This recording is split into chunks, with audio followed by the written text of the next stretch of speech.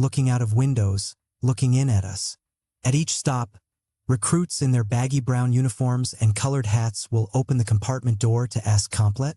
We will all nod yes, like conspirators, smiling faintly at each other as they continue through the train.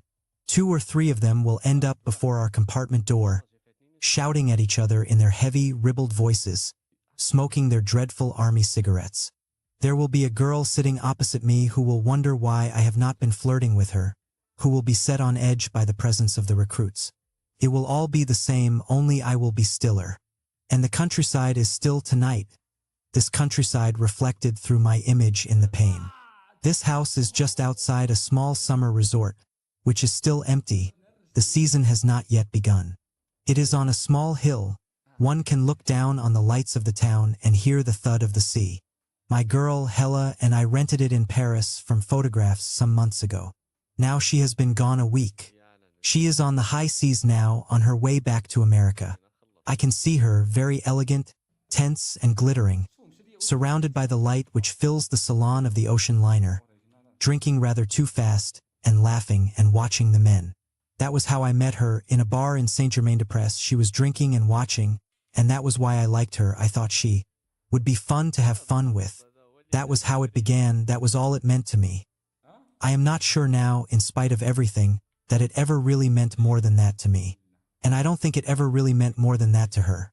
At least not until she made that trip to Spain and, finding herself there, alone, began to wonder, perhaps, if a lifetime of drinking and watching the men was exactly what she wanted. But it was too late by that time. I was already with Giovanni. I had asked her to marry me before she went away to Spain. And she laughed and I laughed, but that, somehow, all the same, made it more serious for me, and I persisted. And then she said she would have to go away and think about it. And the very last night she was here, the very last time I saw her, as she was packing her bag, I told her that I had loved her once and I made myself believe it. But I wonder if I had. I was thinking, no doubt, of our nights in bed, of the peculiar innocence and confidence, which will never come again, which had made those nights so delightful, so unrelated to past, present, or anything to come, so unrelated, finally, to my life, since it was not necessary for me to take any but the most mechanical responsibility for them. And these nights were being acted out under a foreign sky, with no one to watch, no penalties attached. It was this last fact which was our undoing, for nothing is more unbearable, once one has it, than freedom. I suppose this was why I asked her to marry me, to give myself something to be moored to. Perhaps this was why, in Spain, she decided that she wanted to marry me. But people can't, unhappily, invent their mooring posts, their lovers and their friends, any more than they can invent their parents. Life gives these and also takes them away, and the great difficulty is to say yes to life. I was thinking, when I told Hella that I had loved her, of those days before anything awful, irrevocable, had happened to me, when an affair was nothing more than an affair. Now, from this night, this coming morning, no matter how many beds I find myself in between now and my final bed, I shall never be able to have any more of those boyish, zestful affairs, which are really, when one thinks of it, a kind of higher, or anyway, more pretentious masturbation. People are too various to be treated so lightly. I am too various to be trusted. If this were not so, I would not be alone in this house tonight. Hella would not be on the high seas. And Giovanni would not be about to perish, sometime between this night and this morning, on the guillotine. I repent now, for all the good it does, one particular he among the many lies I've told, lived, and believed. This is the lie which I told to Giovanni, but never succeeded in making him believe that I had never slept with a boy before. I had decided that I never would again. There is something fantastic in the spectacle I now present to myself of having run so far, so hard, across the ocean even, only to find myself brought up short once more before the bulldog in my own backyard. The yard, in the meantime, having grown smaller and the bulldog bigger. I have not thought of that boy, Joey, for many years, but I see him quite clearly tonight. It was several years ago. I was still in my teens, he was about my age, give or take a year. He was a very nice boy, too, very quick and dark, and always laughing. For a while he was my best friend. Later, the idea that such a person could have been my best friend was proof of some horrifying taint in me. So I forgot him, but I see him very well tonight. It was in the summer, there was no school. His parents had gone someplace for the weekend and I was spending the weekend at his house, which was near Coney Island, in Brooklyn. We lived in Brooklyn too in those days, but in a better neighborhood than Joey's. I think we had been lying around the beach, swimming a little and watching the near-naked girls pass, whistling at them and laughing. I am sure that if any of the girls we whistled at that day had shown any signs of responding, the ocean would not have been deep enough to drown our shame and terror. But the girls, no doubt, had some intimation of this, possibly from the way we whistled, and they ignored us. As the sun was setting, we started up the boardwalk towards his house, with our wet bathing trunks on under our trousers. And I think it began in the shower.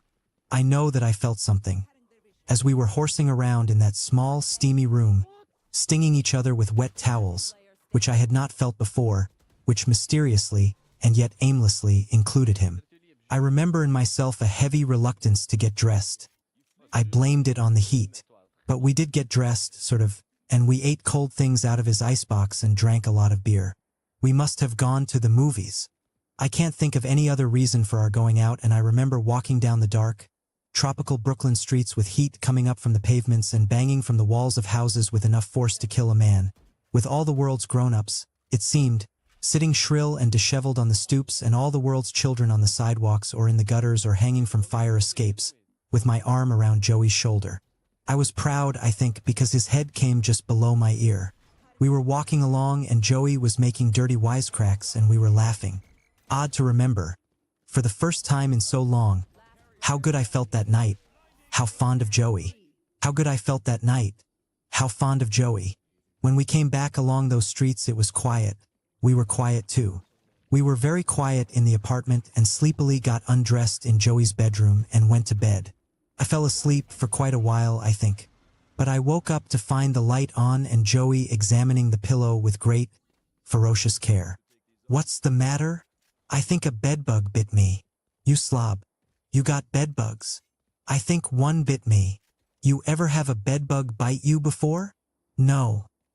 "Well, go back to sleep. You're dreaming." He looked at me with his mouth open and his dark eyes very big. It was as though he had just discovered that I was an expert on bedbugs. I laughed and grabbed his head as I had done God knows how many times before, when I was playing with him or when he had annoyed me.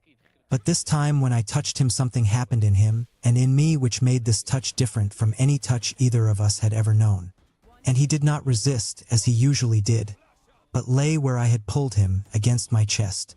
And I realized that my heart was beating in an awful way and that Joey was trembling against me and the light in the room was very bright and hot.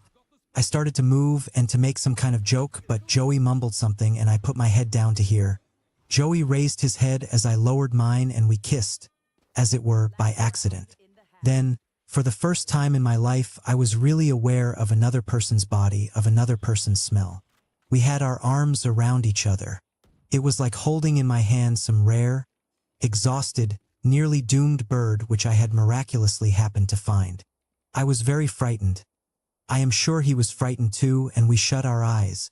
To remember it so clearly, so painfully tonight tells me that I have never for an instant truly forgotten it. I feel in myself now a faint, a dreadful stirring of what so overwhelmingly stirred in me then. Great thirsty heat, and trembling, and tenderness so painful I thought my heart would burst. But out of this astounding, intolerable pain came joy. We gave each other joy that night. It seemed, then, that a lifetime would not be long enough for me to act with Joey the act of love. But that lifetime was short, was bounded by that night. It ended in the morning. I awoke while Joey was still sleeping, curled like a baby on his side, toward me.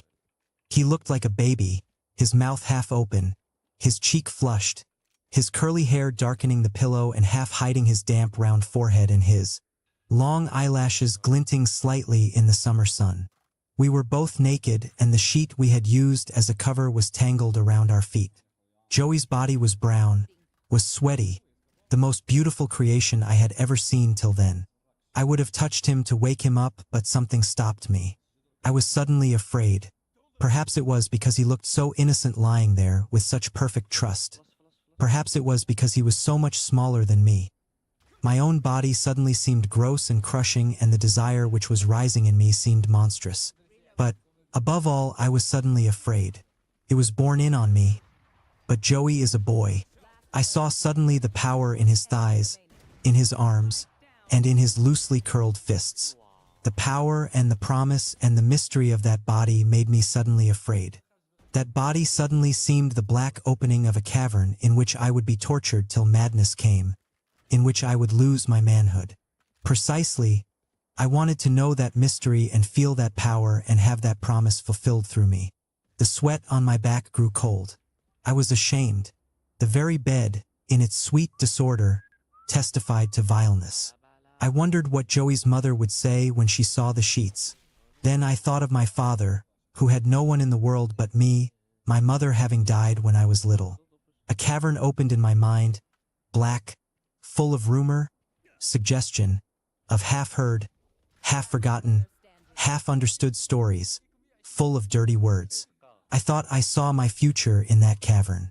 I was afraid. I could have cried for shame and terror, cried for not understanding how this could have happened to me, how this could have happened in me. And I made my decision. I got out of bed and took a shower and was dressed and had breakfast ready when Joey woke up. I did not tell him my decision. That would have broken my will. I did not wait to have breakfast with him, but only drank some coffee and made an excuse to go home. I knew the excuse did not fool Joey, but he did not know how to protest or insist. He did not know that this was all he needed to have done. Then I, who had seen him that summer nearly every day till then, no longer went to see him. He did not come to see me. I would have been very happy to see him if he had. But the manner of my leave-taking had begun a constriction, which neither of us knew how to arrest. When I finally did see him, more or less by accident, near the end of the summer, I made up a long and totally untrue story about a girl I was going with, and when school began again I picked up with a rougher, older crowd and was very nasty to Joey. And the sadder this made him, the nastier I became. He moved away at last, out of the neighborhood, away from our school, and I never saw him again. I began, perhaps, to be lonely that summer and began, that summer, the flight which has brought me to this darkening window. Flight which has brought me to this darkening window. And yet, when one begins to search for the crucial, the definitive moment, the moment which changed all others, one finds oneself pressing, in great pain, through a maze of false signals and abruptly locking doors. My flight may, indeed, have begun that summer, which does not tell me where to find the germ of the dilemma which resolved itself, that summer, into flight. Of course, it is somewhere before me, locked in that reflection I am watching in the window as the night comes down outside. It is trapped in the room with me, always has been and always will be, and it is yet more foreign to me than those foreign hills outside. We lived in Brooklyn then, as I say. We had also lived in San Francisco, where I was born and where my mother lies buried, and we lived for a while in Seattle and then in New York. For me, New York is Manhattan. Later on, then, we moved from Brooklyn back to New York, and by the time I came to France my father and his new wife had graduated to Connecticut. I had long been on my own by then, of course, and had been living in an apartment in the East 60s. We, in the days when I was growing up, were my father and his unmarried sister and myself. My mother had been carried to the graveyard when I was 5. I scarcely remember her at all, yet she figured in my nightmares, bund with worms, her hair as dry as metal and brittle as a twig, straining to press me against her body. That body so putrescent, so sickening soft, that it opened, as I clawed and cried, into a breach so enormous as to swallow me alive. But when my father or my aunt came rushing into my room to find out what had frightened me, I did not dare describe this dream, which seemed disloyal to my mother. I said that I had dreamed about a graveyard. They concluded that the death of my mother had had this unsettling effect on my imagination, and perhaps they thought that I was grieving for her. And I may have been, but if that is so, then I am grieving still. My father and my aunt got on very badly, and, without ever knowing how or why I felt it, I felt that their long battle had everything to do with my dead mother. I remember when I was very young how, in the big living room of the house in San Francisco, my mother's photograph, which stood all by itself on the mantelpiece, seemed to rule the room. It was as though her photograph proved how her spirit dominated that air and controlled us all. I remember the shadows gathering in the far corners of that room, in which I never felt at home, and my father washed in the gold light which spilled down on him from the tall lamp which stood beside his easy chair. He would be reading his newspaper, hidden from me behind his newspaper, so that, desperate to conquer his attention, I sometimes so annoyed him that our duel ended with me being carried from the room in tears.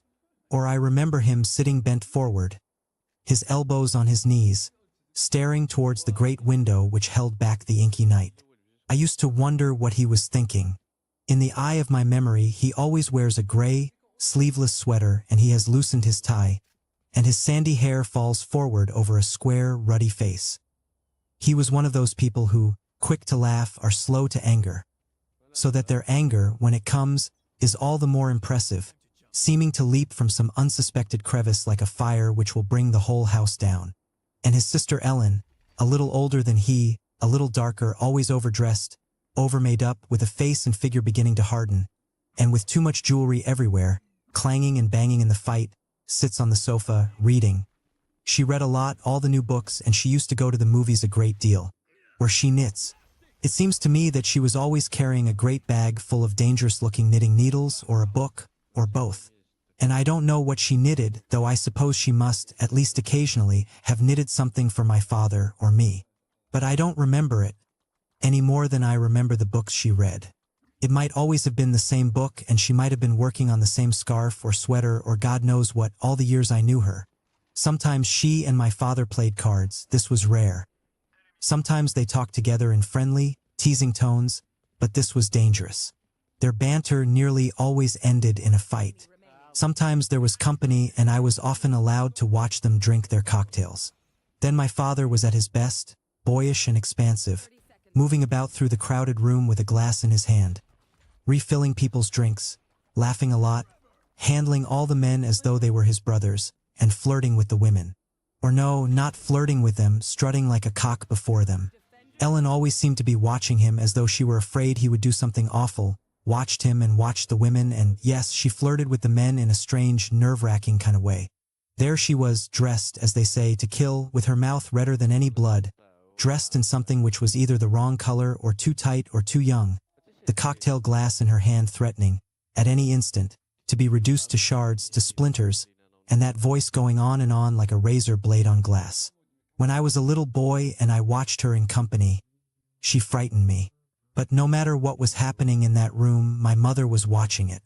She looked out of the photograph frame, a pale, blonde woman, delicately put together, dark-eyed, and straight-browed, with a nervous, gentle mouth. But something about the way the eyes were set in the head and stared straight out, something very faintly sardonic and knowing in the set of the mouth, suggested that somewhere beneath this tense fragility was a strength as various as it was unyielding and, like my father's wrath, dangerous because it was so entirely unexpected. My father rarely spoke of her, and when he did, he covered, by some mysterious means, his face. He spoke of her only as my mother, and, in fact, as he spoke of her, he might have been speaking of his own. Ellen spoke of my mother often, saying what a remarkable woman she had been, but she made me uncomfortable. I felt that I had no right to be the son of such a mother. Years later, when I had become a man, I tried to get my father to talk about my mother. But Ellen was dead, he was about to marry again.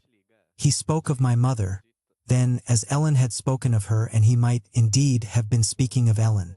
They had a fight one night when I was about 13. They had a great many fights, of course. But perhaps I remember this one so clearly because it seemed to be about me. I was in bed upstairs, asleep. It was quite late. I was suddenly awakened by the sound of my father's footfalls on the walk beneath my window. I could tell by the sound and the rhythm that he was a little drunk, and I remember that at that moment a certain disappointment, an unprecedented sorrow entered into me. I had seen him drunk many times and had never felt this way. On the contrary, my father sometimes had great charm when he was drunk. But that night I suddenly felt that there was something in him, to be despised. I heard him come in. Then, at once, I heard Ellen's voice. "Aren't you in bed yet?" my father asked. He was trying to be pleasant and trying to avoid a scene, but there was no cordiality in his voice, only strain and exasperation. "I thought," said Ellen coldly, "that someone ought to tell you what you're doing to your son, what I'm doing to my son." and he was about to say something more, something awful. But he caught himself and only said, with a resigned, drunken, despairing calm, "What are you talking about, Ellen? Do you really think?" she asked. I was certain that she was standing in the center of the room, with her hands folded before her, standing very straight and still. "That you're the kind of man he ought to be when he grows up?" And, as my father said nothing, "He is growing up, you know." And then, spitefully, asterisk, "which is more than I can say for you. Is more than I can say for you." "Go to bed, Ellen," said my father, sounding very weary. I had the feeling, since they were talking about me, that I ought to go downstairs and tell Ellen that whatever was wrong between my father and myself we could work out between us without her help. And, perhaps, which seems odd, I felt that she was disrespectful of me. For I had certainly never said a word to her about my father. I heard his heavy, uneven footfalls as he moved across the room, towards the stairs. "Don't think," said Ellen, "that I don't know where you've been." "I've been out, drinking," said my father, "and now I'd like to get a little sleep. Do you mind?" "You've been with that girl, Beatrice," said Ellen. "That's where you always are, and that's where all your money goes and all your manhood and self-respect, too." She had succeeded in making him angry. He began to stammer. If you think that I'm going to stand here and argue with you about my private life, if you think I'm going to argue with you about it, why, you're out of your mind." "I certainly don't care," said Ellen, "what you do with yourself. It isn't you I'm worried about.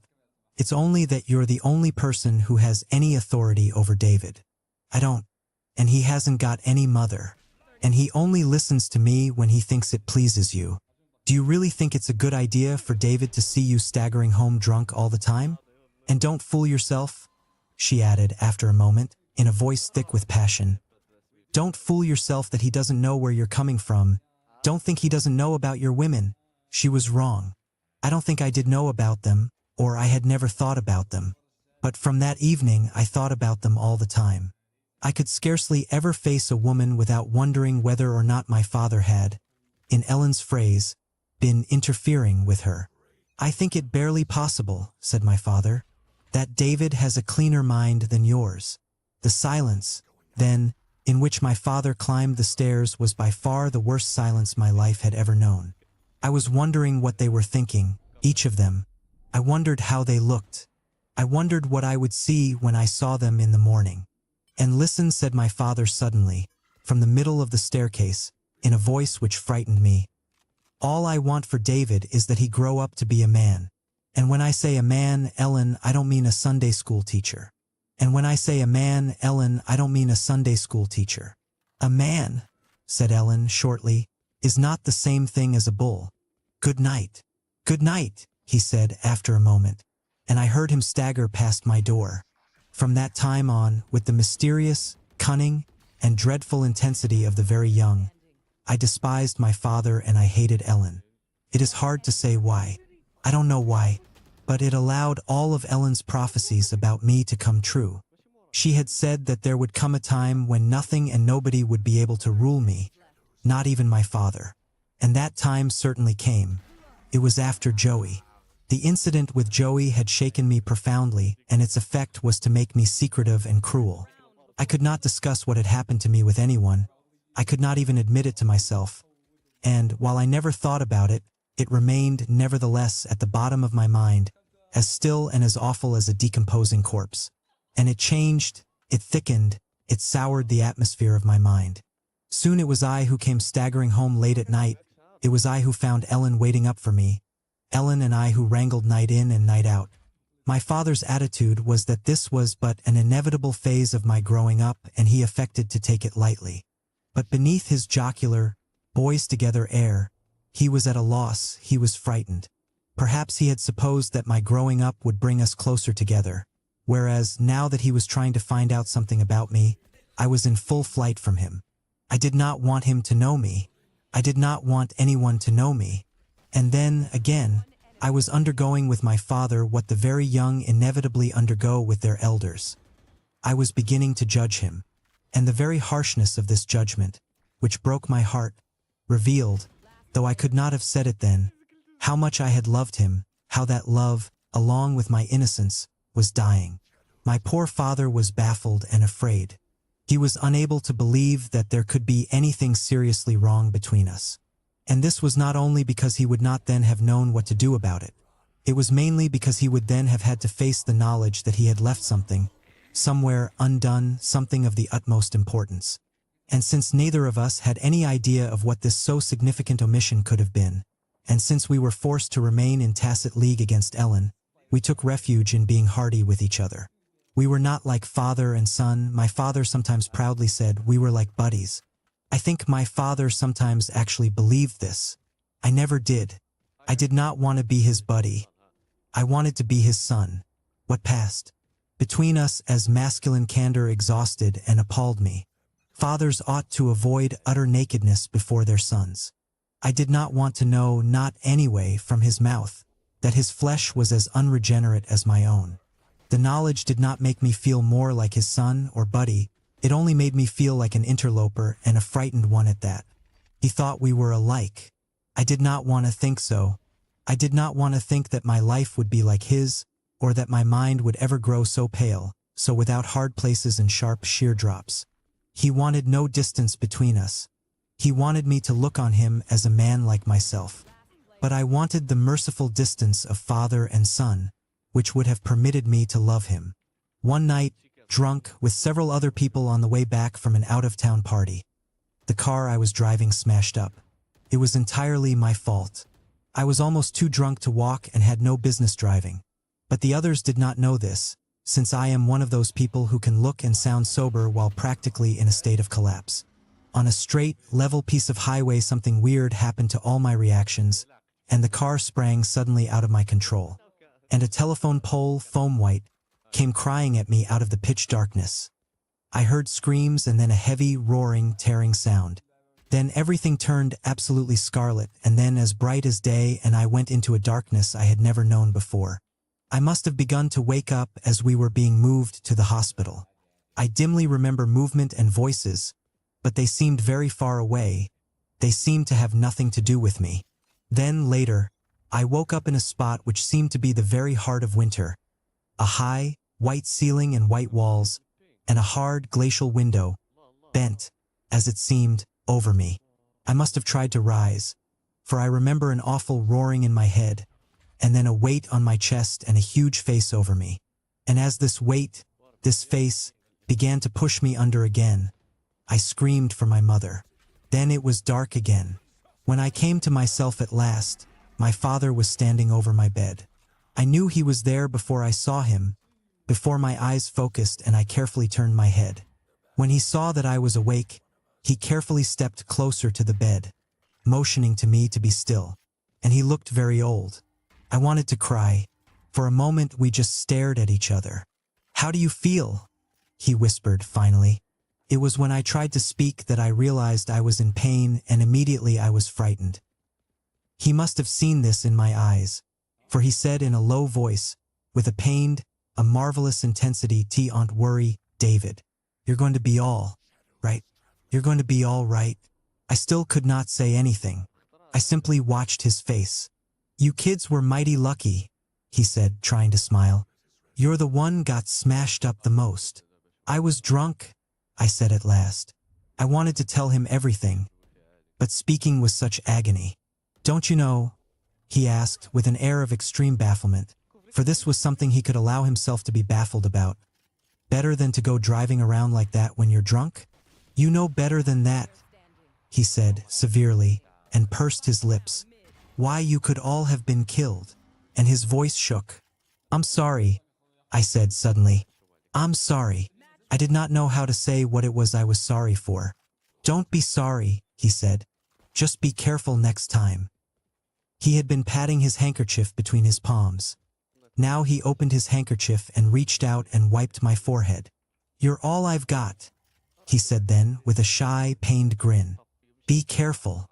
"Daddy," I said, and began to cry. And if speaking had been agony, this was worse, and yet I could not stop.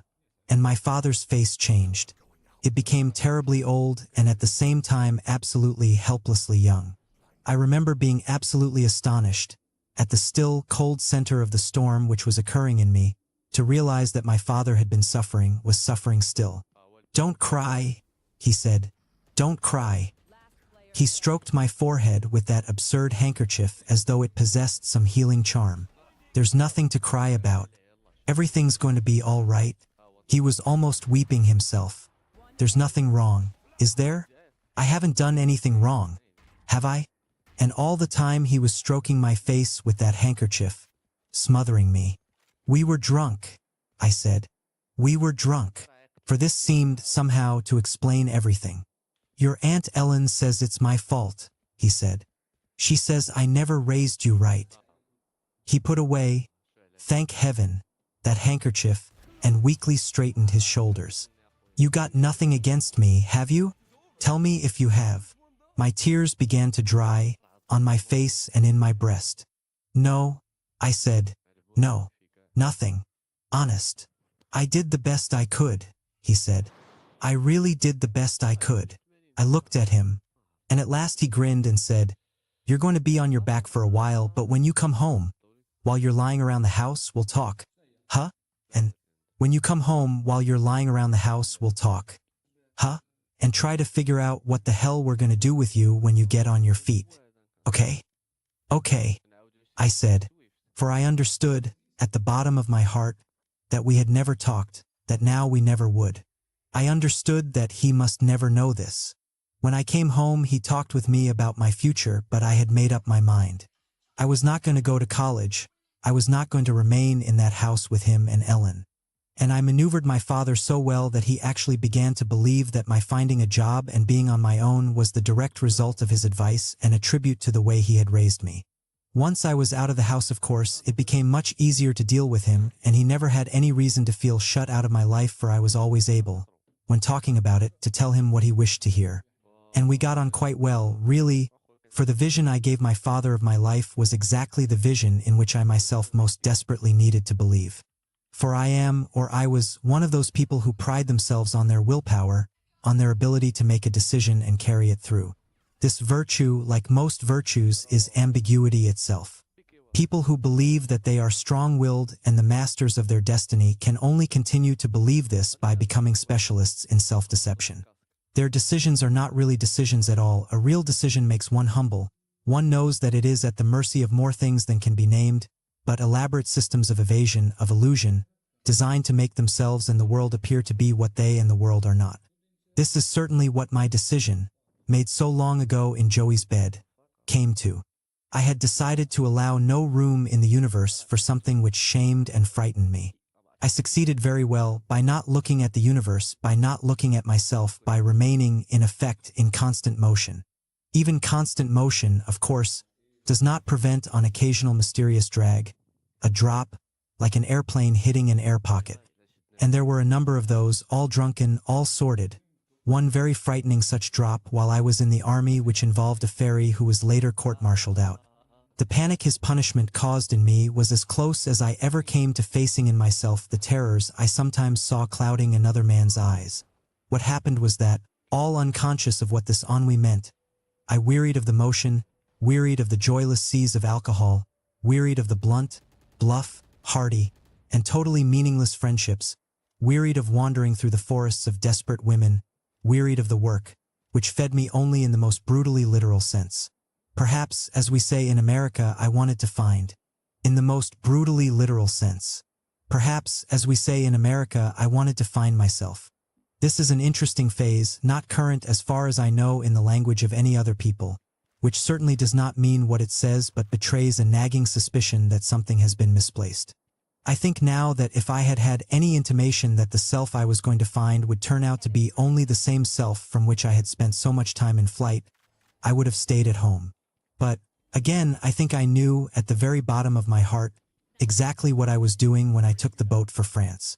Chapter 2. I met Giovanni during my second year in Paris, when I had no money. On the morning of the evening that we met, I had been turned out of my room. I did not owe an awful lot of money, only around 6,000 francs, but Parisian hotel keepers have a way of smelling poverty, and then they do what anybody does who is aware of a bad smell. They throw whatever stinks outside. My father had money in his account which belonged to me, but he was very reluctant to send it because he wanted me to come home. To come home, as he said, and settle down, and whenever he said that I thought of the sediment at the bottom of a stagnant pond. I did not, then, know many people in Paris, and Hella was in Spain.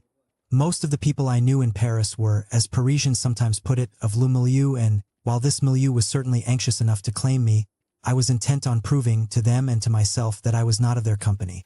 I did this by being in their company a great deal and manifesting toward all of them a tolerance which placed me, I believed, above suspicion. I had written to friends for money, of course, but the Atlantic Ocean is deep and wide and money doesn't hurry from the other side. So I went through my address book, sitting over a tepid coffee in a boulevard cafe, and decided to call up an old acquaintance who was always asking me to call. An aging, Belgian-born, American businessman named Jacques. He had a big, comfortable apartment and lots of things to drink and lots of money.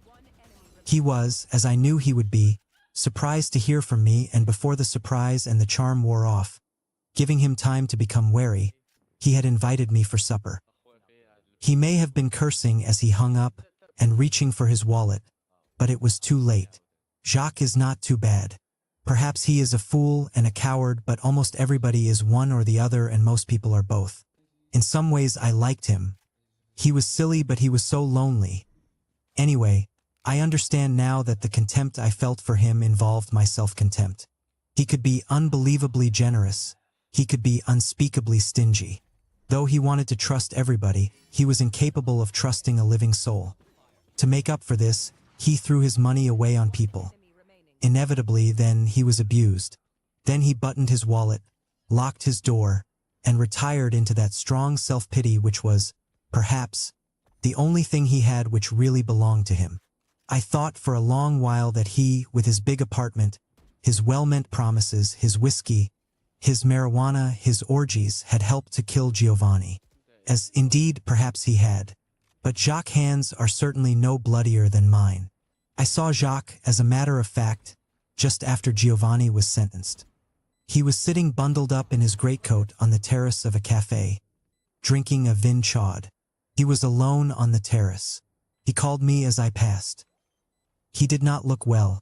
His face was mottled.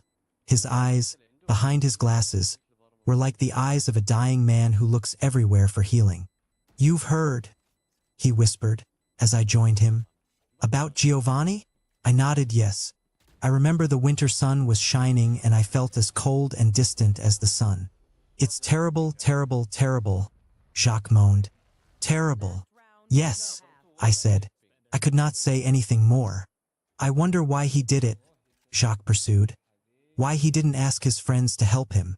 He looked at me. We both knew that the last time Giovanni had asked Jacques for money, Jacques had refused. I said nothing. "They say he had started taking opium," Jacques said. "That he needed the money for opium. Did you hear that?" I had heard it. It was a newspaper speculation which, however, I had reasons of my own for believing, remembering the extent of Giovanni's desperation, knowing how far this terror, which was so vast that it had simply become a void, had driven him. "Me, I want to escape," he had told me. "Je veux m'évader. This dirty world, this dirty body. I never wished to make love again with anything more than the body." Jacques waited for me to answer. I stared out into the street. I was beginning to think of Giovanni dying. Where Giovanni had been, there would be nothing, nothing forever. "I hope it's not my fault," Jacques said at last. "One didn't give him the money. If I'd known, I would have given him everything I had." But we both knew this was not true. "You two together," Jacques suggested. "You weren't happy together?" "No," I said. I stood up. "It might have been better," I said, "if he'd stayed down there in that village of his in Italy and planted his olive trees and had a lot of children and beaten his wife. He used to love to sing." I remembered suddenly. Maybe he could have stayed down there and sung his life away and died in bed. Then Jacques said something that surprised me. People are full of surprises, even for themselves, if they have been stirred enough. "Nobody can stay in the Garden of Eden," Jacques said. And then, "I wonder why." I said nothing. I said goodbye and left him. Hella had long since returned from Spain, and we were already arranging to rent this house, and I had a date to meet her. I have thought about Jacques' question since. The question is banal, but one of the real troubles with living is that living is so banal. Everyone, after all, goes the same dark road, and the road has a trick of being most dark, most treacherous, when it seems most bright, and it's true that nobody stays in the Garden of Eden. Jacques' garden was not the same as Giovanni's, of course. Jacques' garden was involved with football players and Giovanni's was involved with maidens, but that seems to have made so little difference. Perhaps everybody has a Garden of Eden, I don't know. But they have scarcely seen their garden before they see the flaming sword. Then, perhaps, life only offers the choice of remembering the garden or forgetting it. Either or, it takes strength to remember, it takes another kind of strength to forget, it takes a hero to do both. People who remember court madness through pain, the pain of the perpetually recurring death of their innocence. People who forget court another kind of madness, the madness of the denial of pain and the hatred of innocence. And the world is mostly divided between madmen who remember and madmen who forget. Heroes are rare. Jacques had not wanted to have supper in his apartment because his cook had run away. His cooks were always running away. He was always getting young boys from the provinces, God knows how, to come up and be cooks. And they, of course, as soon as they were able to find their way around the capital, decided that cooking was the last thing they wanted to do. They usually ended up going back to the provinces, those, that is, who did not end up on the streets or in jail or in Indochina. I met him at a rather nice restaurant on the Rue de Grenelle and arranged to borrow 10,000 francs from him before we had finished our aperitifs. He was in a good mood and I, of course, was in a good mood too, and this meant that we would end up drinking in Jacques' favorite bar, a noisy, crowded, ill-fit sort of tunnel of dubious or perhaps not dubious at all of rather too emphatic reputation. Every once in a while it was raided by the police, apparently with the connivance of Guillaume, the patron, who always managed, on the particular evening, to warn his favorite customers that if they were not armed with identification papers they might be better off elsewhere. I remember that the bar, that night, was more than ordinarily crowded and noisy. All of the habitués were there and many strangers, some looking, some just staring. There were 3 or 4 very chic Parisian ladies sitting at a table with their gigolos or their lovers or perhaps simply their country cousins. God knows. The ladies seemed extremely animated. Their males seemed rather stiff. The ladies seemed to be doing most of the drinking. There were the usual paunchy, bespectacled gentlemen with avid, sometimes despairing eyes, the usual knife-blade lean, tight-trousered boys. One could never be sure, as concerns these latter, whether they were after money or blood or love. They moved about the bar incessantly, cadging cigarettes and drinks, with something behind their eyes at once terribly vulnerable and terribly hard. There were, of course, les Fals, always dressed in the most improbable combinations, screaming like parrots the details of their latest love affairs. Their love affairs always seemed to be hilarious. Occasionally one would swoop in, quite late in the evening, to convey the news that he, but they always called each other she, had just spent time with a celebrated movie star or boxer. Then all of the others closed in on this newcomer and they looked like a peacock garden and sounded like a barnyard. I always found it difficult to believe that they ever went to bed with anybody, for a man who wanted a woman would certainly have rather had a real one, and a man who wanted a man would certainly not want one of them. Perhaps, indeed, that was why they screamed so loud. There was the boy who worked all day, it was said, in the post office, who came out at night wearing makeup and earrings and with his heavy blonde hair piled high. Sometimes he actually wore a skirt and high heels. He usually stood alone unless Guillaume walked over to tease him. People said that he was very nice, but I confess that his utter grotesqueness made me uneasy. Perhaps in the same way that the sight of monkeys eating their own excrement turns some people's stomachs. They might not mind so much if monkeys did not, so grotesquely, resemble human beings. This bar was practically in my quartier, and I had many times had breakfast in the nearby workingman's cafe to which all the nightbirds of the neighborhood retired when the bars closed. Sometimes I was with Hella. Sometimes I was alone. And I had been in this bar two or three times. Once very drunk, I had been accused of causing a minor sensation by flirting with a soldier. My memory of that night was happily very dim, and I took the attitude that no matter how drunk I may have been, I could not possibly have done such a thing. But my face was known and I had the feeling that people were taking bets about me. Or, It was as though they were the elders of some strange and austere holy order and were watching me in order to discover, by means of signs I made but which only they could read, whether or not I had a true vocation. Jacques was aware, I was aware, as we pushed our way to the bar. It was like moving into the field of a magnet or like approaching a small circle of heat, of the presence of a new barman. He stood, insolent and dark and leonine, his elbow leaning on the cash register, his fingers playing with his chin, looking out at the crowd. It was as though his station were a promontory and we were the sea. Jacques was immediately attracted.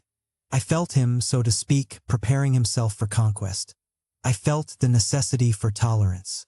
"I'm sure," I said, "that you'll want to get to know the barman, so I'll vanish any time you like." There was, in this tolerance of mind, a fund, by no means meager, of malicious knowledge. I had drawn on it when I called him up to borrow money. I knew that Jacques could only hope to conquer the boy before us if the boy was, in effect, for sale, and if he stood with such arrogance on an auction block, he could certainly find bidders richer and more attractive than Jacques. I knew that Jacques knew this. I knew something else. That Jacques' vaunted affection for me was involved with desire, the desire, in fact, to be rid of me, to be able soon to despise me as he now despised that army of boys who had come, without love, to his bed. I held my own against this desire by pretending that Jacques and I were friends, by forcing Jacques, on pain of humiliation, to pretend this.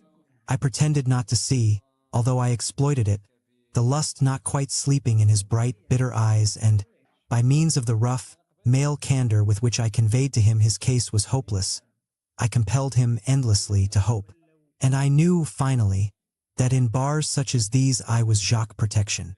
As long as I was there the world could see and he could believe that he was out with me, his friend. He was not there out of desperation. He was not at the mercy of whatever adventure chance, cruelty, or the laws of actual and emotional poverty might throw his way. "You stay right here," said Jacques. "I'll look at him from time to time and talk to you, and that way I'll save money. And stay happy, too." "I wonder where Guillaume found him," I said. For he was so exactly the kind of boy that Guillaume always dreamed of that it scarcely seemed possible that Guillaume could have found him. "What will you have?" he now asked us. His tone conveyed that, though he spoke no English, he knew that we had been speaking about him and hoped we were through. "Un fine à l'eau," I said, and "un cognac," said Jacques, both speaking too quickly, so that I blushed and realized by a faint merriment on Giovanni's face as he served us that he had seen it. Jacques, willfully misinterpreting Giovanni's nuance of a smile, made of it an opportunity. "You're new here?" he asked in English. Giovanni almost certainly understood the question, but it suited him better to look blankly from Jacques to me and then back again at Jacques. Jacques translated his question. Giovanni shrugged. "I have been here a month," he said. I knew where the conversation was going, and I kept my eyes down and sipped my drink. "It must," Jacques suggested, with a sort of bludgeoning insistence on the light touch, "seem very strange to you." "Strange?" asked Giovanni. "Why?" And Jacques giggled. I was suddenly ashamed that I was with him. These men.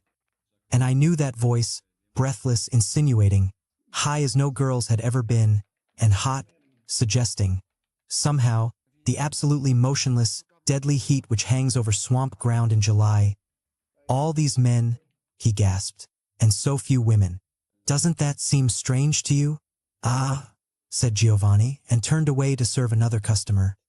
"Ho doubt the women are waiting at home." "I'm sure one's waiting for you," insisted Jacques, to which Giovanni did not respond. "Well, that didn't take long," said Jacques, half to me, half to the space which had just held Giovanni. "Aren't you glad you stayed? You've got me all to yourself." "Oh, you're handling it all wrong," I said. "He's mad for you. He just doesn't want to seem too anxious. Order him a drink. Find out where he likes to buy his clothes. Tell him about that cunning little Alfa Romeo you're just dying to give away to some deserving bartender." "Very funny," said Jacques. "Well," I said, "faint heart never won fair athlete, that's for sure. Anyway, I'm sure he sleeps with girls. They always do, you know. I've heard about boys who do that. Nasty little beasts." We stood in silence for a while. Why don't you invite him to have a drink with us? Jacques suggested. I looked at him. Why don't I?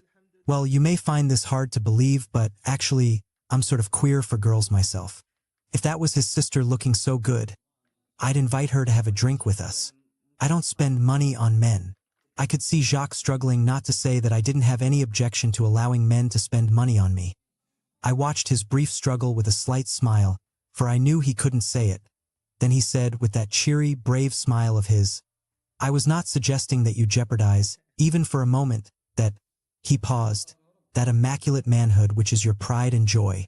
I only suggested that you invite him because he will almost certainly refuse if I invite him.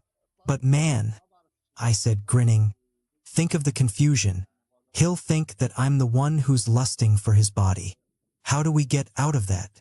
If there should be any confusion, said Jacques with dignity, I will be happy to clear it up. We measured each other for a moment. Then I laughed. Wait till he comes back this way. I hope he orders a magnum of the most expensive champagne in France. I turned, leaning on the bar. I felt somehow elated. Jacques, beside me, was very quiet, suddenly very frail and old, and I felt a quick, sharp, rather frightened pity for him. Giovanni had been out on the floor, serving the people at tables, and he now returned with a rather grim smile on his face, carrying a loaded tray. Maybe, I said, it would look better if our glasses were empty. We finished our drinks. I set down my glass. Barman, I called. The same. Yes. He started to turn away. Barman, I said quickly, we would like to offer you a drink if we may. Bien, said a voice behind us. C'est fort ca. Not only have you finally, thank heaven, corrupted this great American football player, you use him now to corrupt my barman. Vraiment, Jacques, at your age. It was Guillaume standing behind us, grinning like a movie star, and waving that long white handkerchief which he was never, in the bar at any rate, to be seen without. Jacques turned, hugely delighted to be accused of such rare seductiveness, and he and Guillaume fell into each other's arms like old theatrical sisters. Eh bien, ma chérie, comment vas-tu?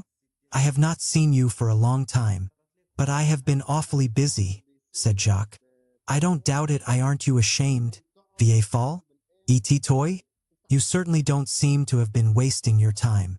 And Jacques threw a delighted look in the direction of Giovanni, rather as though Giovanni were a valuable racehorse or a rare bit of china. Guillaume followed the look and his voice dropped. Ah, c'est, mon cher, c'est strictement du business, comprends-tu? They moved a little away. This left me surrounded, abruptly, with an awful silence. At last I raised my eyes and looked at Giovanni, who was watching me. I think you offered me a drink, he said. Yes, I said. I offered you a drink. I drink no alcohol while I work, but I will take a Coca-Cola. He picked up my glass. And for you? It is the same? The same. I realized that I was quite happy to be talking with him, and this realization made me shy. And I felt menaced since Jacques was no longer at my side. Then I realized that I would have to pay, for this round anyway. It was impossible to tug Jacques' sleeve for the money as though I were his ward. I coughed and put my 10,000-franc note on the bar. You are rich, said Giovanni, and set my drink before me. But no, I simply have no change. He grinned. I could not tell whether he grinned because he thought I was lying or because he knew I was telling the truth. In silence, he took the bill and rang it up and carefully counted out my change on the bar before me. Then he filled his glass and went back to his original position at the cash register. I felt a tightening in my chest. À la vôtre, he said. À la vôtre. We drank. You are an American? He asked at last. Yes, I said. From New York. Ah, I am told that New York is very beautiful. Is it more beautiful than Paris? Oh no, I said. No city is more beautiful than Paris. It seems the very suggestion that one could be is enough to make you very angry, grinned Giovanni. Forgive me. I was not trying to be heretical. Then, more soberly and as though to appease me, two must like Paris very much. I like New York too, I said. uncomfortably aware that my voice had a defensive ring. But New York is very beautiful in a very different way. Defensive ring, but New York is very beautiful in a very different way. He frowned. In what way? No one, I said, who has never seen it can possibly imagine it. It's very high and new and electric. Exciting. I paused. It's hard to describe. His smile made me feel a little foolish. Well, I said, Paris is old, is many centuries. You feel in Paris all the time gone by. That isn't what you feel in New York. He was smiling. I stopped. What do you feel in New York? He asked. Perhaps you feel, I told him, all the time to come. There's such power there. Everything is in such movement. You can't help wondering. I can't help wondering what it will all be like many years from now. Many years from now? When we are dead and New York is old. Yes, I said. When everyone is tired, when the world, for Americans, is not so new. I don't see why the world is so new for Americans, said Giovanni. After all, you are all merely emigrants. And you did not leave Europe so very long ago. The ocean is very wide, I said. We have led different lives than you. Things have happened to us there which have never happened here. Surely you can understand that this would make us a different people. Ah, if it had only made you a different people 1 foot, he laughed. But it seems to have turned you into another species. You are not, are you, on another planet? For I suppose that would explain everything. I admit, I said with some heat, for I do not like to be laughed at, that we may sometimes give the impression that we think we are. But we are not on another planet, no. And neither, my friend, are you. He grinned again. I will not, he said, argue that most unlucky fact. We were silent for a moment. Giovanni moved to serve several people at either end of the bar. Guillaume and Jacques were still talking. Guillaume seemed to be recounting one of his interminable anecdotes which invariably pivoted on the hazards of business or the hazards of love, and Jacques' mouth was stretched in a rather painful grin. I knew that he was dying to get back to the bar. Giovanni placed himself before me again and began wiping the bar with a damp cloth. The Americans are funny. You have a funny sense of time, or perhaps you have no sense of time at all, I can't tell. Time always sounds like a parade chez vous, a triumphant parade, like armies with banners entering a town. As though, with enough time, and that would not need to be so very much for Americans and a pas. And he smiled, giving me a mocking look, but I said nothing. Well then, he continued. As though with enough time and all that fearful energy and virtue you people have, everything will be settled, solved, put in its place. And when I say everything, he added grimly, I mean all the serious, dreadful things, like pain and death and love, in which you Americans do not believe. What makes you think we don't? And what do you believe? I don't believe in this nonsense about time. Time is just common, it's like water for a fish. Everybody's in this water, nobody gets out of it, or if he does the same thing happens to him that happens to the fish, he dies. And you know what happens in this water, time? The big fish eat the little fish. That's all. The big fish eat the little fish and the ocean doesn't care. Oh, please, I said. I don't believe that. Time's hot water and we're not fish and you can choose to be eaten and also not to eat. Not to eat, I added quickly, turning a little red before his delighted and sardonic smile. The little fish, of course. To choose, cried Giovanni, turning his face away from me and speaking, it appeared, to an invisible ally who had been eavesdropping on this conversation all along. To choose. He turned to me again. Ah, you are really an American. J'adore votre enthusiasm. I adore yours, I said politely, though it seems to be a blacker brand than mine. Anyway, he said mildly, I don't see what you can do with little fish except eat them. What else are they good for? In my country, I said, feeling a subtle war within me as I said it. The little fish seem to have gotten together and are nibbling at the body of the whale. That will not make them whales, said Giovanni. The only result of all that nibbling will be that there will no longer be any grandeur anywhere, not even at the bottom of the sea. Is that what you have against us? That we're not grand? He smiled like someone who, faced with the total inadequacy of the opposition, is prepared to drop the argument. Put Etri. You people are impossible, I said. You're the ones who killed Grandeur off, right here in this city with paving stones. Talk about little fish. He was grinning. I stopped. Don't stop, he said, still grinning. I am listening. Don't stop, he said, still grinning. I am listening. I finished my drink. You people dumped all this murd on us, I said sullenly. And now you say we're barbaric because we stink. My sullenness delighted him. You're charming, he said. Do you always speak like this? No, I said and looked down. Almost never. There was something in him of the coquette. I am flattered then, he said, with a sudden, disconcerting gravity, which contained, nevertheless, the very faintest hint of mockery. And you, I said finally, have you been here long? Do you like Paris? He hesitated a moment and then grinned, suddenly looking rather boyish and shy. It's cold in the winter, he said. I don't like that. And Parisians? I do not find them so very friendly, do you? He did not wait for my answer. They are not like the people I knew when I was younger. In Italy we are friendly, we dance and sing and make love. But these people, and he looked out over the bar, and then at me and finished his Coca-Cola. These people, they are cold, I do not understand them. But the French say, I teased, that the Italians are too fluid, too volatile, have no sense of measure. Measure, cried Giovanni. Ah, these people and their measure.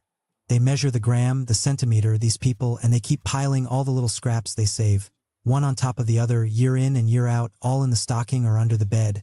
And what do they get out of all this measure? A country which is falling to pieces, measure by measure, before their eyes. Measure. I do not like to offend your ears by saying all the things I am sure these people measure before they permit themselves any act whatever. May I offer you a drink now? He asked suddenly. Before the old man comes back? Who is he? Is he your uncle? I did not know whether the word uncle was being used euphemistically or not. I felt a very urgent desire to make my position clear, but I did not know how to go about it. I laughed. No, I said, Lai is not my uncle. He is just somebody I know.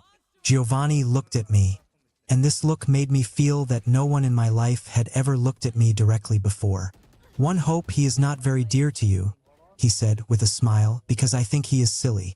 Not a bad man, you understand, just a little silly. Perhaps, I said, and at once felt like a traitor. He's not bad, I added quickly. He's really a pretty nice guy. That's not true either, I thought he's far from being a nice guy. Anyway, I said, he's certainly not very dear to me, and, from being a nice guy, anyway, I said, he's certainly not very dear to me, and felt again at once this strange tightening in my chest and wondered at the sound of my voice. Carefully now, Giovanni poured my drink. Vive l'Amérique, he said. Thank you, I said, and lifted my glass. Vive le vieux continent. We were silent for a moment. Do you come in here often? Asked Giovanni suddenly. No, I said, not very often. But you will come, he teased, with a wonderful, mocking light on his face. More often now? I stammered. Why? Ah, cried Giovanni. Don't you know when you have made a friend? I knew I must look foolish and that my question was foolish too. So soon? Why no, he said reasonably and looked at his watch. We can wait another hour if you like. We can become friends then. Or we can wait until closing time. We can become friends then. Or we can wait until tomorrow. Only that means that you must come in here tomorrow and perhaps you have something else to do. He put his watch away and leaned both elbows on the bar. Tell me, he said, what is this thing about time? Why is it better to be late than early? People are always saying, we must wait, we must wait. What are they waiting for? Well, I said, feeling myself being led by Giovanni into deep and dangerous water. I guess people wait in order to make sure of what they feel. In order to make sure. He turned again to that invisible ally and laughed again. I was beginning, perhaps, to find his phantom a little unnerving, but the sound of his laughter in that airless tunnel was the most incredible sound. It's clear that you are a true philosopher. He pointed a finger at my heart. And when you have waited, has it made you sure? For this I could simply summon no answer. From the dark, crowded center of the bar someone called, "Garçon." And he moved away from me, smiling. "You can wait now. And tell me how sure you have become when I return." And he took his round metal tray and moved out into the crowd. I watched him as he moved, and then I watched their faces watching him. And then I was afraid. I knew that they were watching, had been watching both of us. They knew that they had witnessed a beginning, and now they would not cease to watch until they saw the end. It had taken some time, but the tables had been turned. Now I was in the zoo, and they were watching. I stood at the bar for quite a while alone. For Jacques had escaped from Guillaume but was now involved, poor man, with two of the knife-blade boys. Guillaume but was now involved, poor man, with two of the knife-blade boys. Giovanni came back for an instant and winked. "Are you sure? You win. You're the philosopher. Oh, you must wait some more. You do not yet know me well enough to say such a thing." And he filled his tray and disappeared again. Now someone whom I had never seen before came out of the shadows toward me. It looked like a mummy or a zombie. This was the first, overwhelming impression of something walking after it had been put to death. And it walked, really, like someone who might be sleepwalking, or like those figures in slow motion one sometimes sees on the screen. It carried a glass. It walked on its toes. The flat hips moved with a dead, horrifying lasciviousness. It seemed to make no sound. This was due to the roar of the bar, which was like the roaring of the sea, heard at night from far away. It glittered in the dim fight. The thin, black hair was violent with oil, combed forward, hanging in bangs. The eyelids gleamed with mascara, the mouth raged with lipstick. The face was white and thoroughly bloodless with some kind of foundation cream. It stank of powder and a gardenia-like perfume. The shirt, open coquettishly to the navel, revealed a hairless chest and a silver crucifix. The shirt was covered with round, paper-thin wafers, red and green and orange and yellow and blue, which stormed in the light and made one feel that the mummy might, at any moment, disappear in flame. A red sash was around the waist. The clinging pants were a surprisingly somber gray. He wore buckles on his shoes. I was not sure that he was coming towards me, but I could not take my eyes away. He stopped before me, one hand on his hip, looked me up and down and smiled. He had been eating garlic and his teeth were very bad. His hands, I noticed with an unbelieving shock, were very large and strong. "Eh bien," he said. "I'lt plate?" "Comment," I said. I really was not sure I had heard him right, though the bright, bright eyes, looking, it seemed, at something amusing within the recess of my skull, did not leave much room for doubt. "You like him, the barman?" I did not know what to do or say. It seemed impossible to hit him. It seemed impossible to get angry. It did not seem real, he did not seem real. Besides, no matter what I said, those eyes would mock me with it. I said, as drilly as I could, "How does that concern you?" "But it concerns me not at all, darling. Je m'en fous." "Then please get the hell away from me." He did not move at once, but smiled at me again. "Ils dangereux, tu sais, and for a boy like you, he is very dangerous." I looked at him. I almost asked him what he meant. "Go to hell," I said, and turned my back. "Oh no," he said, and I looked at him again. He was laughing, showing all his teeth. There were not many. "Oh no," he said, "I go not to hell." And he clutched his crucifix with one large hand. "But you, my dear friend, I fear that you shall burn in a very hot fire." He laughed again. "Oh, such fire!" He touched his head. "Here," and he writhed, as though in torment. "Everywhere," and he touched his heart. "And here," and he looked at me with malice and mockery and something else. He looked at me as though I were very far away. "Oh, my poor friend, so young, so strong, so handsome. Will you not buy me a drink? Vieti faire foutre." His face crumpled in the sorrow of infants and of very old men, the sorrow also of certain aging actresses who were renowned in their youth for their fragile, childlike beauty. The dark eyes narrowed in spite and fury, and the scarlet mouth turned down like the mask of tragedy. "Tora du chagrin," he said. "You will be very unhappy. Remember that I told you so." And he straightened, as though he were a princess, and moved, flaming, away through the crowd. Then Jacques spoke at my elbow. "Everyone in the bar," he said, "is talking about how beautifully you and the barman have hit it off." He gave me a radiant and vindictive smile.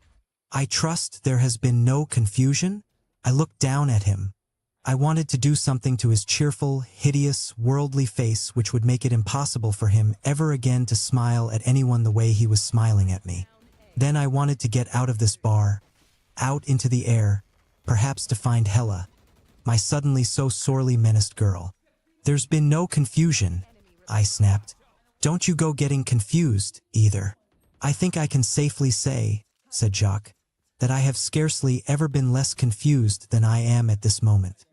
He had stopped smiling. He gave me a look which was dry, bitter, and impersonal. And, at the risk of losing forever your so remarkably candid friendship, let me tell you something. Confusion is a luxury which only the very, very young can possibly afford, and you are not that young anymore. "I don't know what you're talking about," I said. "Let's have another drink." "I don't know what you're talking about," I said. "Let's have another drink." I felt that I had better get drunk. Now Giovanni went behind the bar again and winked at me. Jacques' eyes never left my face. I turned rudely from him and faced the bar again. He followed me. "The same," said Jacques. "Certainly," said Giovanni. "That's the way to do it." He fixed our drinks. Jacques paid. I suppose I did not look too well, for Giovanni shouted at me playfully, "Eh? Are you drunk already?" I looked up and smiled. "To know how Americans drink," I said. "One haven't even started yet." "David is far from drunk," said Jacques. "He is only reflecting bitterly that he must get a new pair of suspenders." I could have killed Jacques. Yet it was only with difficulty that I kept myself from laughing. I made a face to signify to Giovanni that the old man was making a private joke, and he disappeared again. That time of evening had come when great batches of people were leaving and great batches were coming in. They would all encounter each other later anyway in the last bar, all those, that is, unlucky enough to be searching still at such an advanced hour. I could not look at Jacques, which he knew. He stood beside me, surniling at nothing, humming a tune. There was nothing I could say. I did not dare to mention Hella. I could not even pretend to myself that I was sorry she was in Spain. I was glad. I was utterly, hopelessly, horribly glad. I knew I could do nothing whatever to stop the ferocious excitement which had burst in me like a storm. I could only drink, in the faint hope that the storm might thus spend itself without doing any more damage to my land. But I was glad. I was only sorry that Jacques had been a witness. He made me ashamed. I hated him because he had now seen all that he had waited, often scarcely hoping, so many months to see. We had, in effect, been playing a deadly game, and he was the winner. He was the winner in spite of the fact that I had cheated to win. I wished, nevertheless, standing there at the bar, that I had been able to find in myself the force to turn and walk out, to have gone over to Montparnasse perhaps and picked up a girl. Any girl. I could not do it. I told myself all sorts of lies, standing there at the bar, but I could not move. And this was partly because I knew that it did not really matter anymore. It did not even matter if I never spoke to Giovanni again, for they had become visible as the wafers on the shirt of the flaming princess. They stormed all over me, my awakening, my insistent possibilities. That was how I met Giovanni. I think we connected the instant that we met, and remain connected still, in spite of our later separation to core, despite the fact that Giovanni will be rotting soon in unhallowed ground near Paris.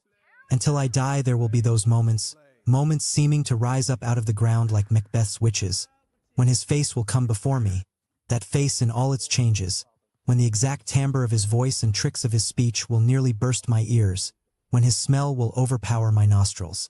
Sometimes, in the days which are coming, God grant me the grace to live them. In the glare of the gray morning, sour-mouthed, eyelids raw and red, hair tangled and damp from my stormy sleep, facing, over coffee and cigarette smoke. Last night's impenetrable, meaningless boy who will shortly rise and vanish like the smoke.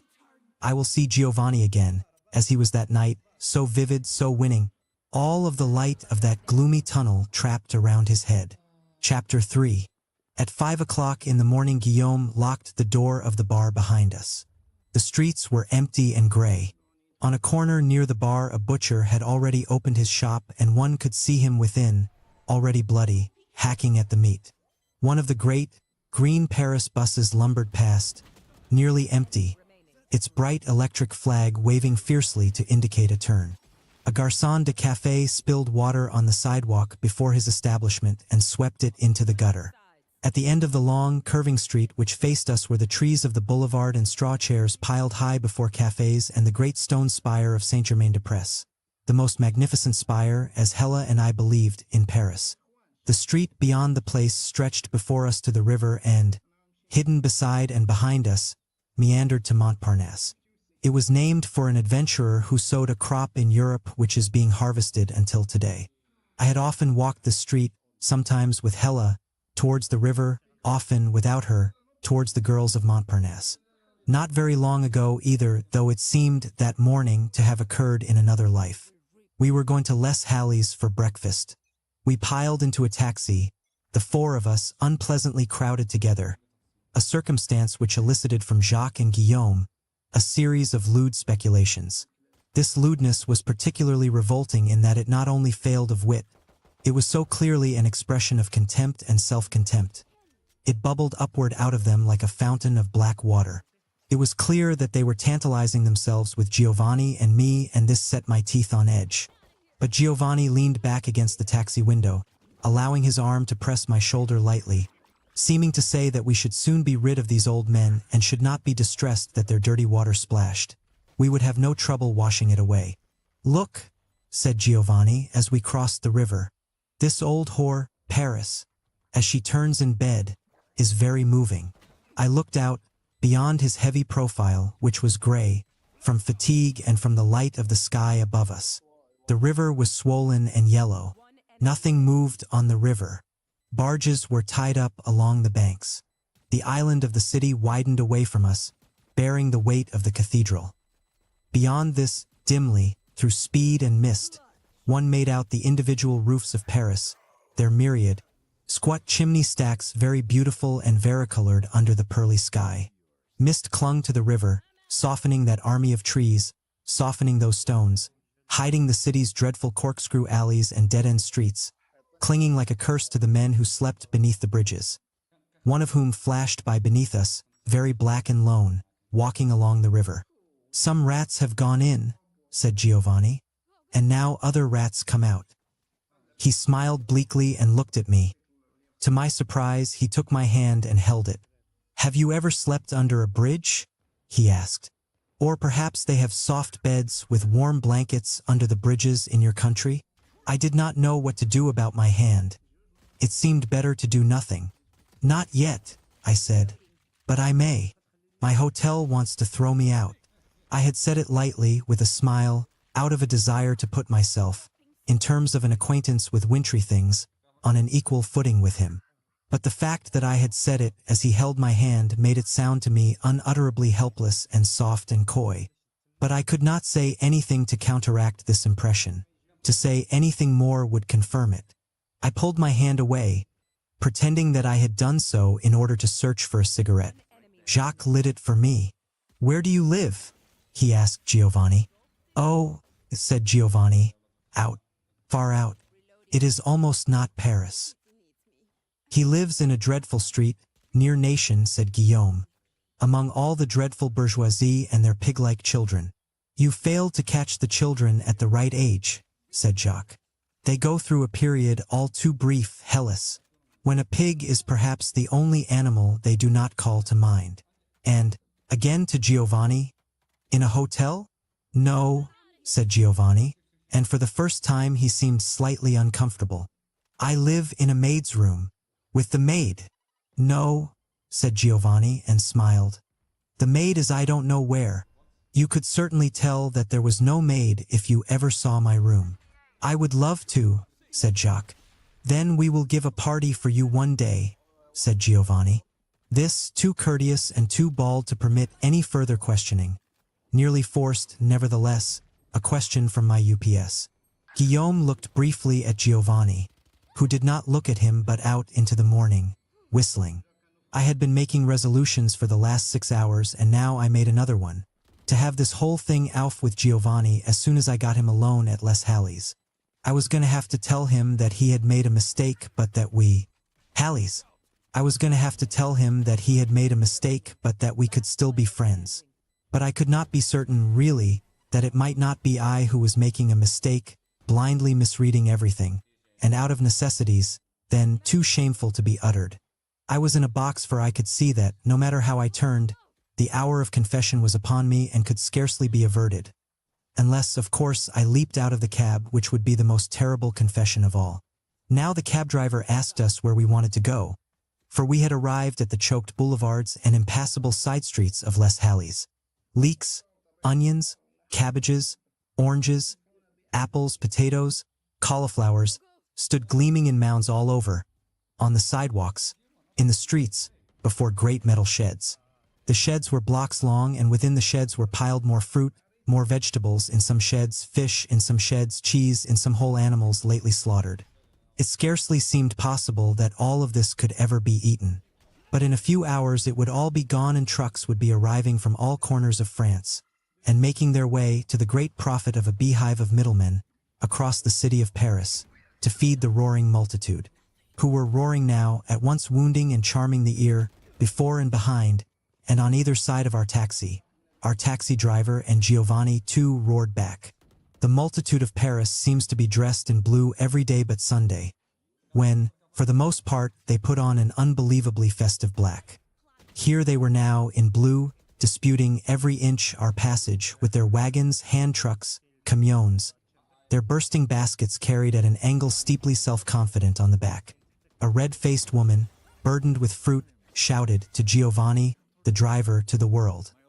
A particularly vivid coquetry, to which the driver and Giovanni, at once, at the top of their lungs, responded, though the fruit lady had already passed beyond our sight and perhaps no longer even remembered her precisely obscene conjectures.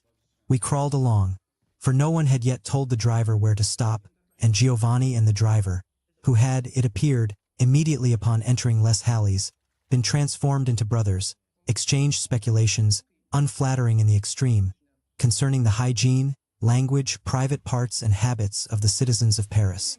Jacques and Guillaume were exchanging speculations, unspeakably less good-natured, concerning every passing male. The pavements were slick with leavings, mainly cast off, rotten leaves, flowers, fruit, and vegetables which had met with disaster, natural and slow, or abrupt. And the walls and corners were combed with pissoirs, dull-burning, makeshift braziers, cafes, restaurants, and smoky yellow bistros. Of these last, some so small that they were little more than diamond-shaped, enclosed corners holding bottles, and a zinc-covered counter. Nothing here reminded me of home, though Giovanni reveled in it all. "I know a place," he told the driver, "Trace Bon Marché," and told the driver where it was. It developed that it was one of the driver's favorite rendezvous. "Where is this place?" asked Jacques petulantly.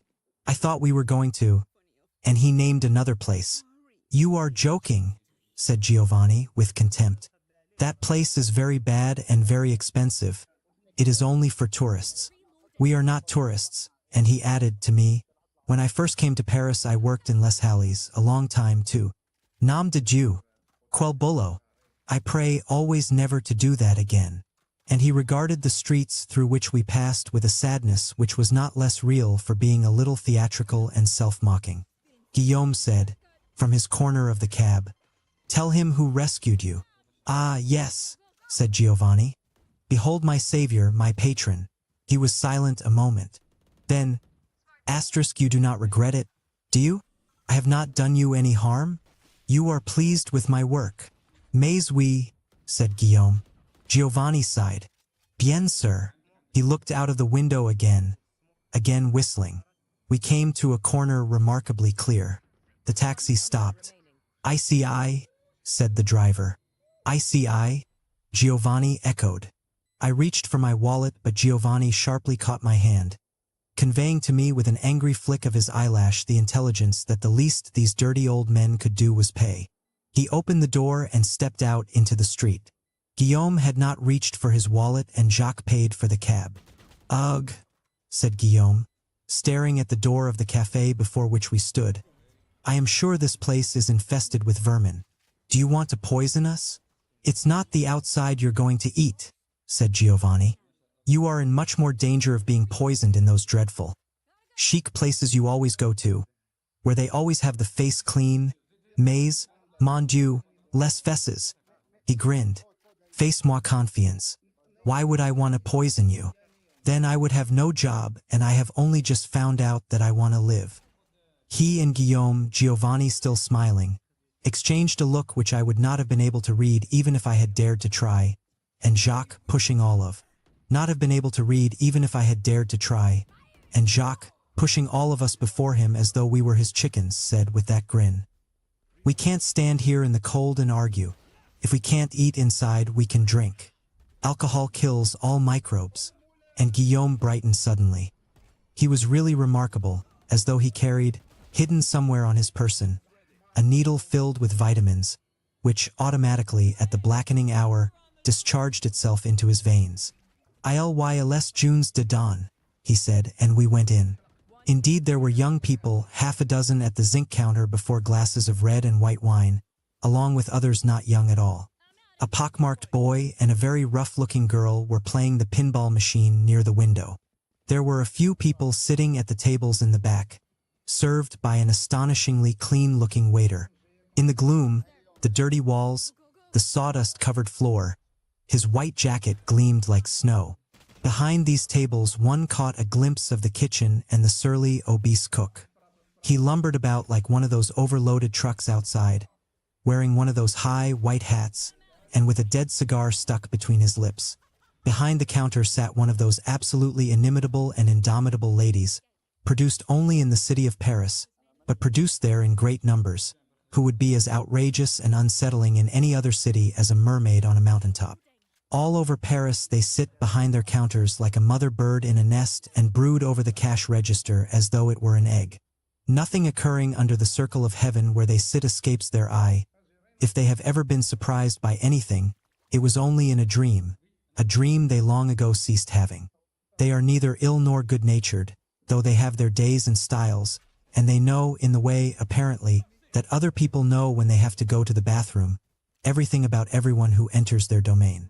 Though some are white-haired and some not, some fat, some thin, some grandmothers and some but lately virgins, they all have exactly the same shrewd, vacant, all-registering eye. It is difficult to believe that they ever cried for milk or looked at the sun. It seems they must have come into the world hungry for banknotes, and squinting helplessly, unable to focus their eyes until they came to rest on a cash register. This one's hair is black and gray, and she has a face which comes from Brittany. And she, like almost everyone else standing at the bar, knows Giovanni and, after her fashion, likes him. She has a big, deep bosom and she clasps Giovanni to it, and a big, deep voice. "Ah, mon pote," she cries. "Tu es revenu. You have come back at last. Salad. Now that you are rich and have found rich friends, you never come to see us anymore. Canaille." And she beams at us, the rich friends, with a friendliness deliciously, deliberately vague. She would have no trouble reconstructing every instant of our biographies from the moment we were born until this morning. She knows exactly who is rich and how rich, and she knows it isn't me. For this reason, perhaps, there was a click of speculation infinitesimally double behind her eyes when she looked at me. In a moment, however, she knows that she will understand it all. "You know how it is," says Giovanni, extricating himself and throwing back his hair. Asterisk when you work. When you become serious, you have no time to play. "Tiens," says she with mockery. "Sans blog." "But I assure you," says Giovanni, "even when you are a young man like me, you get very tired." She laughs. "And you go to sleep early." She laughs again. "And alone," says Giovanni, as though this proved everything, and she clicks her teeth in sympathy and laughs again. "And now," she says, "are you coming or going?"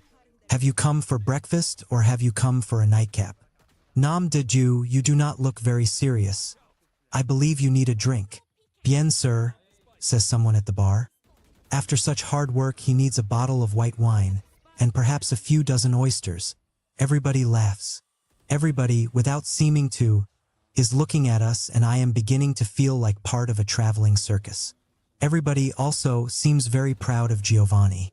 Giovanni turns to the voice at the bar. An excellent idea, friend, he says, and exactly what I had in mind. Now he turns to us.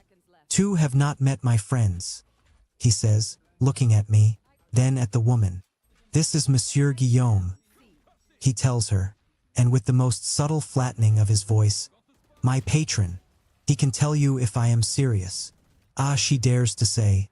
But I cannot tell if he is, and covers this daring with a laugh. Guillaume, raising his eyes with difficulty from the young men at the bar, stretches out his hand and smiles. But you are right, madam, he says.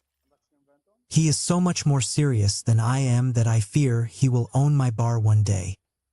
He will when lions fly, she is thinking, but professes herself enchanted by him and shakes his hand with energy.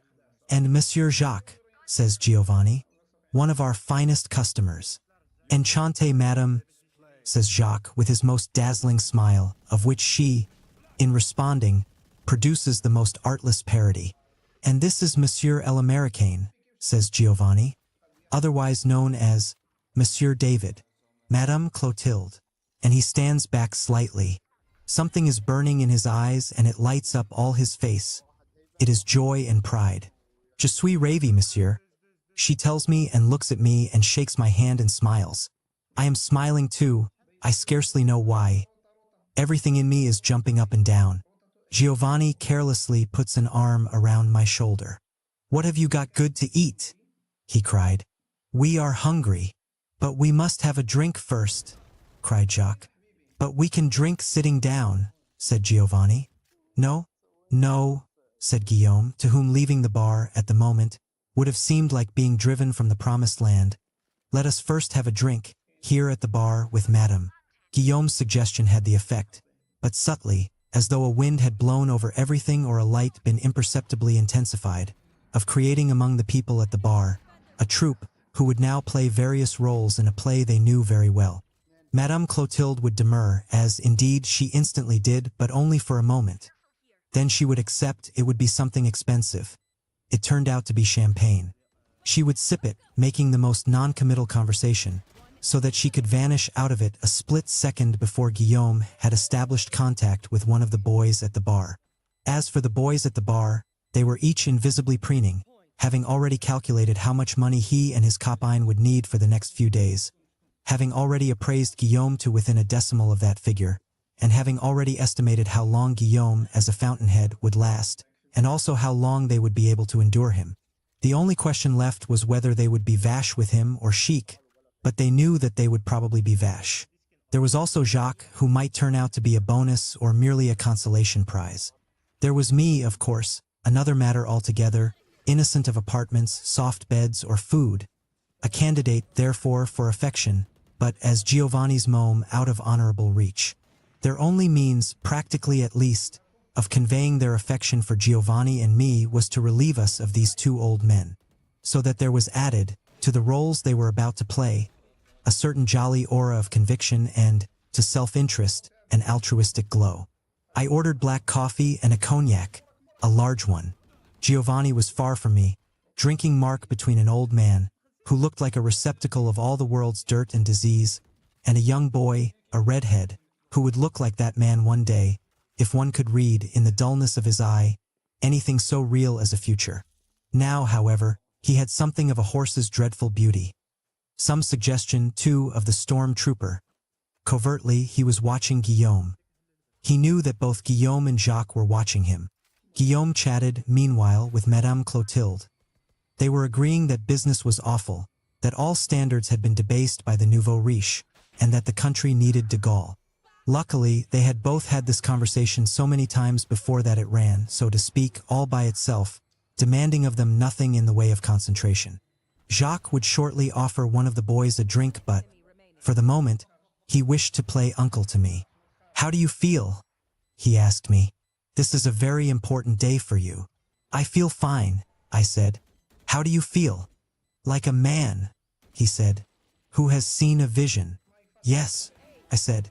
Tell me about this vision. I am not joking, he said. I am talking about you. You were the vision. You should have seen yourself tonight. You should see yourself now. I looked at him and said nothing. You are how old? 26 or 7. I am nearly twice that, and let me tell you, you are lucky. You are lucky that what is happening to you now is happening now and not when you are 40 or something like that, when there would be no hope for you and you would simply be destroyed. What is happening to me? I asked. I had meant to sound sardonic, but I did not sound sardonic at all. He did not answer this, but sighed, looking briefly in the direction of the redhead. Then he turned to me. Are you going to write to Hela? I very often do, I said. I suppose I will again. That does not answer my question. Oh, I was under the impression that you had asked me if I was going to write to Hua. Well, let's put it another way. Are you going to write to Hela about this night and this morning? I really don't see what there is to write about. But what's it to you if I do or I don't? He gave me a look full of a certain despair which I had not, till that moment known was in him, frightened me. It's not, he said, what it is to me. It's what it is to you, and to her, and to that poor boy yonder who doesn't know that when he looks at you the way he does. He is simply putting his head in the lion's mouth. Are you going to treat them as you've treated me? You? What have you to do with all this? How have I treated you? You have been very unfair to me, he said. You have been very dishonest. This time I did sound sardonic. I suppose you mean that I would have been fair. I would have been honest if I had, you could have been fair to me by despising me a little less. I'm sorry, but I think, since you bring it up, that a lot of your life is despicable. I could say the same about yours, said Jacques. There are so many ways of being despicable it quite makes one's head spin. But the way to be really despicable is to be contemptuous of other people's pain. You ought to have some apprehension that the man you see before you was once even younger than you are now and arrived at his present wretchedness by imperceptible degrees. There was silence for a moment, threatened, from a distance, by that laugh of Giovanni's. Tell me, I said at last, is there really no other way for you but this? To kneel down forever before an army of boys for just 5 dirty minutes in the dark. Think, said Jacques, of the men who have kneeled before you while you thought of something else and pretended that nothing was happening down there in the dark between your legs.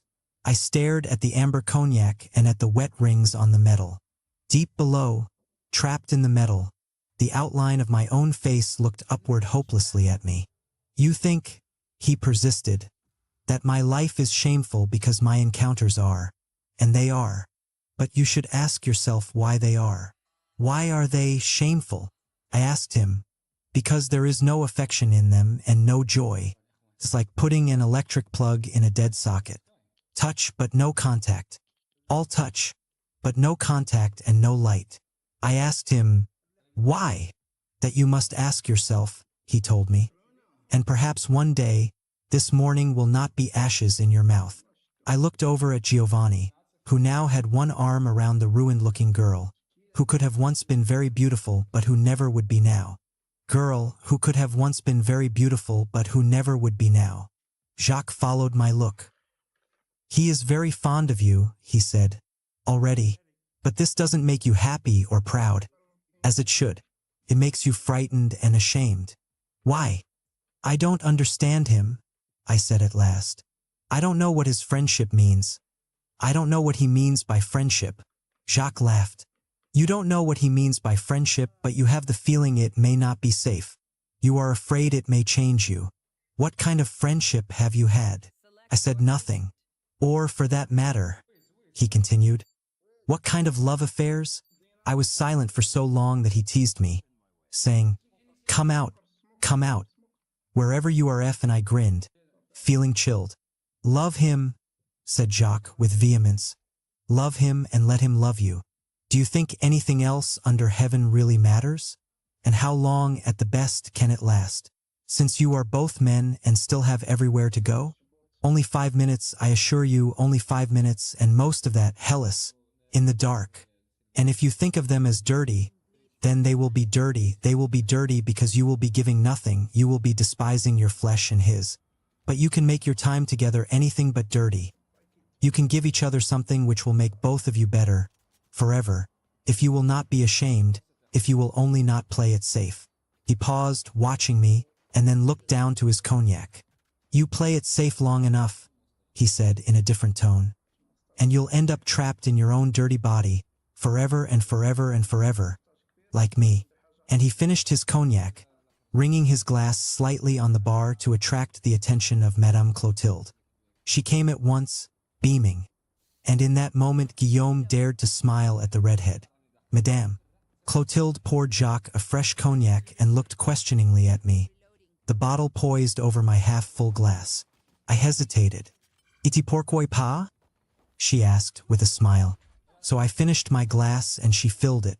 Then, for the briefest of seconds, she glanced at Guillaume, who cried, "Le rouquin là! What's the redhead drinking, Madame?" Clotilde turned with the air of an actress about to deliver the severely restrained last lines of an exhausting and mighty part. "On t'offre, Pierre," she said, majestically. "What will you have?" Holding slightly aloft meanwhile the bottle containing the most expensive cognac in the house. "Je prendrai un petit cognac," Pierre mumbled after a moment, and oddly enough, he blushed, which made him, in the light of the pale, just rising sun, resemble a freshly fallen angel. "Madame." Clotilde filled Pierre's glass and, amid a beautifully resolving tension, as of slowly dimming lights, replaced the bottle on the shelf and walked back to the cash register. Offstage, in effect, into the wings, where she began to recover herself by finishing the last of the champagne. She sighed and sipped and looked outward contentedly into the slowly rising morning. Guillaume had murmured a "Je m'excuse un instant, madame," and now passed behind us on his way to the redhead. I smiled. "Things my father never told me." "Somebody," said Jacques, "your father or mine, should have told us that not many people have ever died of love, but multitudes have perished, and are perishing every hour, and in the oddest places for the lack of it. And then, here comes your baby. Sois sage. Sois chic." He moved slightly away and began talking to the boy next to him. And here my baby came indeed, through all that sunlight, his face flushed and his hair flying, his eyes, unbelievably, like morning stars. "It was not very nice of me to go off for so long," he said. "I hope you have not been too bored." "You certainly haven't been," I told him. "You look like a kid about 5 years old waking up on Christmas morning." This delighted, even flattered him, as I could see from the way he now humorously pursed his lips. "I am sure I cannot look like that," he said. "I was always disappointed on Christmas morning.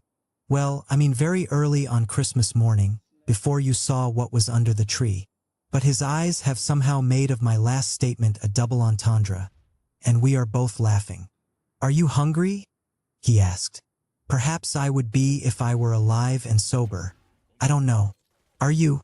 "I think we should eat," he said with no conviction whatever, and we began to laugh again. "Well," I said, "what shall we eat?" "I scarcely dare suggest white wine and oysters," said Giovanni. But that is really the best thing after such a night. "Well, let's do that," I said, "while we can still walk to the dining room." I looked beyond him to Guillaume and the redhead. They had apparently found something to talk about. I could not imagine what it was. And Jacques was deep in conversation with the tall, very young, pockmarked boy, whose turtleneck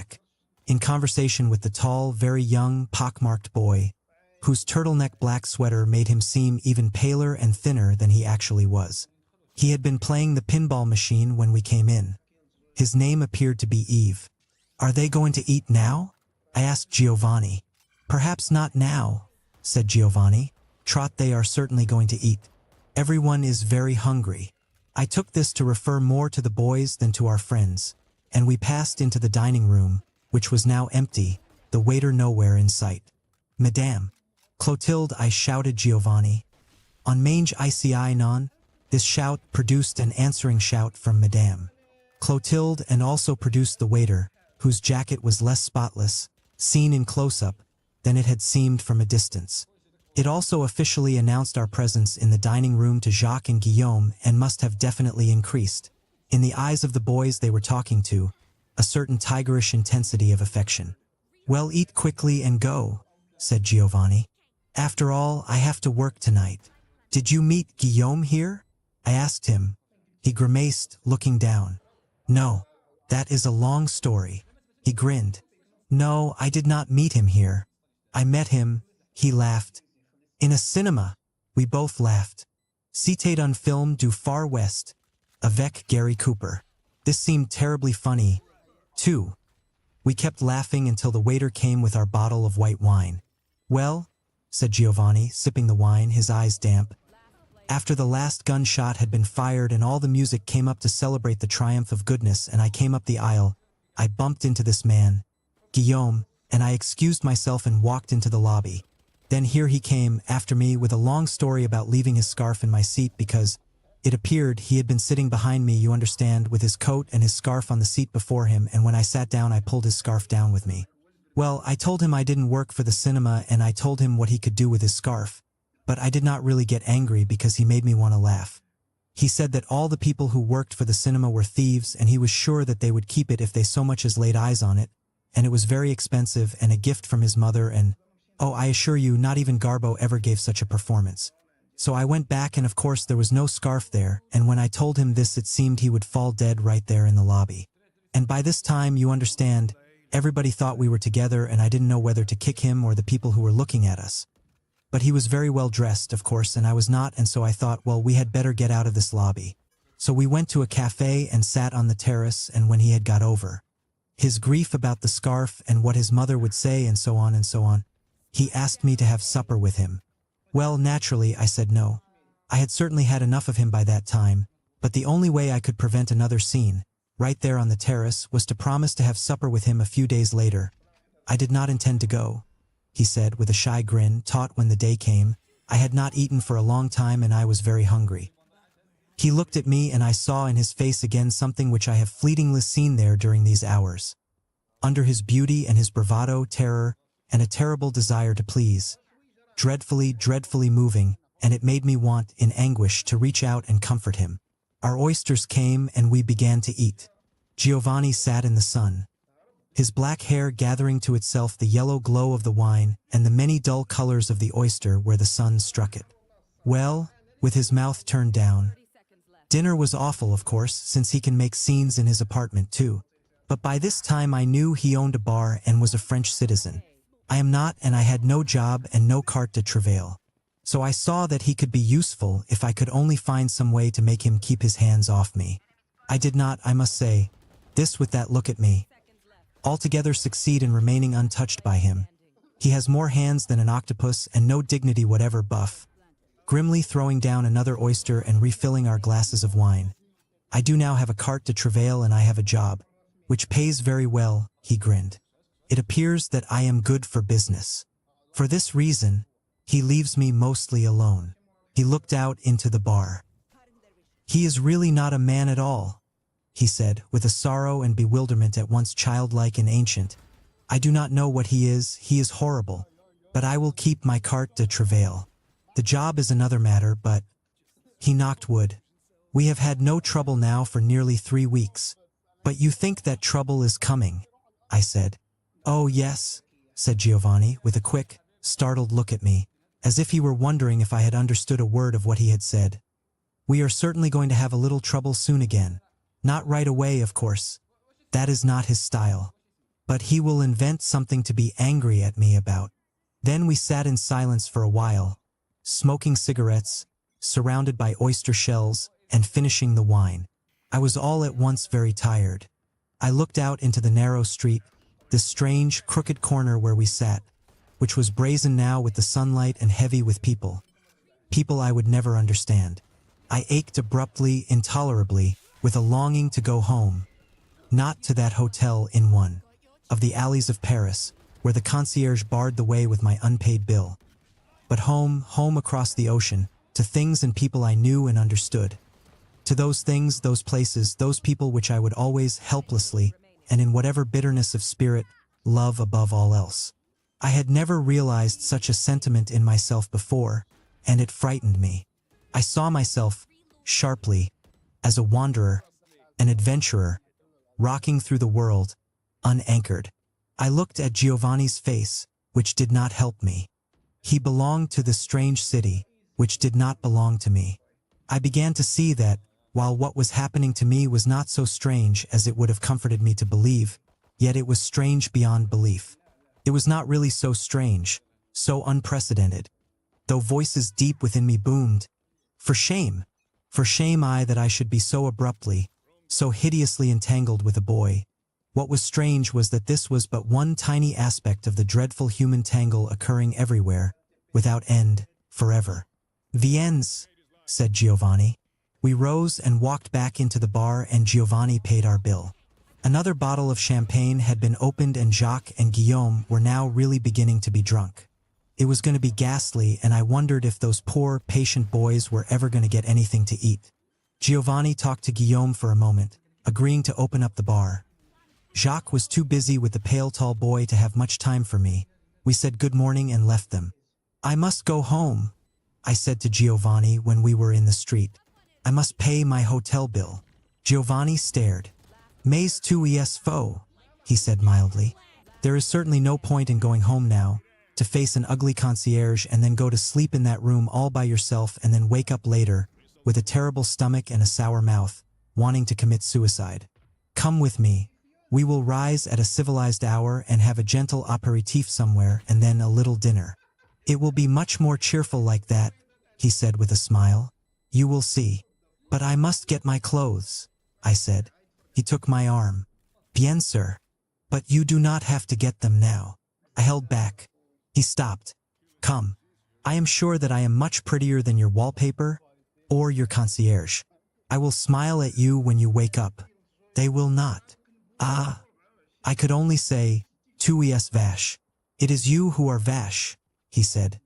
"To want to leave me alone in this lonely place when you know that I am far too drunk to reach my home unaided." We laughed together, both caught up in a stinging, teasing sort of game. We reached the Boulevard de Sebastopol. "But we will not any longer discuss the painful subject of how you desired to desert Giovanni at so dangerous an hour in the middle of a hostile city." I began to realize that he, too, was nervous. Far down the boulevard a cab meandered toward us, and he put up his hand. "I will show you my room," he said. "It is perfectly clear that you would have to see it one of these days, anyway." The taxi stopped beside us, and Giovanni, as though he were suddenly afraid that I would really turn and run, pushed me in before him. He got in beside me and told the driver, "Nation." The street he lived on was wide, respectable rather than elegant, and massive with fairly recent apartment buildings. The street ended in a small park. His room was in the back, on the ground floor of the last building on this street. We passed the vestibule and the elevator into a short, dark corridor which led to his room. The room was small. I only made out the outlines of clutter and disorder. There was the smell of the alcohol he burned in his stove. He locked the door behind us, and then for a moment, in the gloom, we simply stared at each other with dismay, with relief, and breathing hard. I was trembling. I thought, if I do not open the door at once and get out of here, I am lost. But I knew I could not open the door. I knew it was too late. Soon it was too late to do anything but moan. He pulled me against him, putting himself into my arms as though he were giving me himself to carry, and slowly pulled me down with him to that bed. With everything in me screaming no, yet the some of me sighed yes. Here in the south of France it does not often snow, but snowflakes, in the beginning rather gently and now with more force, have been falling for the last half hour. It falls as though it might quite possibly decide to turn into a blizzard. It has been cold down here this winter, though the people of the region seem to take it as a mark of ill-breeding in a foreigner if he makes any reference to this fact. They themselves, even when their faces are burning in that wind which seems to blow from everywhere at once, and which penetrates everything, are as radiantly cheerful as children at the seashore. Il fait beau bien? throwing their faces toward the lowering sky in which the celebrated southern sun has not made an appearance in days. I leave the window of the big room and walk through the house. While I am in the kitchen, staring into the mirror, I have decided to shave before all the water turns cold. I hear a knocking at the door. Some vague, wild hope leaps in me for a second, and then I realize that it is only the caretaker from across the road come to make certain that I have not stolen the silver or smashed the dishes, or chopped up the furniture for firewood. And indeed, she rattles the door and I hear her voice out there, cracking, "Msu, sui msu, el Americane." I wonder, with annoyance, why on earth she should sound so worried. But she smiles at once when I open the door, a smile which weds the coquette and the mother. She is quite old and not really French. She came many years ago, when I was a very young girl, sir, from just across the border out of Italy. She seems, like most of the women down here, to have gone into mourning directly the last child moved out of childhood. Hella thought that they were all widows, but it turned out most of them had husbands living yet. These husbands might have been their sons. They sometimes played belodi in the sunshine in a flat field near our house, and their eyes, when they looked at Hella, contained the proud watchfulness of a father and the watchful speculation of a man. I sometimes played billiards with them and drank red wine in the tobacco.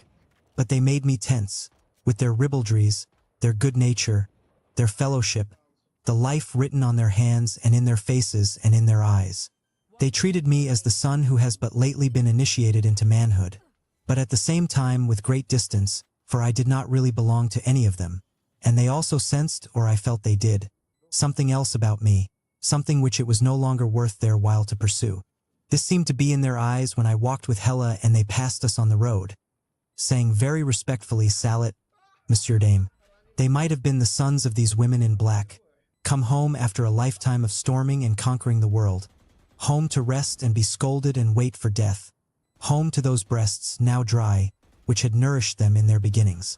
Flakes of snow have drifted across the shawl which covers her head, and hang on her eyelashes and on the wisps of black and white hair not covered by the shawl. She is very strong yet, though now a little bent, a little breathless. "Bonsoir, monsieur. Vous n'êtes pas malade?" "No," I say, "I have not been sick. Come in." She comes in, closing the door behind her, and allowing the shawl to fall from her head. I still have my drink in my hand, and she notices this in silence. "Eh bien," she says, "tant mieux, but we have not seen you for several days. You have been staying in the house." And her eyes search my face.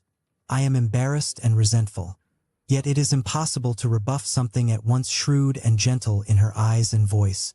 "Yes," I say, "the weather has been bad. It is not the middle of August, to be sure," says she. "But you do not have the—" "It is not the middle of August, to be sure," says she. "But you do not have the air of an invalid. It is not good to sit in the house alone."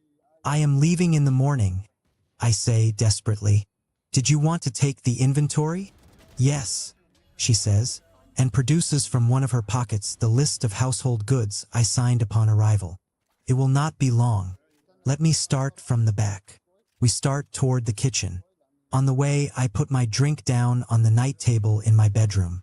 "It doesn't matter to me if you drink," she says, not turning around. But I leave my drink behind anyway. We walk into the kitchen. The kitchen is suspiciously clean and neat. "Where have you been eating?" she asks sharply. "They tell me at the tobacco you have not been seen for days. Have you been going to town?" "Yes," I say lamely, "sometimes." "On foot?" she inquires. "Because the bus driver, he has not seen you either." All this time she is not looking at me but around the kitchen, checking off the list in her hand with a short, yellow pencil. I can make no answer to her last, sardonic thrust, having forgotten that in a small village almost every move is made under the village's collective eye and ear. She looks briefly in the bathroom. "I'm going to clean that tonight," I say. "I should hope so," she says. "Everything was clean when you moved in." We walk back through the kitchen. She has failed to notice that 2 glasses are missing, broken by me, and I have not the energy to tell her. I will leave some money in the cupboard. She turns on the light in the guest room. My dirty clothes are lying all over. Those go with me, I say, trying to smile. You could have come just across the road, she says. I would have been glad to give you something to eat. A little soup, something nourishing. I cook every day for my husband. What difference does one more make? This touches me, but I do not know how to indicate it, and I cannot say, of course, that eating with her and her husband would have stretched my nerves to the breaking point. She is examining a decorative pillow. Are you going to join your fiancé? She asks. I know I ought to lie, but somehow I cannot. I am afraid of her eyes. I wish now that I had my drink with me. No, I say flatly. She has gone to America. Tiens, she says. And you? Do you stay in France? She looks directly at me. For a while, I say. I am beginning to sweat. It has come to me that this woman, a peasant from Italy, must resemble, in so many ways, the mother of Giovanni.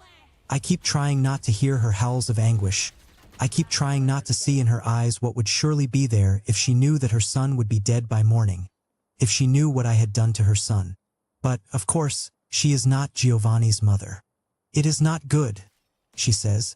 It is not right for a young man like you to be sitting alone in a great big house with no woman. She looks, for a moment, very sad. Starts to say something more and thinks better of it. I know she wants to say something about Hella, whom neither she nor any of the other women here had liked. But she turns out the light in the guest room and we go into the big bedroom, the master bedroom, which Hella and I had used, not the one in which I have left my drink. This too is very clean and orderly. She looks about the room and looks at me and smiles. You have not been using this room lately, she says. I feel myself blushing painfully. She laughs. But you will be happy again, she says. You must go and find yourself another woman, a good woman, and get married and have babies. Yes, that is what you ought to do, she says, as though I had contradicted her. And before I can say anything, where is your maman? She is dead. Ah, she clicks her teeth in sympathy. That is sad. And your papa? Is he dead too? No, he is in America. Povera bambino. She looks at my face. I am really helpless in front of her, and if she does not leave soon, she will reduce me to tears or curses. But you do not have the intention of just wandering through the world like a sailor? I am sure that would make your mother very unhappy. You will make a home someday? Yes, surely. Someday. She puts her strong hand on my arm. Even if your maman, she is dead, that is very sad. Your papa will be very happy to see bambinos from you. She pauses, her black eyes soften. She is looking at me, but she is looking beyond me, too. We had 3 sons. 2 of them were killed in the war. In the war, too, we lost all our money. It is sad, is it not, to have worked so hard all one's life in order to have a little peace in one's old age and then to have it all taken away? Almost killed my husband. He has never been the same since. Then I see that her eyes are not merely shrewd. They are also bitter and very sad. She shrugs her shoulders. All what can one do? It is better not to think about it. Then she smiles. But our last son, he lives in the north. He came to see us 2 years ago, and he brought with him his little boy. His little boy, he was only 4 years old then. He was so beautiful. Mario, he is called. She gestures. It is my husband's name. They stayed about 10 days and we felt young again. She smiles again. Carrot, especially my husband. And she stands there a moment with this smile on her face. Then she asks, abruptly, do you pray? I wonder if I can stand this another moment. No. I stammer. Tiamo. Not often. But you are a believer? I smile. It is not even a patronizing smile, though perhaps I wish it could be. Yes. But I wonder what my smile could have looked like. It did not reassure her. 2 must pray, she says very soberly. I assure you, even just a little prayer from time to time. Light a little candle. If it were not for the prayers of the blessed saints, one could not live in this world at all. I speak to you, she says, drawing herself up slightly, as though I were your mammon. Do not be offended. But I am not offended. You are very nice. You are very nice to speak to me this way. She smiles a satisfied smile. Men, not just babies like you, but old men too. They always need a woman to tell them the truth. Les hommes, elles sont impossibles. And she smiles, and forces me to smile at the cunning of this universal joke, and turns out the light in the master bedroom. We go down the hall again, thank heaven, to my drink. This bedroom, of course, is quite untidy. The light burning, my bathrobe, books, dirty socks, and a couple of dirty glasses, and a coffee cup half full of stale coffee, lying around all over the place, and the sheets on the bed a tangled mess. I'll fix this up before morning, I say. Bien, sir, she sighs. Tu really must take my advice, monsieur, and get married. At this suddenly we both laugh. Then I finish my drink. The inventory is almost done. We go into the last room, the big room where the bottle is, before the window. She looks at the bottle, then at me. But you will be drunk by morning, she says. Oh no, I'm taking the bottle with me. It is quite clear that she knows this is not true, but she shrugs her shoulders. Again. Then she becomes, by the act of wrapping the shawl around her head, very formal, even a little shy. Now that I see she is about to leave, I wish I could think of something to make her stay. When she has gone back across the road, the night will be blacker and longer than ever. I have something to say to her, but of course it will never be said. I feel that I want to be forgiven. I want her to forgive me, but I do not know how to state my crime. My crime, in some odd way, is in being a man, and she knows all about this already. It is terrible how naked she makes me feel, like a half-grown boy, naked before his mother. She puts out her hand. I take it awkwardly. Bon voyage, monsieur. I hope that you were happy while you were here and that, perhaps, one day, you will visit us again. She is smiling and her eyes are kind, but now the smile is purely social. It is the graceful termination of a business deal. Thank you, I say. Perhaps I will be back next year. She releases my hand and we walk to the door. Oh, she says at the door. Please do not wake me up in the morning. Put the keys in my mailbox. I do not anymore have any reason to get up so early. Surely, I smile and open the door. Good night, madam. Bonsoir, monsieur. Adieu.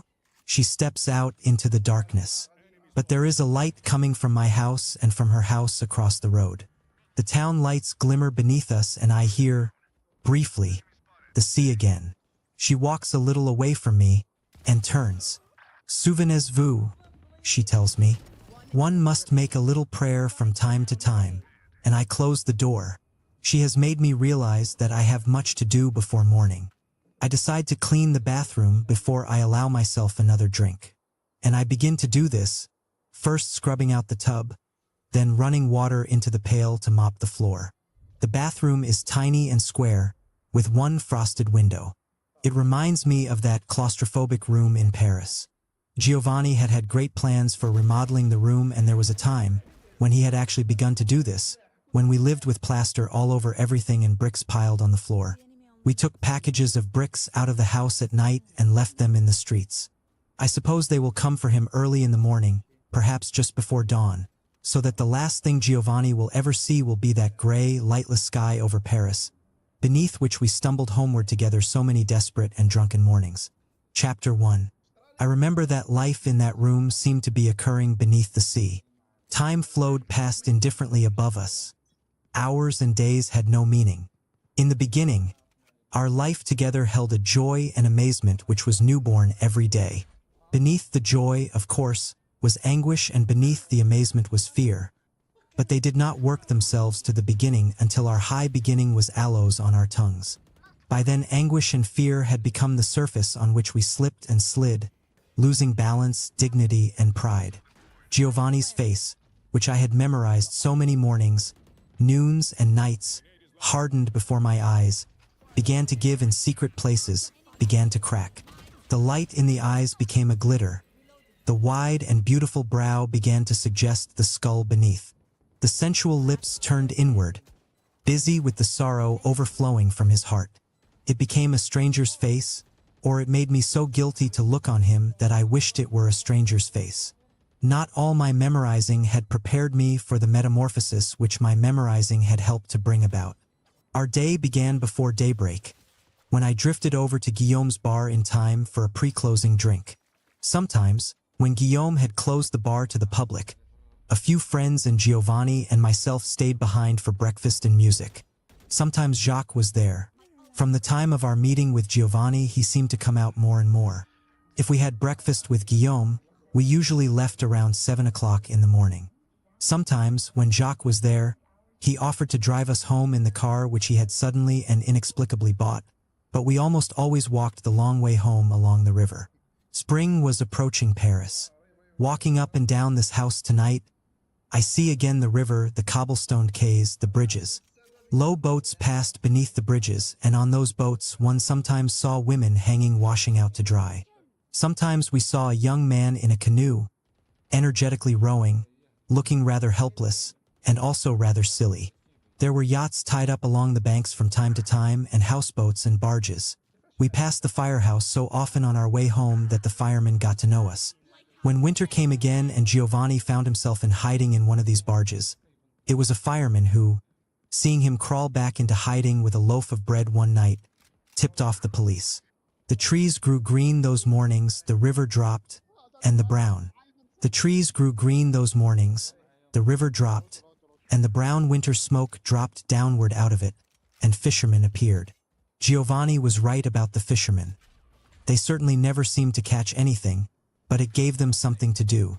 Along the quays the bookstalls seemed to become almost festive, awaiting the weather which would allow the passerby to leaf idly through the dog-eared books, and which would inform the jurist with a passionate desire to carry off to the United States, or Denmark, more colored prints than he could afford, or, when he got home, know what to do with. Also, the girls appeared on their bicycles, along with boys similarly equipped, and we sometimes saw them along the river as the light began to fade, their bicycles put away until the morrow. This was after Giovanni had lost his job and we walked around in the evenings. Those evenings were bitter. Giovanni knew that I was going to leave him, but he did not dare accuse me for fear of being corroborated. I did not dare to tell him. Hella was on her way back from Spain and my father had agreed to send me money, which I was not going to use to help Giovanni, who had done so much to help me. I was going to use it to escape his room. Every morning the sky and the sun seemed to be a little higher and the river stretched before us with a greater haze of promise. Every day the bookstall keepers seemed to have taken off another garment, so that the shape of their bodies appeared to be undergoing a most striking and continual metamorphosis. One began to wonder what the final shape would be. It was observable, through open windows on the quays and side streets, that hoteliers had called in painters to paint the rooms. The women in the dairies had taken off their blue sweaters and rolled up the sleeves of their dresses, so that one saw their powerful arms. The bread seemed warmer and fresher in the bakeries. The small school children had taken off their capes and their knees were no longer scarlet with the cold. There seemed to be more chatter, in that curiously measured and vehement language, which sometimes reminds me of stiffening egg white and sometimes of stringed instruments but always of the underside and aftermath of passion. But we did not often have breakfast in Guillaume's bar because Guillaume did not like me. Usually I simply waited around, as inconspicuously as possible, until Giovanni had finished cleaning up the bar and had changed his clothes. Then we said good night and left. The habitués had evolved toward us a curious attitude, composed of an unpleasant maternalism, and envy, and disguised dislike. They could not, somehow, speak to us as they spoke to one another, and they resented the strain we imposed on them of speaking in any other way. And it made them furious that the dead center of their lives was, in this instance, none of their business. It made them feel their poverty again, through the narcotics of chatter, and dreams of conquest, and mutual contempt. Wherever we ate breakfast and wherever we walked, when we got home we were always too tired to sleep right away. We made coffee and sometimes drank cognac with it. We sat on the bed and talked and smoked. We seemed to have a great deal to tell, or Giovanni did. Even at my most candid, even when I tried hardest to give myself to him as he gave himself to me, I was holding something back. I did not, for example, really tell him about Hella until I had been living in the room a month. I told him about her then because her letters had begun to sound as though she would be coming back to Paris very soon. What is she doing, wandering around through Spain alone? Asked Giovanni. She likes to travel, I said. Oh, said Giovanni. Nobody likes to travel, especially not women. There must be some other reason. He raised his eyebrows suggestively. Perhaps she has a Spanish lover and is afraid to tell you? Perhaps she is with a torero. Perhaps she is, I thought. But she wouldn't be afraid to tell me. Giovanni laughed. I do not understand Americans at all, he said. I don't see that there's anything very hard to understand. We aren't married, you know. But she is your mistress, no? Asked Giovanni. Yes.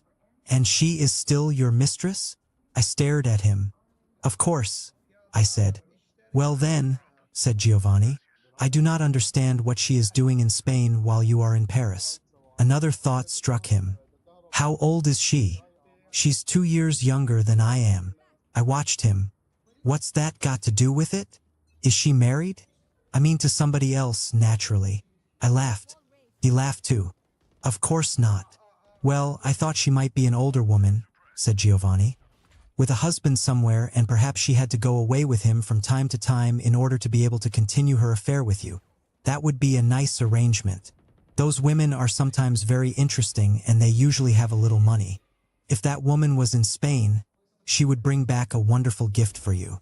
But a young girl bouncing around in a foreign country by herself, I do not like that at all. You should find another mistress. It all seemed very funny. I could not stop laughing. Do you have a mistress? I asked him. Not now, he said. But perhaps I will again one day. He half frowned, half smiled. I don't seem to be very interested in women right now. I don't know why. I used to be. Perhaps I will be again. He shrugged. Perhaps it is because women are just a little more trouble than I can afford right now. Itipus, he stopped. I wanted to say that it seemed to me that he had taken a most peculiar road out of his trouble, but I only said, after a moment, cautiously, You don't seem to have a very high opinion of women. Oh, women! There is no need, thank heaven, to have an opinion about women. Women are like water. They are tempting like that, and they can be that treacherous, and they can seem to be that bottomless, you know? And they can be that shallow. And that dirty. He stopped. I perhaps don't like women very much. That's true. That hasn't stopped me from making love to many and loving one or two. But most of the time I made love only with the body. That can make one very lonely, I said. I had not expected to say it. He had not expected to hear it. He looked at me and reached out and yooshed me on the cheek. Yes, he said. Then, I am not trying to be mechant when I talk about women. I respect women very much for their inside life, which is not like the life of a man. Women don't seem to like that idea, I said. Oh, well, said Giovanni. These absurd women running around today, full of ideas and nonsense, and thinking themselves equal to men. Quelle rigolade. They need to be beaten half to death so that they can find out who rules the world. I laughed. Did the women you knew like to get beaten? He smiled. I don't know if they liked it, but a beating never made them go away. We both laughed. They were not, anyway, like that silly little girl of yours, wandering all over Spain and sending postcards back to Paris. What does she think she is doing? Does she want you or does she not want you?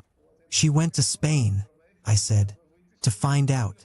Giovanni opened his eyes wide. He was indignant. To Spain? Why not to China? What is she doing, testing all the Spaniards and comparing them with you? I was a little annoyed. You don't understand, I said. She is a very intelligent, very complex girl. She wanted to go away and think. What is there to think about? She sounds rather silly, I must say. She just... What is there to think about? She sounds rather silly, I must say. She just can't make up her mind what bed to sleep in. She wants to eat her cake and she wants to have it all. If she were in Paris now, I said abruptly, then I would not be in this room with you. You would possibly not be living here, he conceded. Taught we would certainly be seeing each other. Why not? Why not? Suppose she found out. Found out? Found out what? Oh, stop it, I said. You know what there is to find out. He looked at me very soberly. She sounds more and more impossible. This little girl of yours. What does she do, follow you everywhere? Or will she hire detectives to sleep under our bed? And what business is it of hers? Anyway, you can't possibly be serious, I said. I certainly can be, he retorted. And I am. You are the incomprehensible one. He groaned and poured more coffee and picked up our cognac from the floor. Chez toi, everything sounds extremely feverish and complicated. Like one of those English murder mysteries. To find out, you keep saying, as though we were accomplices in a crime. We have not committed any crime. He poured the cognac. It's just that she'll be terribly hurt if she does find out. That's all. People have very dirty words for this situation. I stopped. His face suggested that my reasoning was flimsy. I added defensively, besides, it is a crime in my country, and after all, I didn't grow up here, I grew up there. If dirty words frighten you, said Giovanni, I really do not know how you have managed to live so long. People are full of dirty words. The only time they do not use them, most people I mean, is when they are describing something dirty. He paused and we watched each other. In spite of what he was saying, he looked rather frightened himself. If your countrymen think that privacy is a crime, so much the worse for your country. And as for this girl of yours, are you always at her side when she is here? I mean all day, every day? You go out sometimes to have a drink alone. No? Maybe you sometimes take a walk without her, to think, as you say. The Americans seem to do a great deal of thinking. And perhaps while you are thinking and having that drink, you look at another girl who passes. No? Maybe you even look up at that sky and feel your own blood in you? Or does everything stop when Hella comes? No drinks alone, no looks at other girls, no sky? Answer me. I've told you already that we're not married. But I don't seem to be able to make you understand anything at all this morning. Make you understand anything at all this morning. But anyway, when Hella is here you do sometimes see other people without Hella? Of course. And does she make you tell her everything you have done while you were not with her? I sighed. I had lost control of the conversation somewhere along the line and I simply wanted it to end. I drank my cognac too fast and it burned my throat. Of course not. Well, you are a very charming and good-looking and civilized boy and, unless you are impotent, I do not see what she has to complain about or what you have to worry about. To arrange, mon cher, la vie pratique, is very simple. It only has to be done. He reflected. Sometimes things go wrong, I agree. Then you have to arrange it another way. But it is certainly not the English melodrama you make it. Why, that way, life would simply be unbearable. He poured more cognac and grinned at me, as though he had solved all my problems. And there was something so artless in this smile that I had to smile back. Giovanni liked to believe that he was hard-headed and that I was not, and that he was teaching me the stony facts of life. It was very important for him to feel this. It was because he knew, unwillingly, at the very bottom of his heart, that I, helplessly, at the very bottom of mine, resisted him with all my strength. Eventually we grew still, we fell silent, and we slept. We awoke around 3 or 4 in the afternoon, when the dull sun was prying at odd corners of the cluttered room. We arose and washed and shaved, bumping into each other and making jokes and furious with the unstated desire to escape the room. Then we danced out into the streets, into Paris, and ate quickly somewhere, and I left Giovanni at the door to Guillaume's bar. Then I, alone and relieved to be alone, perhaps went to a movie or walked or returned home and read, or sat in a park and read, or sat on a cafe terrace or talked to people or wrote letters. I wrote to Hella, telling her nothing, or I wrote to my father asking for money. And no matter what I was doing, another me sat in my belly, absolutely cold with terror over the question of my life. Giovanni had awakened an itch, had released a gnaw in me. I realized it one afternoon, when I was taking him to work via the Boulevard Montparnasse. We had bought a kilo of cherries and we were eating them as we walked along. We were both insufferably childish and high-spirited that afternoon, and the spectacle we presented. 2 grown men jostling each other on the wide sidewalk and aiming the cherry pits, as though they were spitballs, into each other's faces, must have been outrageous. And I realized that such childishness was fantastic at my age, and the happiness out of which it sprang yet more so. For that moment I really loved Giovanni, who had never seemed more beautiful than he was that afternoon. And, watching his face, I realized that it meant much to me that I could make his face so bright. I saw that I might be willing to give a great deal not to lose that power. And I felt myself flow toward him, as a river rushes when the ice breaks up. Yet, at that very moment, there passed between us on the pavement another boy, a stranger, and I invested him at once with Giovanni's beauty, and what I felt for Giovanni I also felt for him. Giovanni saw this and saw my face, and it made him laugh the more.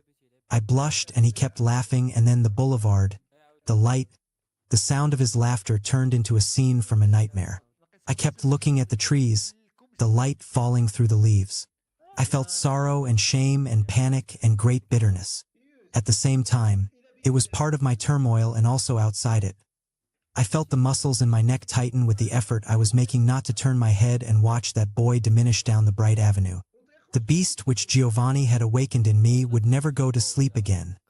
But one day I would not be with Giovanni anymore. And would I then, like all the others, find myself turning and following all kinds of boys down God knows what dark avenues, into what dark places. With this fearful intimation there opened in me a hatred for Giovanni which was as powerful as my love and which was nourished by the same roots. Chapter 2. I scarcely know how to describe that room. It became, in a way, every room I had ever been in, and every room I find myself in hereafter will remind me of Giovanni's room. I did not really stay there very long. We met before the spring began and I left there during the summer, but it still seems to me that I spent a lifetime there. Life in that room seemed to be occurring underwater, as I say, and it is certain that I underwent a sea change there. To begin with, the room was not large enough for two. It looked out on a small courtyard. Looked out means only that the room had two windows, against which the courtyard malevolently pressed, encroaching day by day, as though it had confused itself with a jungle. We, or rather Giovanni, kept the windows closed most of the time. He had never bought any curtains. Neither did we buy any while I was in the room.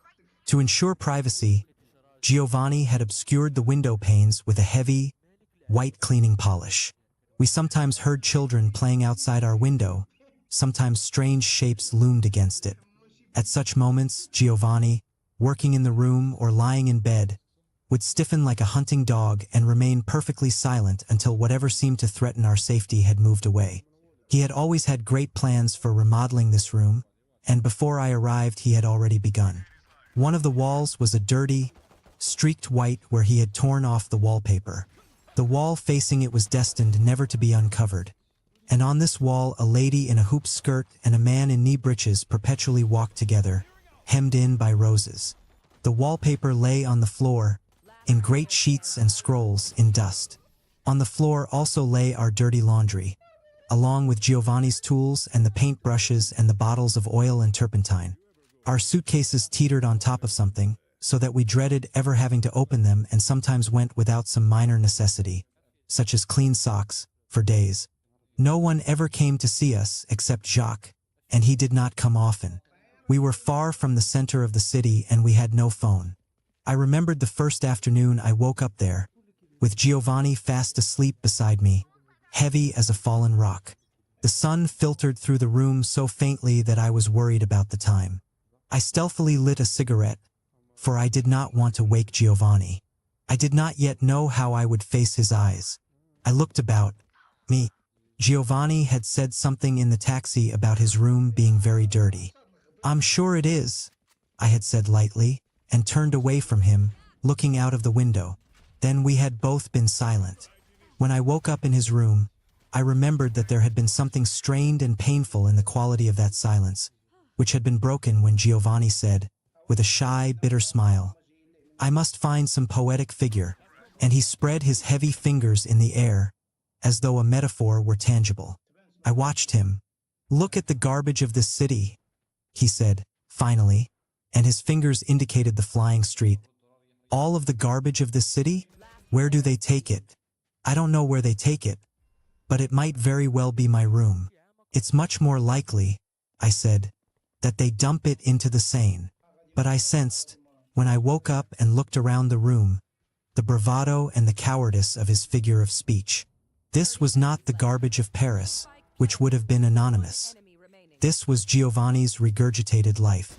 Before and beside me and all over the room, towering like a wall, were boxes of cardboard and leather, some tied with string, some locked, some bursting, and out of the topmost box before me spilled down sheets of violin music.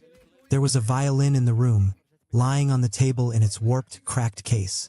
It was impossible to guess from looking at it whether it had been laid to rest there yesterday or 100 years before. The table was loaded with yellowing newspapers and empty bottles, and it held a single brown and wrinkled potato in which even the sprouting eyes were rotten. Red wine had been spilled on the floor. It had been allowed to dry, and it made the air in the room sweet and heavy. But it was not the room's disorder which was frightening. It was the fact that when one began searching for the key to this disorder, one realized that it was not to be found in any of the usual places. For this was not a matter of habit or circumstance or temperament. It was a matter of punishment and grief. I do not know how I knew this, but I knew it at once. Perhaps I knew it because I wanted to live. And I stared at the room with the same nervous, calculating extension of the intelligence and of all one's forces which occurs when gauging a mortal and unavoidable danger.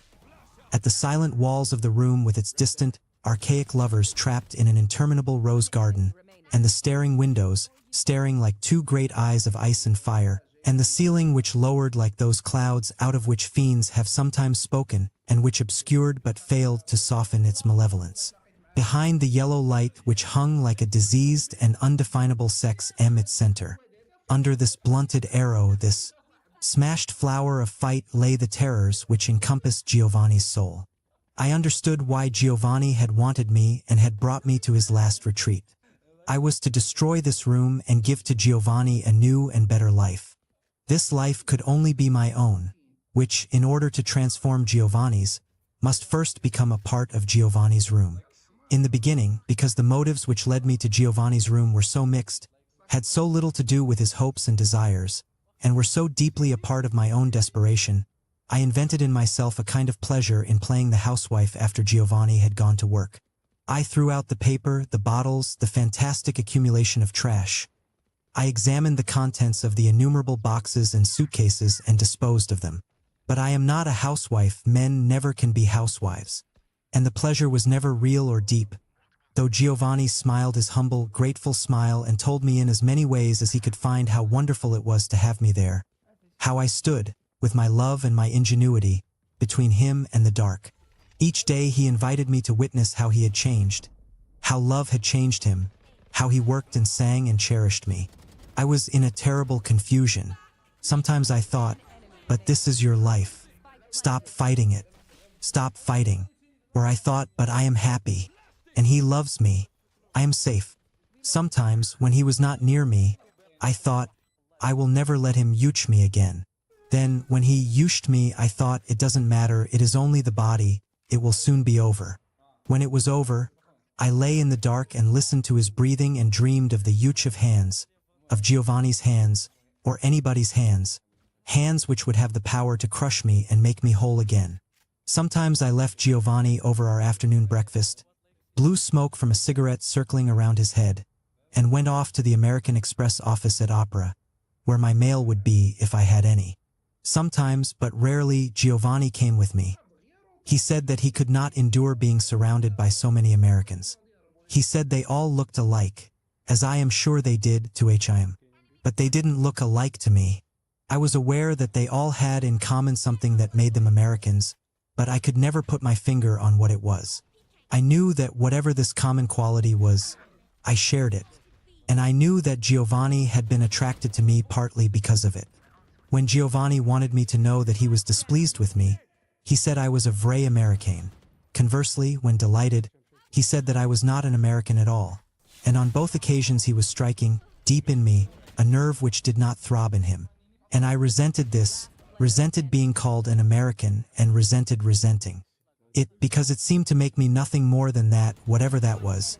And I resented being called not an American because it seemed to make me nothing.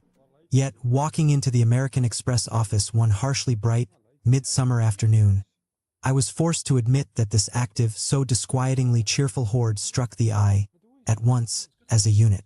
At home, I could have distinguished patterns, habits, accents of speech with no effort whatever. Now everybody sounded, unless I listened hard, as though they had just arrived from Nebraska. At home I could have seen the clothes they were wearing, but here I only saw bags, cameras, belts, and hats, all clearly from the same department store. At home I would have had some sense of the individual womanhood of the woman I faced. Here the most ferociously accomplished seemed to be involved in some ice-cold or sun-dried travesty of sex, and even grandmothers seemed to have had no traffic with the flesh. And what distinguished the men was that they seemed incapable of age. They smelled of soap, which seemed indeed to be their preservative against the dangers and exigencies of any more intimate odor. The boy he had been shown, somehow unsoiled, unused, unchanged, through the eyes of the man of 60, booking passage with his smiling wife to Rome.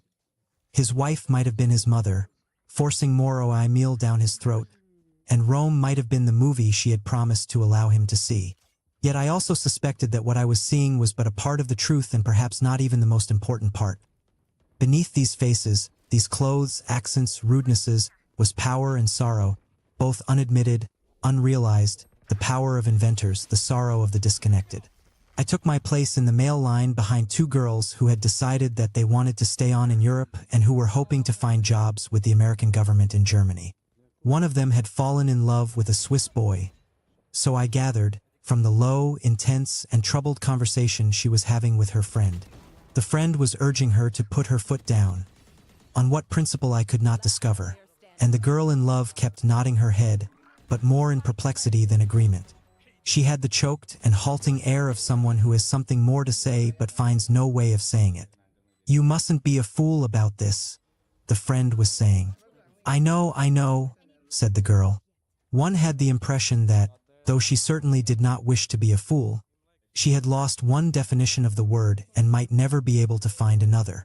There were two letters for me, one from my father and one from Hella. Hella had been sending me only postcards for quite a while. I was afraid her letter might be important and I did not want to read it. I opened the letter might be important and I did not want to read it. I opened the letter from my father first. I read it, standing just beyond reach of the sunlight, beside the endlessly swinging double doors. "Dear Butch," my father said, "aren't you ever coming home? Don't think I'm only being selfish, but it's true, I'd like to see you. I think you have been away long enough. God knows I don't know what you're doing over there, and you don't write enough for me even to guess. But my guess is you're going to be sorry one of these fine days that you stayed over there, looking at your navel and let the world pass you by. There's nothing over there for you. You're as American as pork and beans, though maybe you don't want to think so anymore. And maybe you won't mind my saying that you're getting a little old for studying, after all, if that's what you're doing. You're pushing 30. I'm getting along too, and you're all I've got. I'd like to see you. You keep asking me to send you your money, and I guess you think I'm being a bastard about it. I'm not trying to starve you out, and if you really need anything, I'll be the first to help you, but I really don't think I'd be doing you a favor by letting you spend what little money you've got over there and then coming home to nothing. What the hell are you doing? Let your old man in on the secret, can't you? You may not believe this, but once I was a young man, too." And then he went on about my stepmother and how she wanted to see me, and about some of our friends and what they were doing. It was clear that my absence was beginning to frighten him. He did not know what it meant, but he was living, obviously, in a pit of suspicions which daily became blacker and vaguer. He would not have known how to put them into words, even if he had dared. The question he longed to ask was not in the letter, and neither was the offer. "Is it a woman, David? Bring her on home. I don't care who she is. Bring her on home and I'll help you get set up." He could not risk this question because he could not have endured an answer in the negative. An answer in the negative would have revealed what strangers we had become. I folded the letter and put it in my back pocket and looked out for a moment at the wide, sunlit foreign avenue. There was a sailor dressed all in white, coming across the boulevard, walking with that funny roll sailors have and with that aura, hopeful and hard, of having to make a great deal happen in a hurry. I was staring at him, though I did not know it, and wishing I were he. He seemed, somehow, younger than I had ever been, and blonder and more beautiful, and he wore his masculinity as unequivocally as he wore his skin. He made me think of home, perhaps home. is not a place but simply an irrevocable condition. I knew how he drank and how he was with his friends and how pain and women baffled him. I wondered if my father had ever been like that, if I had ever been like that, though it was hard to imagine. For this boy, striding across the avenue like light itself, any antecedents, any connections at all. We came abreast and, as though he had seen some all-revealing panic in my eyes, he gave me a look contemptuously lewd and knowing. Just such a look as he might have given, but a few hours ago, to the desperately well-dressed nymphomaniac or trollop who was trying to make him believe she was a lady. And in another second, had our contact lasted, I was certain that there would erupt into speech, out of all that light and beauty, some brutal variation of look. Baby, I know you. I felt my face flame. I felt my heart harden and shake as I hurried past him, trying to look stonily beyond him. He had caught me by surprise, for I had, somehow, not really been thinking of him but of the letter in my pocket of Hella and Giovanni. I got to the other side of the boulevard, not daring to look back, and I wondered what he had seen in me to elicit such instantaneous contempt. I was too old to suppose that it had anything to do with my walk, or the way I held my hands, or my voice, which anyway he had not heard. It was something else, and I would never see it. I would never dare to see it. It would be like looking at the naked sun. But hurrying, and not daring now to look at anyone, male or female, who passed me on the wide sidewalks, I knew that what the sailor had seen in my unguarded eyes was envy and desire. I had seen it often in Jacques' eyes, and my reaction and the sailor's had been the same. But if I were still able to feel affection, and if he had seen it in my eyes, it would not have helped for affection. For the boys I was doomed to look at was vastly more frightening than lust. I walked farther than I had intended, for I did not dare to stop while the sailor might still be watching. Near the river, on Rue de Pyramids, I sat down at a café table and opened Hella's letter. Mon cher, she began, Spain is my favorite country, mais ça n'empêche que Paris est toujours ma ville préférée. I long to be again among all those foolish people, running for metros and jumping off of buses and dodging motorcycles and having traffic jams and admiring all that crazy statuary in all those absurd parks. I weep for the fishy ladies in the Place de la Concorde. Spain is not like that at all. Whatever else Spain is, it is not frivolous. I think really that I would stay in Spain forever if I had never been to Paris. Spain is very beautiful, stony and sunny and lonely. But by and by you get tired of olive oil and fish and castanets and tambourines, or anyway, I do. I want to come home to Paris. It's funny, I've never felt any place was home before. Nothing has happened to me here. I suppose that pleases you. I confess it rather pleases me. The Spaniards are nice, but, of course, most of them are terribly poor. The ones who aren't are impossible. I don't like the tourists, mainly English and American dipsomaniacs, paid, my dear, by their families to stay away. I wish I had a family. I'm on Mallorca now, and it would be a pretty place if you could dump all the pensioned widows into the sea and make dry martini drinking illegal. I've never seen anything like it. The way these old hags guzzle and make eyes at anything in pants, especially anything about 18. Well, I said to myself, Hella, my girl, take a good look. You may be looking at your future. The trouble is that I love myself too much. And so I've decided to let two try it, this business of loving me, and see how that works out. I feel fine, now that I've made the decision. I hope you'll feel fine, too, dear knight in Gimbel's armor. I've been trapped into some dreary expedition to Seville with an English family I met in Barcelona. They adore Spain and they want to take me to see a bullfight. I never have, all the time I've been wandering around here. They're really quite nice. He's some kind of poet with the BBC and she's his efficient and adoring spouse. Quite nice, really. They do have an impossibly lunatic son who imagines himself mad about me, but he's much too English and much, much too young. I leave tomorrow and shall be gone 10 days. Then they to England and I to you. I folded this letter, which I now realized I had been awaiting for many days and nights, and the waiter came and asked me what I wanted to drink. I had meant to order an aperitif, but now, in some grotesque spirit of celebration, ordered a scotch and soda. And over this drink, which had never seemed more American than it did at that moment, I stared at absurd Paris, which was as cluttered now, under the scalding sun, as the landscape of my heart. I cannot say that I was frightened, or it would be better to say that I did not feel any fear, The way men who are shot do not, I am told, feel any pain for a while. I felt a certain relief. It seemed that the necessity for decision had been taken from my hands. I told myself that we both had always known, Giovanni and myself, that our idyll could not last forever. And it was not as though I had not been honest with him. B knew all about Hella. He knew that she would be returning to Paris one day. Now she would be coming back and my life with Giovanni would be finished. It would be something that had happened to me once. It would be something that had happened to many men once. Paid for. Once, it would be something that had happened to many men once. I paid for my drink and got up and walked across the river to Montparnasse. I felt elated, yet as I walked down Raspail toward the cafes of Montparnasse, I could not fail to remember that Hella and I had walked here, Giovanni and I had walked here. And with each step, the face that glowed insistently before me was not her face but his. I was beginning to wonder how he would take my news. I did not think he would fight me, but I was afraid of what I would see in his face. I was afraid of the pain I would see there. But even this was not my real fear. My real fear was buried and was driving me to Montparnasse. I wanted to find a girl, any girl at all, but the terraces seemed oddly deserted. I walked along slowly, on both sides of the street, looking at the tables. I saw no one I knew. I walked down as far as the Classerie de Lillis and I had a solitary drink there.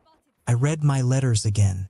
I thought of finding Giovanni at once and telling him I was leaving him, but I knew he would not yet have opened the bar, and he might be almost anywhere in Paris at this hour. I walked slowly back up the boulevard.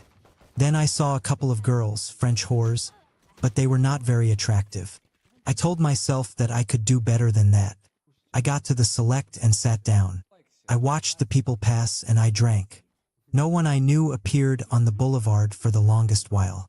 The person who appeared, and whom I did not know very well, was a girl named Sue, blonde and rather puffy, with the quality, in spite of the fact that she was not pretty, of the girls who are selected each year to be Miss Rheingold. She wore her curly blonde haircut very short. She had small breasts and a big behind, and in order, no doubt, to indicate to the world how little she cared for appearance or sensuality, she almost always wore tight blue jeans.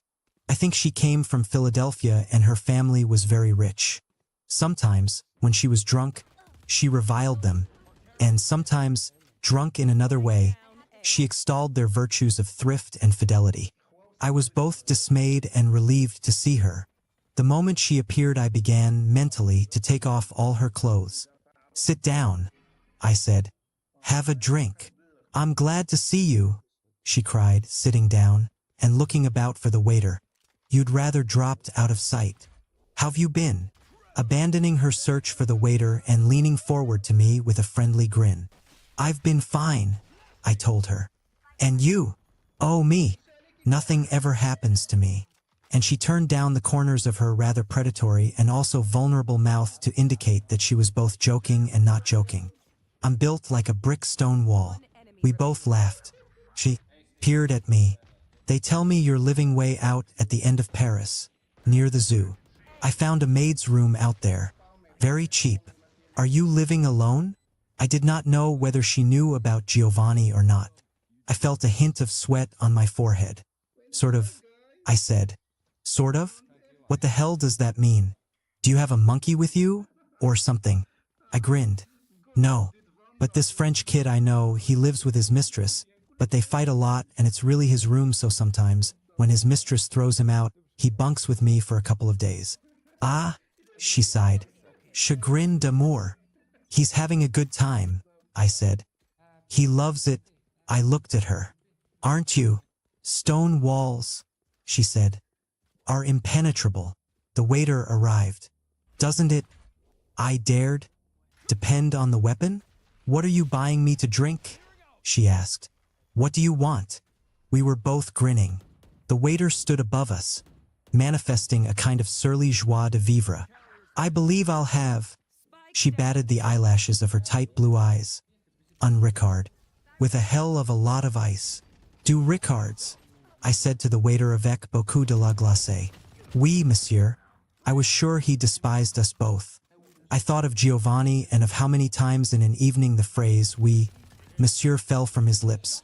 With this fleeting thought there came another, equally fleeting. A new sense of Giovanni, his private life and pain, and all that moved like a flood in him when we lay together at night. To continue, I said. To continue. She made her eyes very wide and blank. Where were we? She was trying to be coquettish and she was trying to be hard-headed. I felt that I was doing something very cruel, but I could not stop. We were talking about stone walls and how they could be entered. I never knew, she simpered, that you had any interest in stone walls. There's a lot about me you don't know. The waiter returned with our drinks. Don't you think discoveries are fun? She stared discontentedly at her drink. Tranquilly, she said, turning toward me again with those eyes. No. Oh, you're much too young for that, I said. Everything should be a discovery. She was silent for a moment. She sipped her drink. I've made, she said finally, all the discoveries that I can stand. But I watched the way her thighs moved against the cloth of her jeans. But you can't just go on being a brick stone wall forever. I don't see why not, she said. Nor do I see how not. Baby, I said, I'm making you a proposition. She picked up her glass again and sipped it, staring straight outward at the boulevard. And what's the proposition? Invite me for a drink. Shay toy. I don't believe, she said, turning to me, that I've got anything in the house. We can pick up something on the way, I said. She stared at me for a long time. I forced myself not to drop my eyes. I'm sure that I shouldn't, she said at last. Why not? She made a small, helpless movement in the wicker chair. I don't know. I don't know what you want. I laughed. If you invite me home for a drink, I said, I'll show you. I think you're being impossible, she said. And for the first time there was something genuine in her eyes and voice. Well, I said, I think you are. I looked at her with a smile which was, I hoped, both boyish and insistent. One don't know what I've said that's so impossible. I've put all my cards on the table, but you're still holding yours. I don't know why you should think a man's being impossible when he declares himself attracted to you. Oh, please, she said and finished her drink. I'm sure it's just the summer sun. The summer sun, I said, lias nothing to do with it. And when she still made no answer, all you've got to do, I said desperately, is decide whether we'll have another drink here or at your place. She snapped her fingers abruptly but did not succeed in appearing jaunty. Come along, she said. I'm certain to regret it, but you really will have to buy something to drink. There isn't anything in the house. And that way, she added after a moment, I'll be sure to get something out of the deal. It was I, then, who felt a dreadful holding back. To avoid looking at her, I made a great show of getting the waiter. And he came, as surly as ever, and I paid him, and we rose and started walking towards the Rue de Sèvres, where Sue paid him, and we rose and started walking towards the Rue de Sèvres, where Sue had a small apartment. Her apartment was dark and full of furniture. None of it is mine, she said. It all belongs to the French lady of a certain age from whom I rented it, who is now in Monte Carlo for her nerves. She was very nervous, too, and I saw that this nervousness could be, for a little while, a great help to me. I had bought a small bottle of cognac and I put it down on her marble-top table and took her in my arms. For some reason I was terribly aware that it was after 7 in the evening, that soon the sun would have disappeared from the river, that all the Paris night was about to begin, and that Giovanni was now at work. She was very big and she was disquietingly fluid without, however, being able to flow. I felt a hardness and a constriction in her, a grave distrust, created already by too many men like me ever to be conquered now. What we were about to do would not be pretty. And, as though she felt this, she moved away from me. Let's have a drink, she said. Unless, of course, you're in a hurry. I'll try not to keep you any longer than absolutely necessary. She smiled and I smiled, too. We were as close in that instant as we would ever get. Like two thieves. Let's have several drinks, I said. But not too many, she said, and simpered again suggestively, like a broken-down movie queen facing the cruel cameras again after a long eclipse. She took the cognac and disappeared into her corner of a kitchen. Make yourself comfortable, she shouted out to me. Take off your shoes. Take off your socks. Look at my books. I often wonder what I'd do if there weren't any books in the world. I took off my shoes and lay back on her sofa. I tried not to think. But I was thinking that what I did with Giovanni could not possibly be more immoral than what I was about to do with Sue. She came back with 2 great brandy snifters. She came close to me on the sofa and we used glasses. We drank a little, she watching me all the while, and then I used her breasts. Her UPS parted and she put her glass down with extraordinary clumsiness and lay against me. It was a gesture of great despair and I knew that she was giving herself, not to me, but to that lover who would never come. And I thought of many things, lying coupled with Sue in that dark place. I wondered if she had done anything to prevent herself from becoming pregnant. And the thought of a child belonging to Sue and me, of my being trapped that way, in the very act, so to speak, of trying to escape, almost precipitated a laughing jag. I wondered if her blue jeans had been thrown on top of the cigarette she had been smoking. I wondered if anyone else had a key to her apartment, if we could be heard through the inadequate walls, how much in a few moments we would hate each other. I also approached Sue as though she were a job of work, a job which it was necessary to do in an unforgettable manner. Somewhere, at the very bottom of myself, I realized that I was doing something awful to her, and it became a matter of my honor not to let this fact become too obvious. I tried to convey, through this grisly act of love, the intelligence, at least, that it was not her flesh that I despised. It would not be her I could not face when we became vertical again. Again, somewhere at the bottom of me, I realized that my fears had been excessive and groundless and, in effect, a lie. It became clearer every instant that what I had been afraid of had nothing to do with my body. Sue was not Hela, and she did not lessen my terror of what would happen when Hela came. She increased it, she made it more real than it had been before. At the same time, I realized that my performance with Sue was succeeding even too well, and I tried not to despise her for feeling so little what her laborer felt. I traveled through a network of Sue's cries, of Sue's tom-tom fists on my back, and judged by means of her thighs, by means of her legs, how soon I could be free. Then I thought, the end is coming soon. Her sobs became even higher and harsher. I was terribly aware of the small of my back and the cold sweat there. I thought, well, let her have it for Christ's sake, get it over with. Then it was ending and I hated her and me. Then it was over and the dark, tiny room rushed back. And I wanted only to get out of there. She lay still for a long time. I felt the night outside and it was calling me. I leaned up at last and found a cigarette. Perhaps, she said, we should finish our drinks. She sat up and switched on the lamp which stood beside her bed. I had been dreading this moment. But she saw nothing in my eyes. She stared at me as though I had made a long journey on a white charger all the way to her prison house. She lifted her glass. "À la vatri," I said. "À la vatri?" She giggled. "À la tienne, sherry." She leaned over and kissed me on the mouth. Then, for a moment, she felt something. She leaned back and stared at me, her eyes not quite tightening yet. And she said lightly, "Do you suppose we could do this again sometime?" "I don't see why not," I told her, trying to laugh. "We carry our own equipment." "Equipment." She was silent. Then, "Could we have supper together? Tonight?" "I'm sorry," I said. "I'm really sorry, Sue. But I've got a date." "Oh, tomorrow, maybe?" "Look, Sue, I hate to make dates. I'll just surprise you." She finished her drink. "I doubt that," she said. She got up and walked away from me. "I'll just put on some clothes and come down with you." She disappeared and I heard the water running. I sat there, still naked, but with my socks on, and poured myself another brandy. Now I was afraid to go out into that night which had seemed to be calling me only a few moments before.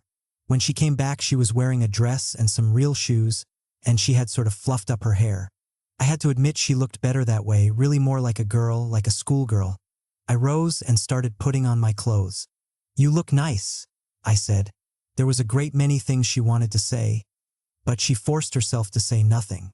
I could scarcely bear to watch the struggle occurring in her face. It made me so ashamed. "Maybe you'll be lonely again," she said finally. I guess I won't mind if you come looking for me. She wore the strangest smile I had ever seen. It was pained and vindictive and humiliated, but she inexpertly smeared across this grimace a bright, girlish gaiety, as rigid as the skeleton beneath her flabby body. If fate ever allowed Sue to reach me, she would kill me with just that smile. Keep a candle, I said in the window, and she opened her door and we passed out into the streets. Chapter 3. I left her at the nearest corner, mumbling some schoolboy excuse, and watched her stolid figure cross the boulevard towards the cafes. I did not know what to do or where to go. I found myself at last along the river, slowly going home. And this was perhaps the first time in my life that death occurred to me as a reality. I thought of the people before me who had looked down at the river and gone to sleep beneath it. I wondered about them. I wondered how they had done it. The physical act. I had thought of suicide when I was much younger, as possibly we all have, but then it would have been for revenge. It would have been my way of informing the world how awfully it had made me suffer. But the silence of the evening, as I wandered home, had nothing to do with that storm, that far-off boy. I simply wondered about the dead because their days had ended and I did not know how I would get through mine. The city, Paris, which I loved so much, was absolutely silent. There seemed to be almost no one on the streets, although it was still very early in the evening. Nevertheless, beneath me, along the river bank, beneath the bridges, in the shadow of the walls, I could almost hear the collective, shivering sigh, were lovers in ruins, sleeping, embracing, coupling, drinking, staring out at the descending night. Behind the walls of the houses I passed, the French nation was clearing away the dishes, putting little Jean-Pierre and Marie to bed, scowling over the eternal problems of the sew, the shop, the church, the unsteady state. Those walls, those shuttered windows held them in and protected them against the darkness and the long moan of this long night.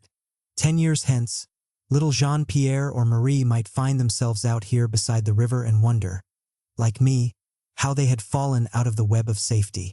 What a long way, I thought, I've come, to be destroyed. Yet it was true, I recalled, turning away from the river down the long street home. I wanted children. I wanted to be inside again, with the light and safety, with my manhood unquestioned, watching my woman put my children to bed. I wanted the same bed at night and the same arms, and I wanted to rise in the morning, knowing where I was. I wanted a woman to be for me a steady ground, like the earth itself, where I could always be renewed. It had been so once. It had almost been so once. I could make it so again. I could make it real. It only demanded a short, hard strength for me to become myself again. I saw a light burning beneath our door as I walked down the corridor. Before I put my key in the lock, the door was opened from within. Giovanni stood there, his hair in his eyes, laughing. He held a glass of cognac in his hand. I was struck at first by what seemed to be the merriment on his face. Then I saw that it was not merriment but hysteria and despair. I started to ask him what he was doing home, but he pulled me into the room, holding me around the neck tightly, with one hand. He was shaking. "Where have you been?" I looked into his face, pulling slightly away from him. "I have looked for you everywhere. Didn't you go to work?" I asked him. "No," he said. "Have a drink. I have bought a bottle of cognac to celebrate my freedom." He poured me a cognac. I did not seem to be able to move. He came toward me again, thrusting the glass into my hand. "Giovanni, what happened?" He did not answer. He suddenly sat down on the edge of the bed, bent over. I saw then that he was also in a state of rage. "Ils sont sales, les gens, tu sais?" He looked up at me. His eyes were full of tears. "They are just dirty, all of them, low and cheap and dirty." He stretched out his hand and pulled me down to the floor beside him. "All except you. Use soft toy." He held my face between his hands, and I suppose such tenderness has scarcely ever produced such terror as I then felt. "Ne me laisse pas tomber, j'ai faim pris," he said, and kissed me, with a strange insistent gentleness on the mouth. His youch could never fail to make me feel desire.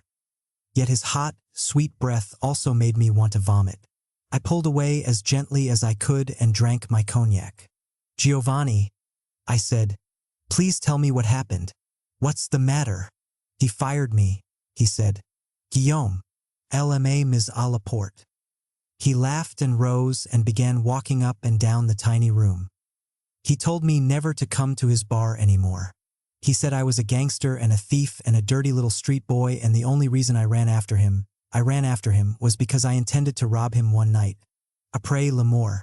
Murd. He laughed again. I could not say anything. I felt that the walls of the room were closing in on me. Giovanni stood in front of our whitewashed windows, his back to me. He said all these things in front of many people right downstairs in the bar. He waited until people came. I wanted to kill him, I wanted to kill them all. He turned back into the center of the room and poured himself another cognac. He drank it at a breath, then suddenly took his glass and hurled it with all his strength against the wall. It rang briefly and fell in 1,000 pieces all over our bed, all over the floor. I could not move at once. Then, feeling that my feet were being held back by water but also watching myself move very fast, I grabbed him by the shoulders. He began to cry. I held him, and while I felt his anguish entering into me, like acid in his sweat, and felt that my heart would burst for him, I also wondered with an unwilling, unbelieving contempt why I had ever thought him strong. He pulled away from me and sat against the wall which had been uncovered. I sat facing him. I arrived at the usual time, he said. I felt very good today. He was not there when I arrived, and I cleaned the bar as usual and had a little drink and a little something to eat. Then he came, and I could see at once that he was in a dangerous mood. Perhaps he had just been humiliated by some young boy. It is funny. And he smiled. You can tell when Guillaume is in a dangerous mood because he then becomes so respectable. When something has happened to humiliate him and make him see, even for a moment, how disgusting he is, and how alone, then he remembers that he is a member of one of the best and oldest families in France. But maybe, then, he remembers that his name is going to die with him. Then he has to do something quick to make the feeling go away. He has to make much noise, or have some very pretty boy, or get drunk, or have a fight, or look at his dirty pictures. He paused and stood up and began walking up and down again. I do not know what happened to him today, but when he came in he tried at first to be very businesslike. He was trying to find fault with my work. But there was nothing wrong, and he went upstairs. Then, by and by, he called me. I hate going up to that little pied-à-terre he has up there over the bar. It always means a scene. But I had to go, and I found him in his dressing gown, covered with perfume. I do not know why, but the moment I saw him like that, I began to be angry. He looked at me as though he were some fabulous coquette, and he is ugly, he has a body just like sour milk. And then he asked me how you were. I was a little astonished, for he never mentions you. I said you were fine. He asked me if we still lived together. I think perhaps I should have lied to him, but I did not see any reason to heed to such a disgusting old fairy. So I said, bien sûr. I was trying to be calm. Then he asked me terrible questions, and I began to get sick watching him and listening to him. I thought it was best to be very quick with him, and I said that such questions were not asked, even by a priest or a doctor, and I said he should be ashamed. Maybe he had been waiting for me to say something like that, for then he became angry and he reminded me that he had taken me out of the streets, etiel a fate cctiel a fate sela.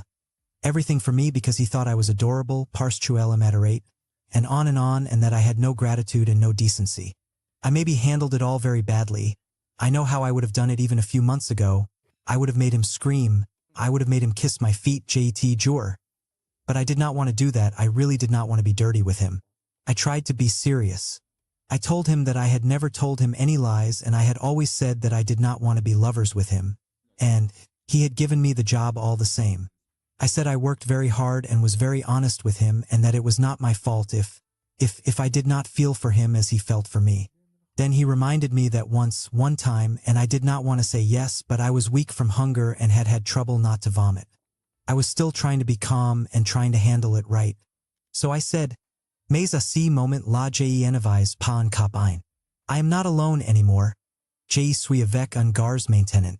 I thought he would understand that he is very fond of romance and the dream of fidelity. But not this time. He laughed and said a few more awful things about you, and he said that you were just an American boy after all, doing things in France which you would not dare to do at home, and that you would leave me very soon. Then, at last, I got angry and I said that he did not pay me a salary for listening to slander, and then I heard someone come into the bar downstairs, so I turned around without saying anything more and walked out. He stopped in front of me. "Can I have some more cognac?" he asked with a smile. "I won't break the glass this time." I gave him my glass. He emptied it and handed it back. He watched my face. "Don't be afraid," he said. "We will be all right." "I am not afraid." Then his eyes darkened. He looked again toward the windows. "Well," he said, "I hoped that that would be the end of it." I worked in the bar and tried not to think of Guillaume or of what he was thinking or doing upstairs. It was apéritif time, you know, and I was very busy. Then, suddenly, I heard the door slam upstairs, and the moment I heard that I knew that it had happened. The awful thing had happened. He came into the bar, all dressed now like a French businessman, and came straight to me. He did not speak to anyone as he came in, and he looked white and angry, and, naturally, this attracted attention. Everyone was waiting to see what he would do, and, I must say, I thought he was going to strike me, or he had maybe gone mad and had a pistol in his pocket. So I am sure I looked frightened, and this did not help matters either. He came behind the bar and began saying that I was a tapette and a thief, and told me to leave at once or he would call the police and have me put behind bars. I was so astonished I could not say anything, and all the time his voice was rising and people were beginning to listen, and suddenly, mon cher, I felt that I was falling from a great high place. For a long while I could not get angry, and I could feel the tears, like fire, coming up. I could not get my breath. I could not believe that he was really doing this to me. I kept saying, "What have I done? What have I done?" You know very well. And nobody knew what he meant, but it was just as though we were back in that theater lobby again, where we met, you remember? Everybody knew that Guillaume was right and I was wrong, that I had done something awful. And he went to the cash register and took out some money, but I knew that he knew that there was not much money in the cash register at such an hour, and pushed it at me and said, "Take it, take it. Better to give it to you than have you steal it from me at night. Now go." And oh, the faces in that bar, you should have seen them. They were so wise and tragic, and they knew that now they knew everything, that they had always known it, and they were so glad that they had never had anything to do with me. Ah, les encules, the dirty sons of bitches, les gonzesses. He was weeping again, with rage this time.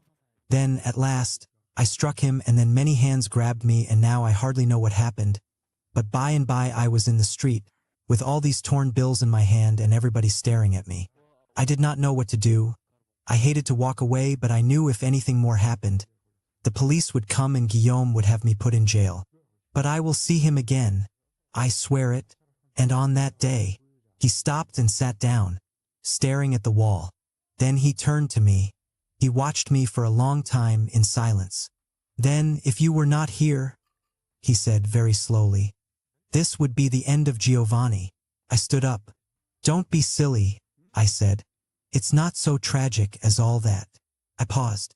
"Guillaume's disgusting. They all are. But it's not the worst thing that ever happened to you. Is it? Maybe everything bad that happens to you makes you weaker," said Giovanni, as though he had not heard me. "And so you can stand less and less." Then, looking up at me, "No. The worst thing happened to me long ago, and my life has been awful since that day. You are not going to leave me, are you?" I laughed. "Of course not."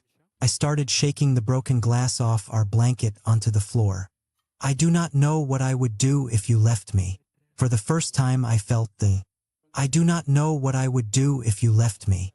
For the first time I felt the suggestion of a threat in his voice, or I put it there. I have been alone so long. I do not think I would be able to live if I had to be alone again. "You aren't alone now," I said. And then, quickly, for I could not, at that moment, have endured his touch. "Shall we go for a walk? Come. Out of this room for a minute." I grinned and cuffed him roughly, football fashion, on the neck. Then we clung together for an instant, pushed him away. "He'll buy you a drink," I said. "And will you bring me home again?" he asked. "Yes, I'll bring you home again. Je t'aime. Tu sais? J. Luceus, mon vieux, he went to the sink and started washing his face. He combed his hair. I watched him. He grinned at me in the mirror, looking suddenly beautiful and happy. And young. I had never in my life before felt so helpless or so old. But we will be all right, he cried. N'est-ce pas? Certainly, I said. He turned from the mirror. He was serious again. But you know, I do not know how long it will be before I find another job. And we have almost no money. Do you have any money? Did any money come from New York for you today? No money came from New York today, I said calmly. But I have a little money in my pocket. I took it all out and put it on the table. About 4,000 francs. And He went through his pockets, scattering bills and change. He shrugged and smiled at me. That fantastically sweet and helpless and moving smile. Jem excuse. I went a little mad. He went down on his hands and knees and gathered it up and put it on the table beside the money I had placed there. About 3,000 francs worth of bills had to be pasted together, and we put those aside until later. The rest of the money on the table totaled about 9,000 francs. We are not rich, said Giovanni grimly, but we will eat tomorrow. I somehow did not want him to be worried. I could not endure that look on his face. Till write my father again tomorrow, I said. I'll tell him some kind of he that he'll believe, and I'll make him send me some money. And I moved toward him as though I were driven, putting my hands on his shoulders and forcing myself to look into his eyes. I smiled, and I really felt at that moment that Judas and the Savior had met in me. Don't be frightened. Don't worry. And I also felt, standing so close to him, feeling such a passion to keep him from terror, that a decision, once again, had been taken from my hands. For neither my father nor Hella was real at that moment. And yet even this was not as real as my despairing sense that nothing was real for me. Nothing would ever be real for me again, unless, indeed, this sensation of falling was reality. The hours of this night begin to dwindle, and now, with every second that passes on the clock, the blood at the bottom of my heart begins to boil, to bubble, and I know that no matter what I do, anguish is about to overtake me in this house, as naked and silver as that great knife which Giovanni will be facing very soon. My executioners are here with me, walking up and down with me, washing things and packing and drinking from my bottle. They are everywhere I turn. Walls, windows, mirrors, water, the night outside, they are everywhere. I might call, as Giovanni at this moment lying in his cell might call. But no one will hear. I might try to explain. Giovanni tried to explain. I might ask to be forgiven if I could name and face my crime, if there were anything or anybody anywhere with the power to forgive. No, it would help if I were able to feel guilty. But the end of innocence is also the end of guilt. No matter how it seems now, I must confess. I loved him. I do not think that I will ever love anyone like that again.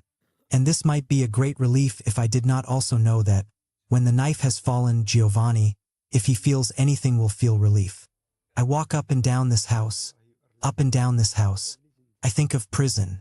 Long ago, before I had ever met Giovanni, I met a man at a party at Jacques' house who was celebrated because he had spent half his life in prison. He had then written a book about it which displeased the prison authorities and won a literary prize. But this man's life was over. He was fond of saying that, since to be in prison was simply not to live, the death penalty was the only merciful verdict any jury could deliver. I remember thinking that, in effect, he had never left prison. Prison was all that was real to him. He could speak of nothing else. All his movements, even to the lighting of a cigarette, were stealthy. Wherever his eyes focused, one saw a wall rise up. His face, the color of his face, brought to mind darkness and dampness. I felt that if one cut him, his flesh would be the flesh of mushrooms. And he described to us in avid, nostalgic detail the barred windows, the barred doors, the Judas, the guards standing at far ends of corridors under the light. It is 3 tiers high inside the prison, and everything is the color of gunmetal. Everything is dark and cold, except for those patches of light, where authority stands. There is on the air perpetually the memory of fists against the metal, a dull, booming tom-tom possibility, like the possibility of madness. The guards move and mutter and pace the corridors and boom dully up and down the stairs. They are in black, they carry guns, they are always afraid, they scarcely dare be kind. 3 tiers down, in the prison's center, in the prison's great, cold heart, there is always activity. Trusted prisoners wheeling things about, going in and out of the offices, ingratiating themselves with the guards for privileges of cigarettes, alcohol, and sex. The night deepens in the prison, there is muttering everywhere, and everybody knows, somehow, that death will be entering the prison courtyard early in the morning. Very early in the morning, before the trustees begin wheeling great garbage cans of food along the corridors. 3 men in black will come noiselessly down the corridor. One of them will turn the key in the lock. They will lay hands on someone and rush him down the corridor, first to the priest and then to a door which will open only for him, which will allow him, perhaps, one glimpse of the morning before he is thrown forward on his belly on a board and the knife falls on his neck. I wonder about the size of Giovanni's cell. I wonder if it is bigger than his room.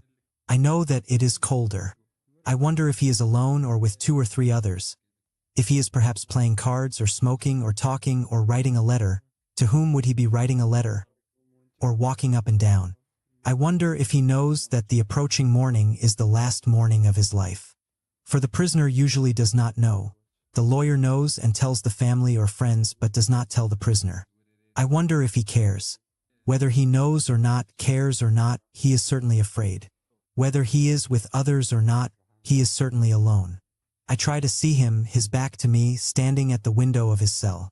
From where he is perhaps he can only see the opposite wing of the prison. Perhaps by straining a little just over the high wall, a patch of the street outside. I do not know if his hair has been cut or is long. I should think it would have been cut. I wonder if he is shaven. And now a million details, proof and fruit of intimacy, flood my mind. I wonder, for example, if he feels the need to go to the bathroom, if he has been able to eat today, if he is sweating or dry. I wonder if anyone has made love to him in prison. And then something shakes me. I feel shaken hard and dry, like some dead thing in the desert, and I know that I am hoping that Giovanni is being sheltered in someone's arms tonight. I wish that someone were here with me.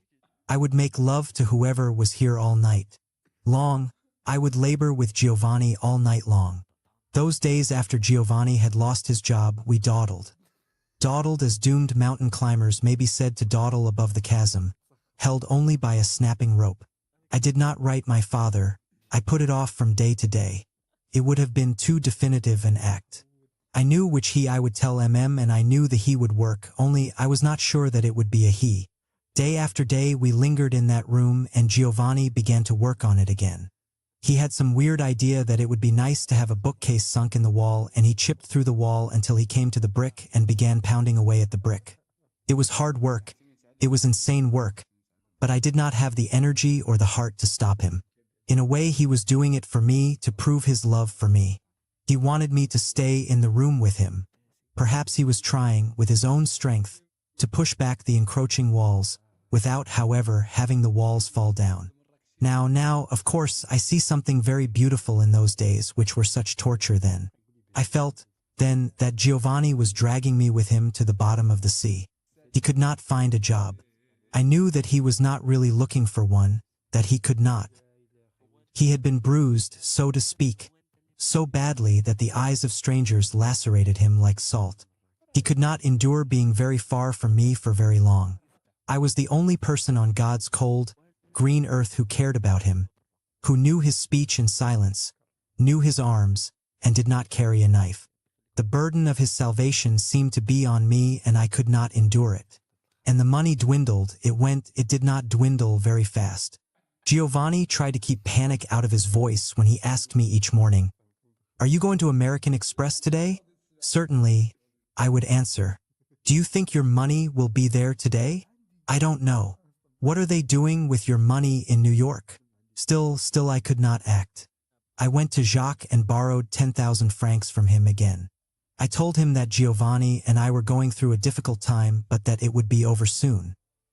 "He was very nice about it," said Giovanni. "He can, sometimes, be a very nice man."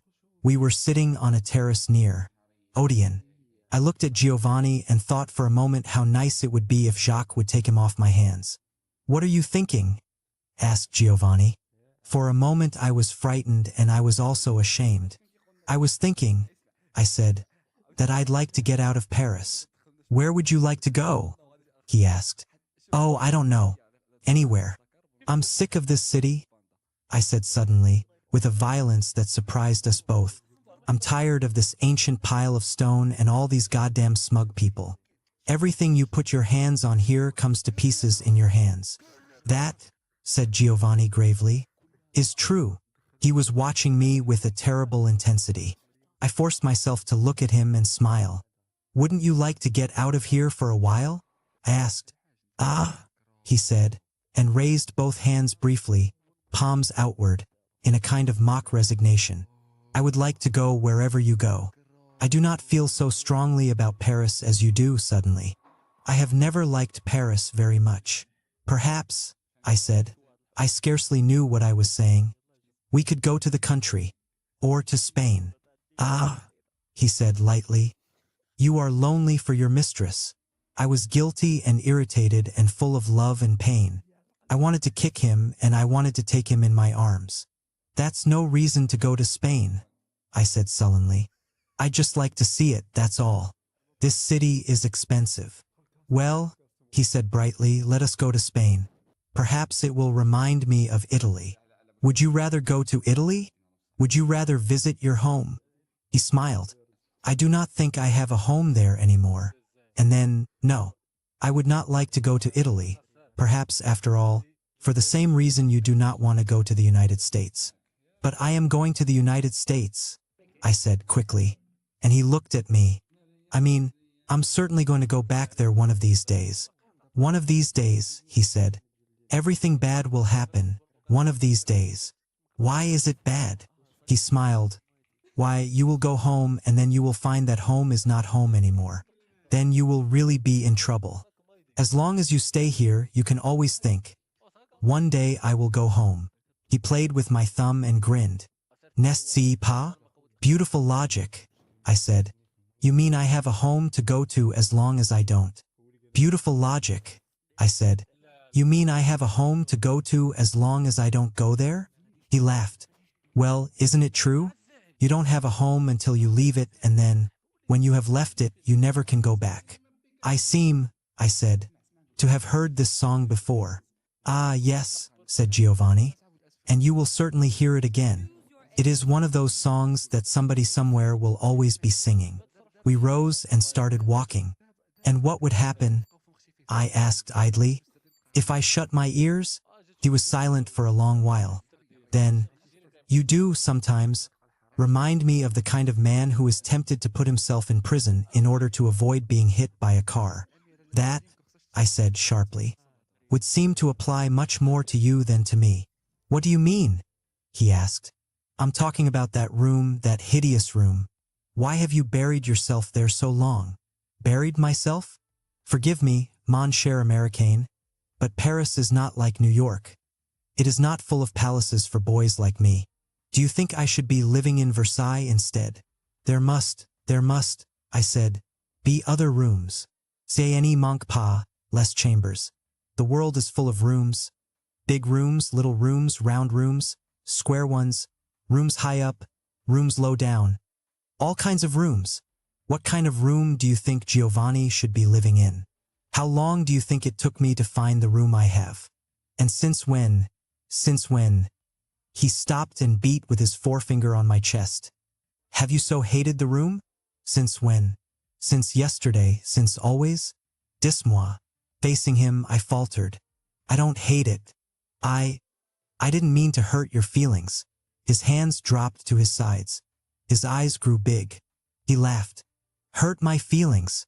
Am I now a stranger that you speak to me like that, with such an American politeness? All I mean, baby, is that I wish we could move. We can move. Tomorrow. Let us go to a hotel. Is that what you want? Le Krillin put etri. I sighed, speechless, and we started walking again. I know. He burst out after a moment. I know. You want to leave Paris, you want to leave the room. Ah, you are wicked. Come to es merchant. You misunderstand me, I said. You misunderstand me. He smiled grimly to himself. J'espère bien. Later, when we were back in the room putting the loose bricks Giovanni had taken out of the wall into a sack, he asked me, "This girl of yours? Have you heard from her lately?" "Not lately," I said. I did not look up. "But I expect her to turn up in Paris almost any day now." He stood up, standing in the center of the room under the light, looking at me. I stood up, too, half smiling, but also, in some strange, dim way, a little frightened. "Viens m'embrasser," he said. I was vividly aware that he held a brick in his hand. I held a brick in mine. It really seemed for an instant that if I did not go to him, we would use these bricks to beat each other to death. Yet I could not move at once. We stared at each other across a narrow space that was full of danger, that almost seemed to roar, like flame. "Come," he said. I dropped my brick and went to him. In a moment I heard his fall. And at moments like this I felt that we were merely enduring and committing the longer and lesser and more perpetual murder. Chapter 4. At last there came the note which I had been waiting for, from Hella, telling me what day and hour she would arrive in Paris.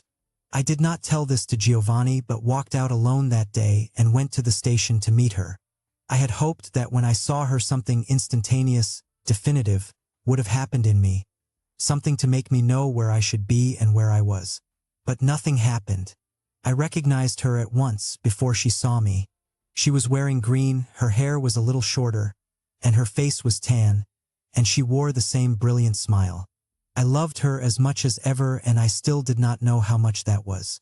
When she saw me, she stood stock still on the platform, her hands clasped in front of her, with her wide-legged, boyish stance, smiling. For a moment we simply stared at each other. "Eh bien," she said. "T'embrasse pas de femme?" Then I took her in my arms and something happened then. I was terribly glad to see her. It really seemed, with Hella in the circle of my arms, that my arms were home and I was welcoming her back there. She fitted in my arms, she always had, and the shock of holding her caused me to feel that my arms had been empty since she had been away. I held her very close in that high, dark shed, with a great confusion of people all about us, just beside the breathing train. She smelled of the wind and the sea and of space, and I felt in her marvelously living body the possibility of legitimate surrender. Then she pulled away. Her eyes were damp. "Let me look at you," she said. She held me at arm's length, searching my face. "Ah, you look wonderful. I'm so happy to see you again." I kissed her lightly on the nose and felt that I had passed the first inspection. I picked up her bags and we started towards the exit. "Did you have a good trip? And how was Seville? And how do you like bullfights? Did you meet any bullfighters? Tell me everything." She laughed. "Everything is a very tall order. I had a terrible trip. I hate trains.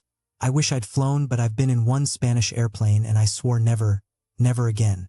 It rattled, my dear, in the middle of the air just like a Model T Ford. It had probably been a Model T Ford at one time, and I just sat there, praying. And drinking brandy. I was sure I'd never see land again." We passed through the barrier, into the streets. Hella looked about delightedly at all of it. The cafes, the self-contained people, the violent snarl of the traffic, the blue-caped traffic policeman and his white, gleaming club. "Coming back to Paris," she said after a moment, "is always so lovely, no matter where you've been." We got into a cab and our driver made a wide, reckless circle into the stream of traffic. One should think that even if you returned here in some awful sorrow, you might find it possible here to begin to be reconciled. "Let's hope," I said, "that we never have to put Paris to that test." Her smile was at once bright and melancholy. "Let's hope." Then she suddenly took my face between her hands and kissed me. There was a great question in her eyes, and I knew that she burned to have this question answered at once. But I could not do it yet. I held her close and kissed her, closing my eyes. Everything was as it had been between us, and at the same time everything was different. I told myself I would not think about Giovanni yet. I would not worry about him yet. For tonight anyway, Hella and I should be together with nothing to divide us. Still, I knew very well that this was not really possible. He had already divided us. I tried not to think of him sitting alone in that room, wondering why I stayed away so long. Then we were sitting together in Hella's room on the Rue de Tournon, sampling Fundador. "It's much too sweet," I said. "Is this what they drink in Spain?" "I never saw any Spaniards drinking it," she said and laughed. "They drink wine. I drank gin fizz. In Spain I somehow had the feeling that it was healthy." And she laughed again.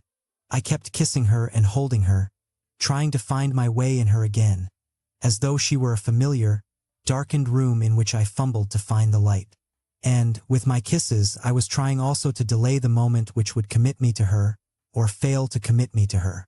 But I think she felt that the indefinitive constraint between us was of her doing and all on her side. She was remembering that I had written her less and less often while she had been away. In Spain, until near the end, this had probably not worried her. Not until she herself had come to a decision did she begin to be afraid that I might also have arrived at a decision, opposite to hers. Perhaps she had kept me dangling too long. She was by nature forthright and impatient. She suffered when things were not clear, yet she forced herself to wait for some word or sign from me and held the reins of her strong desire tightly in her hands. The reins of her strong desire tightly in her hands. I wanted to force her to relinquish reins. Somehow I would be tongue-tied until I took her again. I hoped to burn out, through Hella, my image of Giovanni and the reality of his touch. I hoped to drive out fire with fire. Yet my sense of what I was doing made me double-minded. And at last she asked me, with a smile, "Have I been away too long?" "I don't know," I said. "It's been a long time." "It was a very lonely time," she said, unexpectedly. She turned slightly away from me, lying on her side, looking toward the window. I felt so aimless, like a tennis ball, bouncing. I began to wonder where I'd land. I began to feel that I'd, somewhere, missed the boat. She looked at me. "You know the boat I'm talking about. They make movies about it where I come from. It's the boat that, when you miss it, it's a boat, but when it comes in, it's a ship." I watched her face. It was stiller than I had ever known it to be before. "Didn't you like Spain?" I asked, nervously. "At all." She ran one hand, impatiently, through her hair. "Oh, of course I like Spain, why not? It's very beautiful. I just didn't know what I was doing there. And I'm beginning to be tired of being in places for no particular reason." I lit a cigarette and smiled. "But you went to Spain to get away from me, remember?" She smiled and stroked my cheek. "I haven't been very nice to you, have I? You've been very honest." I stood up and walked a little away from her. "Did you get much thinking done, Hella? I told you in my letter. Don't you remember?" For a moment everything seemed perfectly still. Even the faint street noises died. I had my back to her, but I felt her eyes. I felt her waiting. Everything seemed to be waiting. I wasn't sure about that letter. I was thinking, perhaps I can get out of it without having to tell her anything. You were so sort of offhand. I couldn't be sure whether you were glad or sorry to be throwing in with me. "Oh," she said, "but we've always been offhand." If that's the only way I could have said it. But I could not say it. I sensed that, though it might be true, she no longer knew it. "But perhaps," she said carefully, "you feel differently now. Please say so if you do." She waited for my answer for a moment. Then, "You know, I'm not really the emancipated girl I try to be at all. I guess I just want a man to come home to me every night. I want to be able to sleep with a man without being home to me every night. I want to be able to sleep with a man without being afraid he's going to knock me up. Hell, I want to be knocked up. I want to start having babies. In a way, if that's really all I'm good for." There was silence again. "Is that what you want?" "Yes," I said. "I've always wanted that." I turned to face her very quickly, or as though strong hands on my shoulders had turned me around. The room was darkening. She lay on the bed watching me, her mouth slightly open and her eyes like lights. I was terribly aware of her body, and of mine.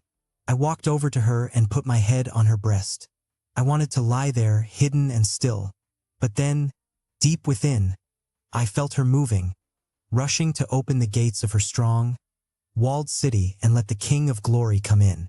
"Dear Dad," I wrote, I won't keep any secrets from you anymore. I found a girl and I want to marry her, and it wasn't that I was keeping secrets from you. I just wasn't sure she wanted to marry me. But she's finally agreed to risk it, poor soft-headed thing that she is, and we're planning to tie the knot while we're still over here and make our way home by easy stages.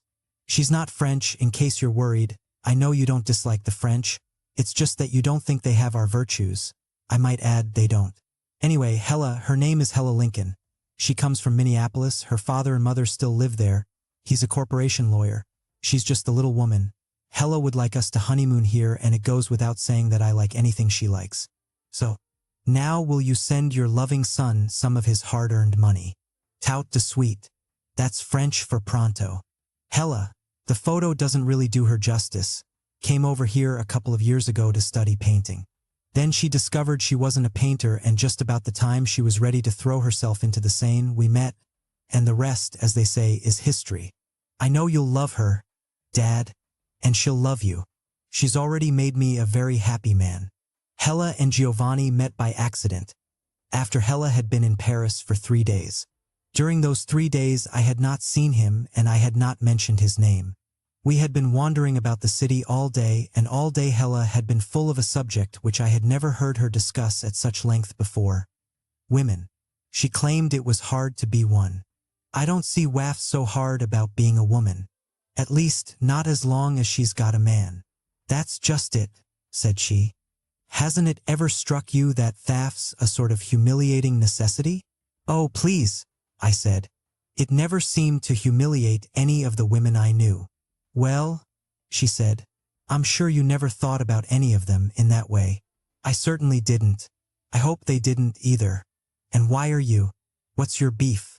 I've got no beef, she said. She hummed, low in her throat, a kind of playful Mozart tune. I've got no beef at all. But it does seem, well, difficult to be at the mercy of some gross, unshaven stranger before you can begin to be yourself. I don't know if I like that, I said. Since when have I been gross? Or a stranger? It may be true that I need a shave, but that's your fault. I haven't been able to tear myself away from you. And I grinned and kissed her. Well, she said, you may not be a stranger now, but you were once, and I'm sure you will be again. Many times. If it comes to that, I said, so will you be for me. She looked at me with a quick, bright smile. Will I? Then. But what I mean about being a woman is, we might get married now and stay married for 50 years, and I might be a stranger to you every instant of that time, and you might never know it. But if I were a stranger, you would know it? For a woman, she said, I think a man is always a stranger. And there's something awful about being at the mercy of a stranger. But men are at the mercy of women, too. Have you never thought of that? Ah, she said, men may be at the mercy of women. I think men like that idea. It strokes the misogynist in them. But if a particular man is ever at the mercy of a particular woman, why, he's somehow stopped being a man. And the lady, then, is more neatly trapped than ever. You mean, I can't be at your mercy? But you can be at mine. I laughed. I'd like to see you at anybody's mercy, Hella. You may laugh, she said humorously. But there is something in what I say. I began to realize it in Spain, that I wasn't free, that I couldn't be free until I was attached, no, committed to someone. To someone? Not something. She was silent.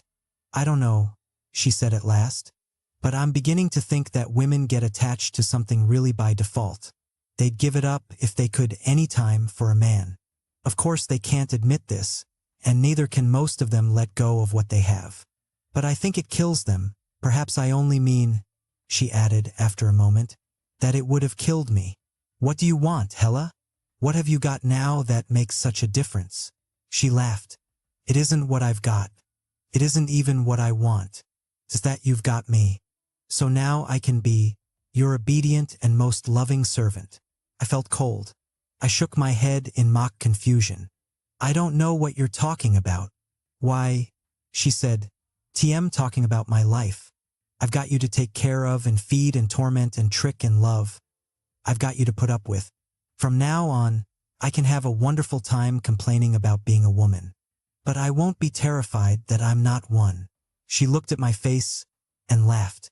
Oh, I'll be doing other things, she cried. I won't stop being intelligent. I'll read and argue and think and all that, and I'll make a great point of not thinking your thoughts. And you'll be pleased because I'm sure the resulting confusion will cause you to see that I've only got a finite woman's mind after all. And if God is good, you'll love me more and more and will be quite happy. She laughed again. Don't bother your head about it, sweetheart. Leave it to me. Her amusement was contagious and I shook my head again, laughing with her. You're adorable, I said. I don't understand you at all. She laughed again. There, she said. That's fine. We're both taking to it like ducks to water. We were passing a bookstore and she stopped.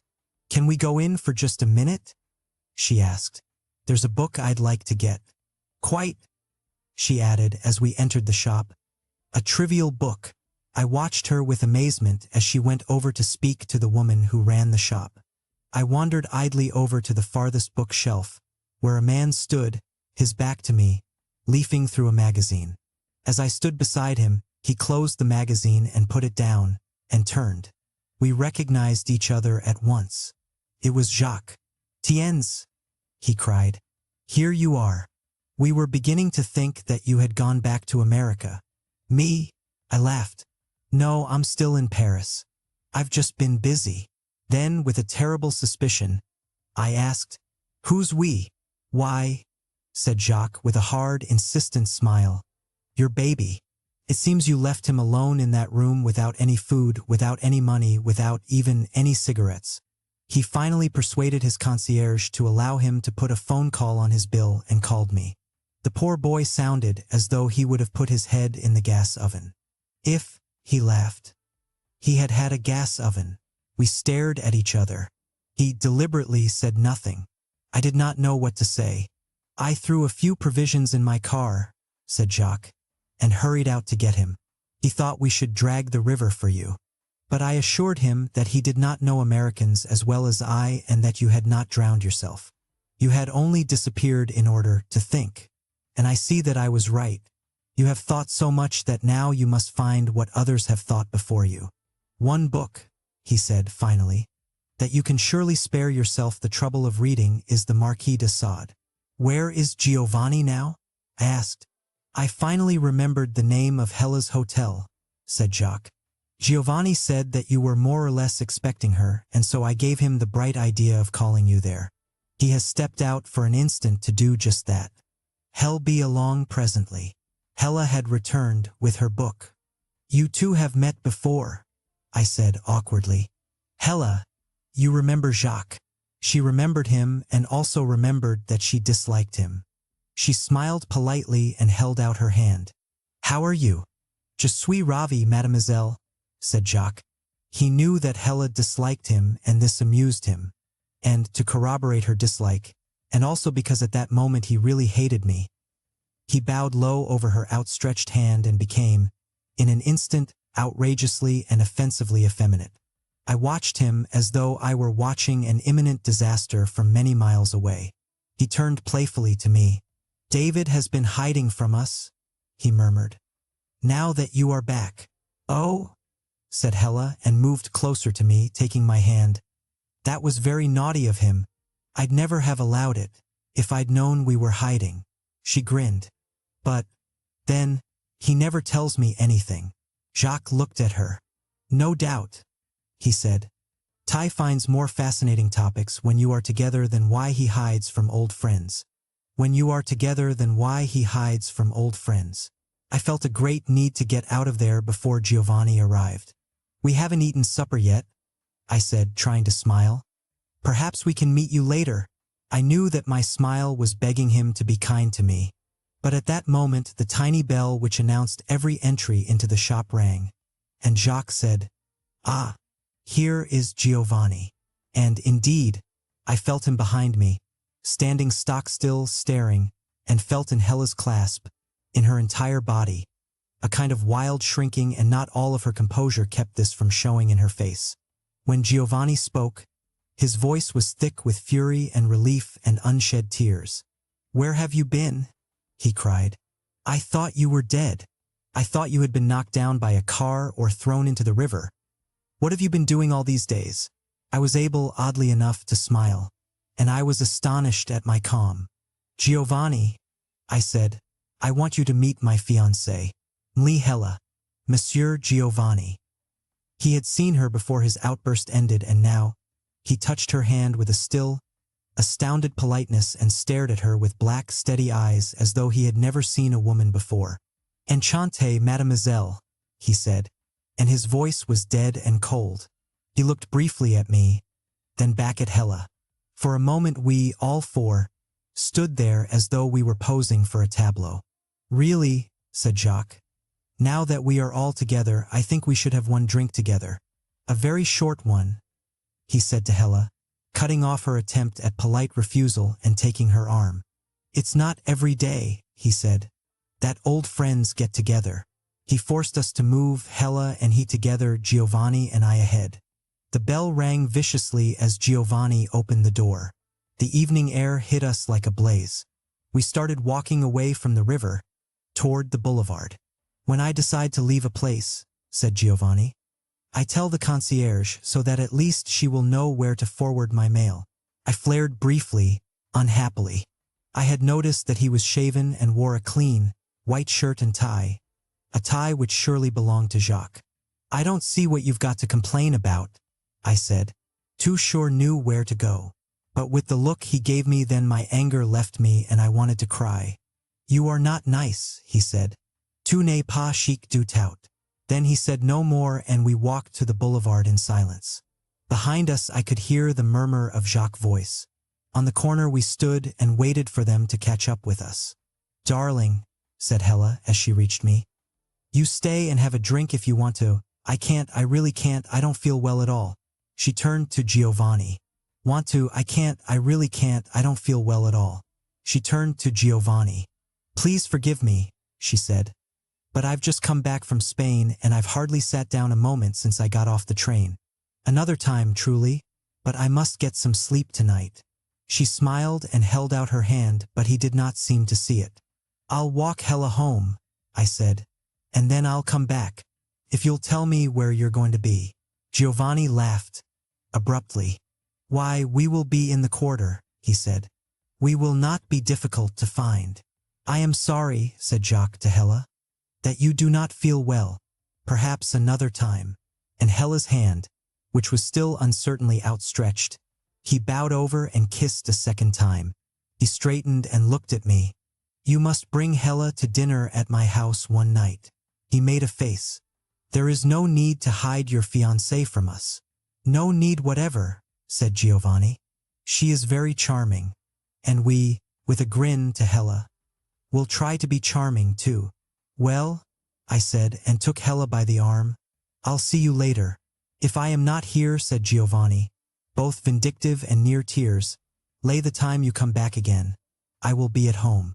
You remember where that is? It is near a zoo. I remember, I said. I started backing away, as though I were backing out of a cage. I'll see you later. A tout allure. À la prochaine, said Giovanni. I felt their eyes on our backs as we walked away from them.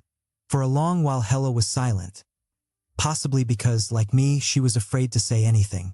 Then, I really can't stand that man. He gives me the creeps. After a moment, I didn't know you'd seen so much of him while I was away. I didn't, I said. To do something with my hands, to give myself a moment of privacy. I stopped and lit a cigarette. I felt her eyes. But she was not suspicious. She was only troubled. And who is Giovanni? She asked, when we started walking again. She gave a little laugh. One just realized that I haven't even asked you where you were living. Are you living with him? We've been sharing a maid's room out at the end of Paris, I said. Then it wasn't very nice of you, said Hella, to go off for so long without any warning. Well, my God, I said. He's only my roommate. How was I to know he'd start dragging the river just because I stayed out a couple of nights? Jacques said you left him there without any money, without any cigarettes or anything, and you didn't even tell him you were going to be with me. There are lots of things I didn't tell Giovanni. But he's never made any kind of scene before. I guess he must be drunk. They'll talk to him later. Are you going to go back there later? Well, I said, if I don't go back there later, 111 go on over to the room. I've been meaning to do that anyway. I grinned. I have to get shaved. Hella sighed. I didn't mean to get your friends mad at you, she said. You ought to go back and have a drink with them. You said you were going to. Well, I may not. I'm not married to them, you know. Well, the fact that you're going to be married to me doesn't mean you have to break your word to your friends. It doesn't even mean, she added shortly, that I have to like your friends. Hella, I said. I am perfectly aware of that. We turned off the boulevard, toward her hotel. He's very intense, isn't he? She said. I was staring at the dark mound of the Senate, which ended our dark, slightly uphill street. Who is? Giovanni. He's certainly very fond of you. He's Italian, I said. Italians are theatrical. Well, this one, she laughed, must be special even in Italy. How long have you been living with him? A couple of months. I threw away my cigarette. I ran out of money while you were away, I'm still waiting for money, and I moved in with him because it was cheaper. At that time he had a job and was living with his mistress most of the time. Oh, she said. He has a mistress? He had a mistress, I said. He also had a job. He's lost both. Poor boy, she said. No wonder he looks so lost. He'll be all right, I said briefly. We were before her door. She pressed the night bell. Is he a very good friend of Jacques? She asked. Perhaps, I said. Not quite good enough to please Jacques. She laughed. I always feel a cold wind go over me, she said, when I find myself in the presence of a man who dislikes women as much as Jacques does. Well then, I said, well, just keep him away from you. We don't want no cold winds blowing over this girl. I kissed her on the tip of her nose. At the same moment there was a rumble from deep within the hotel, and the door unlocked itself with a small, violent shudder. Hella looked humorously into the blackness. I always wonder, she said, if I dare go in. Then she looked up at me. Well, do you want to have a drink upstairs before you go back to join your friends? Sure, I said. We tiptoed into the hotel, closing the door gently behind us. My fingers finally found the minuterie, and the weak, yellow fight spilled over us. A voice, completely unintelligible, shouted out at us, and Hella shouted back her name, which she tried to pronounce with a French accent. As we started up the stairs, the light went out and Hella and I began to giggle like two children. We were unable to find the minute switch on any of the landings. I don't know why we both found this so hilarious, but we did, and we held on to each other, giggling all the way to Hella's top-floor room. Tell me about Giovanni, she asked much later, while we lay in bed and watched the black night tease her stiff white curtains. He interests me. That's a pretty tactless thing to say at this moment, I told her. What the hell do you mean, he interests you? I mean who he is, what he thinks about, how he got that face. What's the matter with his face? Nothing. He's very beautiful as a matter of fact. But there's something in that face so old-fashioned. Go to sleep, I said. You're babbling. How did you meet him? Oh, in a bar one drunken night with lots of other people. Was Jacques there? I don't remember. Yes, I guess so. I guess he met Giovanni at the same time I did. What made you go to live with him? I told you. I was broke and he had this room. But that can't have been the only reason. Oh, well, I said. I liked him. And don't you like him anymore? I'm very fond of Giovanni. You didn't see him at his best tonight, but he's a very nice man.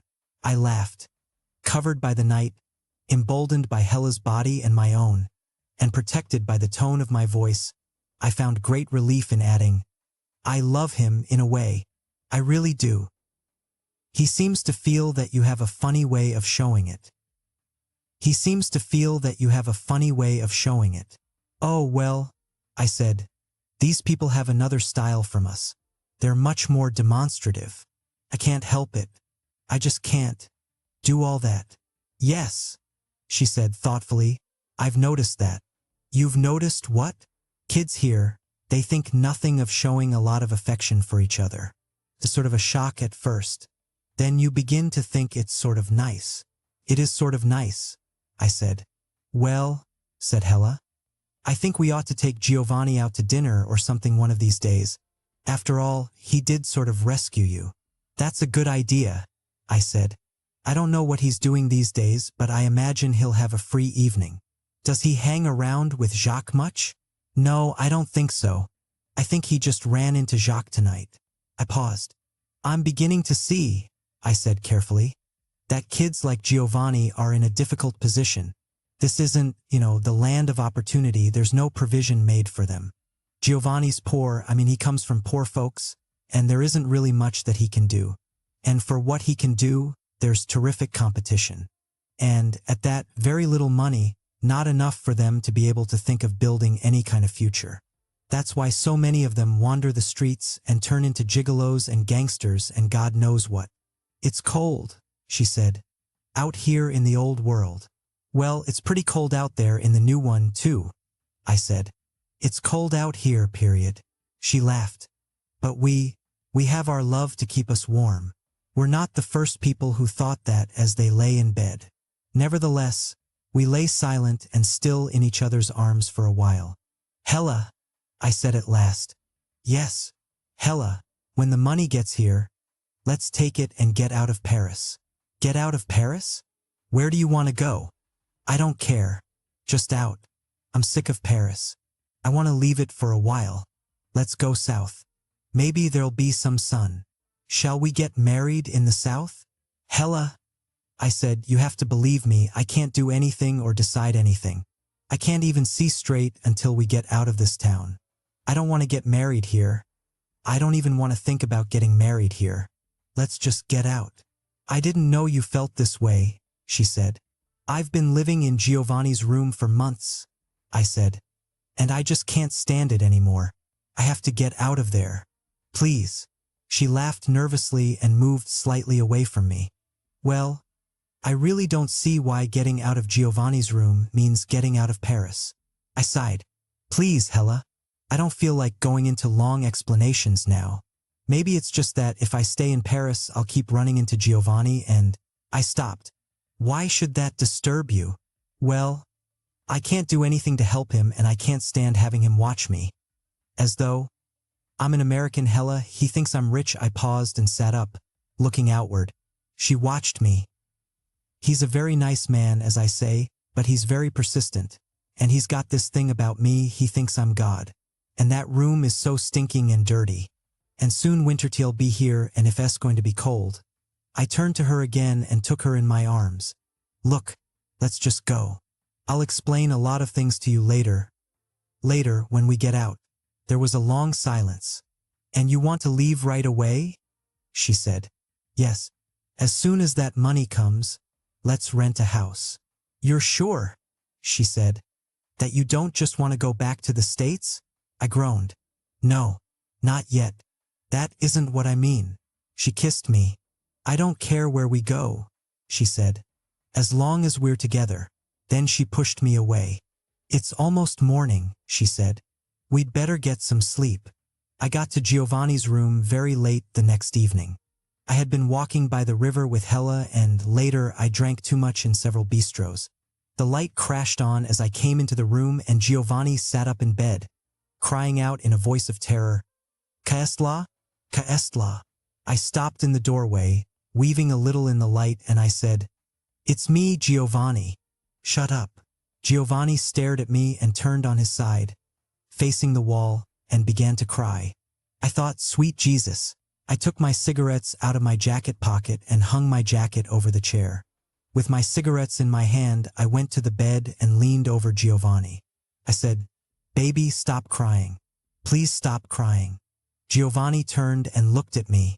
His eyes were red and wet, but he wore a strange smile. It was composed of cruelty and shame and delight. He held out his arms and I leaned down, brushing his hair from his eyes. You smell of wine, said Giovanni then. I haven't been drinking wine. Is that what frightened you? Is that why you are crying? No. What is the matter? Why have you gone away from me?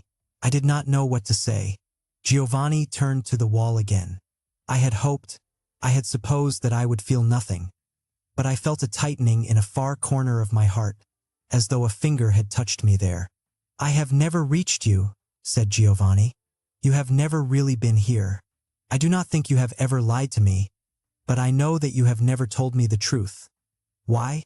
Sometimes you were here all day long and you read or you opened the window or you cooked something, and I watched you, and you never said anything, and you looked at me with such eyes, as though you did not see me. All day, while I worked, to make this room for you, I said nothing. I looked beyond Giovanni's head at the square windows which held back the feeble moonlight. What are you doing all the time? And why do you say nothing? You are evil, you know, and sometimes when you smiled at me, I hated you. I wanted to strike you. I wanted to make you bleed. You smiled at me the way you smiled at everyone. You told me what you told everyone. And you tell nothing but lies. What are you always hiding? And do you think I did not know when you made love to me, you were making love to no one? No one. Or everyone, but not me, certainly. I am nothing to you, nothing. And you bring me fever, but no delight. I moved, looking for a cigarette. They were in my hand. I lit one. In a moment I thought, I will say something. I will say something and then I will walk out of this room forever. You know I cannot be alone. I have told you. What is the matter? Can we never have a life together? He began to cry again. I watched the hot tears roll from the corners of his eyes onto the dirty pillow. If you cannot love me, I will die. Before you came I wanted to die. I have told you many times. It is cruel to have made me want to live only to make my death more bloody. I wanted to say so many things. Yet, when I opened my mouth, I made no. I wanted to say so many things. Yet, when I opened my mouth, I made no sound. And yet, I do not know what I felt for Giovanni. I felt nothing for Giovanni. I felt terror and pity and a rising lust. He took my cigarette from my lips and puffed on it, sitting up in bed, his hair in his eyes again. I have never known anyone like you before. I was never like this before you came. Listen, in Italy I had a woman and she was very good to me. She loved me, and she took care of me and she was always there when I came in from work, in from the vineyards, and there was never any trouble between us, never. I was young then and did not know the things I learned later or the terrible things you have taught me. I thought all women were like that. I thought all men were like me. I thought I was like all other men. I was not unhappy then and I was not lonely, for she was there, and I did not want to die. I wanted to stay forever in our village and work in the vineyards and drink the wine we made and make love to my girl. I have told you about my village? It is very old and in the south it is on a hill. At night, when we walked by the wall, the world seemed to fall down before us, the whole far-off dirty world. I did not ever want to see it. Once we made love under the wall. Yes, I wanted to stay there forever and eat much spaghetti and drink much wine and make many babies and grow fat. You would not have liked me if I had stayed. I can see you many years from now, coming through our village in the ugly, fat, American motor car you will surely have by then, and looking at me and looking at all of us and tasting our wine and shitting on us with those empty smiles Americans wear everywhere and which you wear all the time, and driving off with a great roar of the motors and a great sound of tires and telling all the other Americans you meet that they must come and see our village because it is so picturesque. And you will have no idea of the life there, dripping and bursting and beautiful and terrible, as you have no idea of my life now. But I think I would have been happier there, and I would not have minded your smiles. I would have had my life. I have lain here many nights, waiting for you to come home, and thought how far away is my village and how terrible it is to be in this cold city, among people whom I hate, where it is cold and wet and never dry and hot as it was there, and where Giovanni has no one to talk to and no one to be with, and where he has found a lover who is neither man nor woman, nothing that I can know or touch. You do not know, do you, what it is like to he awake at night and wait for someone to come home? But I am sure you do not know. You do not know anything. You do not know any of the terrible things. That is why you smile and dance the way you do, and you think that the comedy you are playing with the short-haired, moon-faced little girl is love. He dropped the cigarette to the floor, where it lay burning faintly. He began to cry again. I looked at the room, thinking, I cannot bear it. I left my village one wild, sweet day. I will never forget that day. It was the day of my death. I wish it had been the day of my death. I remember the sun was hot and scratchy on the back of my neck as I walked the road away from my village, and the road went upward and I walked bent over. I remember everything, the brown dust at my feet, and the little pebbles which rushed before me, and the short trees along the road and all the flat houses and all their colors under the sun. I remember I was weeping, but not as I am weeping now, much worse, more terrible. Since I am with YM, I cannot even cry as I cried then. That was the first time in my life that I wanted to die. I had just buried my baby in the churchyard where my father and my father's fathers were, and I had left my girl screaming in my mother's house. Yes, I had made a baby, but it was barn dead. It was all gray and twisted when I saw it, and it made no sound. And we spanked it on the buttocks, and we sprinkled it with holy water, and we prayed, but it never made a sound. It was dead. It was a little boy. It would have been a wonderful, strong man, perhaps even the kind of man you and Jacques and Guillaume and all your disgusting band of fairies spend all your days and nights looking for and dreaming of. But it was dead. It was my baby, and we had made it, my girl and I, and it was dead. When I knew that it was dead, I took our crucifix off the wall, and I spat on it, and I threw it on the floor, and my mother and my girl screamed, and I went out. We buried it right away, the next day, and then I left my village, and I came to this city where surely God has punished me for all my sins and for spitting on his holy Son, and where I will surely die. I do not think that I will ever see my village again. I stood up. My head was turning. Salt was in my mouth. The room seemed to rock, as it had the first time I had come here, so many lifetimes ago. I heard Giovanni's moan behind me. Sherry. Mon Trace Cher. Don't leave me. Please don't leave me. I turned and held him in my arms, staring above his head at the wall, at the man and woman on the wall who walked together among roses. He was sobbing, it would have been said, as though his heart would break. But I felt that it was my heart which was broken. Something had broken in me to make me so cold and so perfectly still and far away. Still, I had to speak. Giovanni, I said. Giovanni. He began to be still. He was listening. I felt unwillingly, not for the first time, the cunning of the desperate. The cunning of the desperate. Giovanni, I said, you always knew that I would leave one day. You knew my fiancée was coming back to Paris.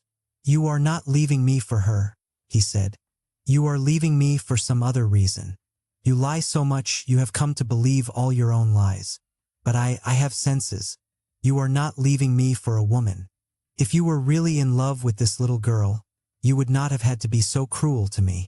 She's not a little girl, I said. She's a woman, and no matter what you think, I do love her. You do not, cried Giovanni, sitting up.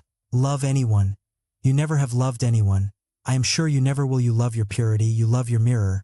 You are just like a little virgin. You walk around with your hands in iron of you as though you had some precious metal, gold, silver, rubies, maybe diamonds down there between your legs. You will never give it to anybody. You will never let anybody touch it, man or woman. You want to be clean.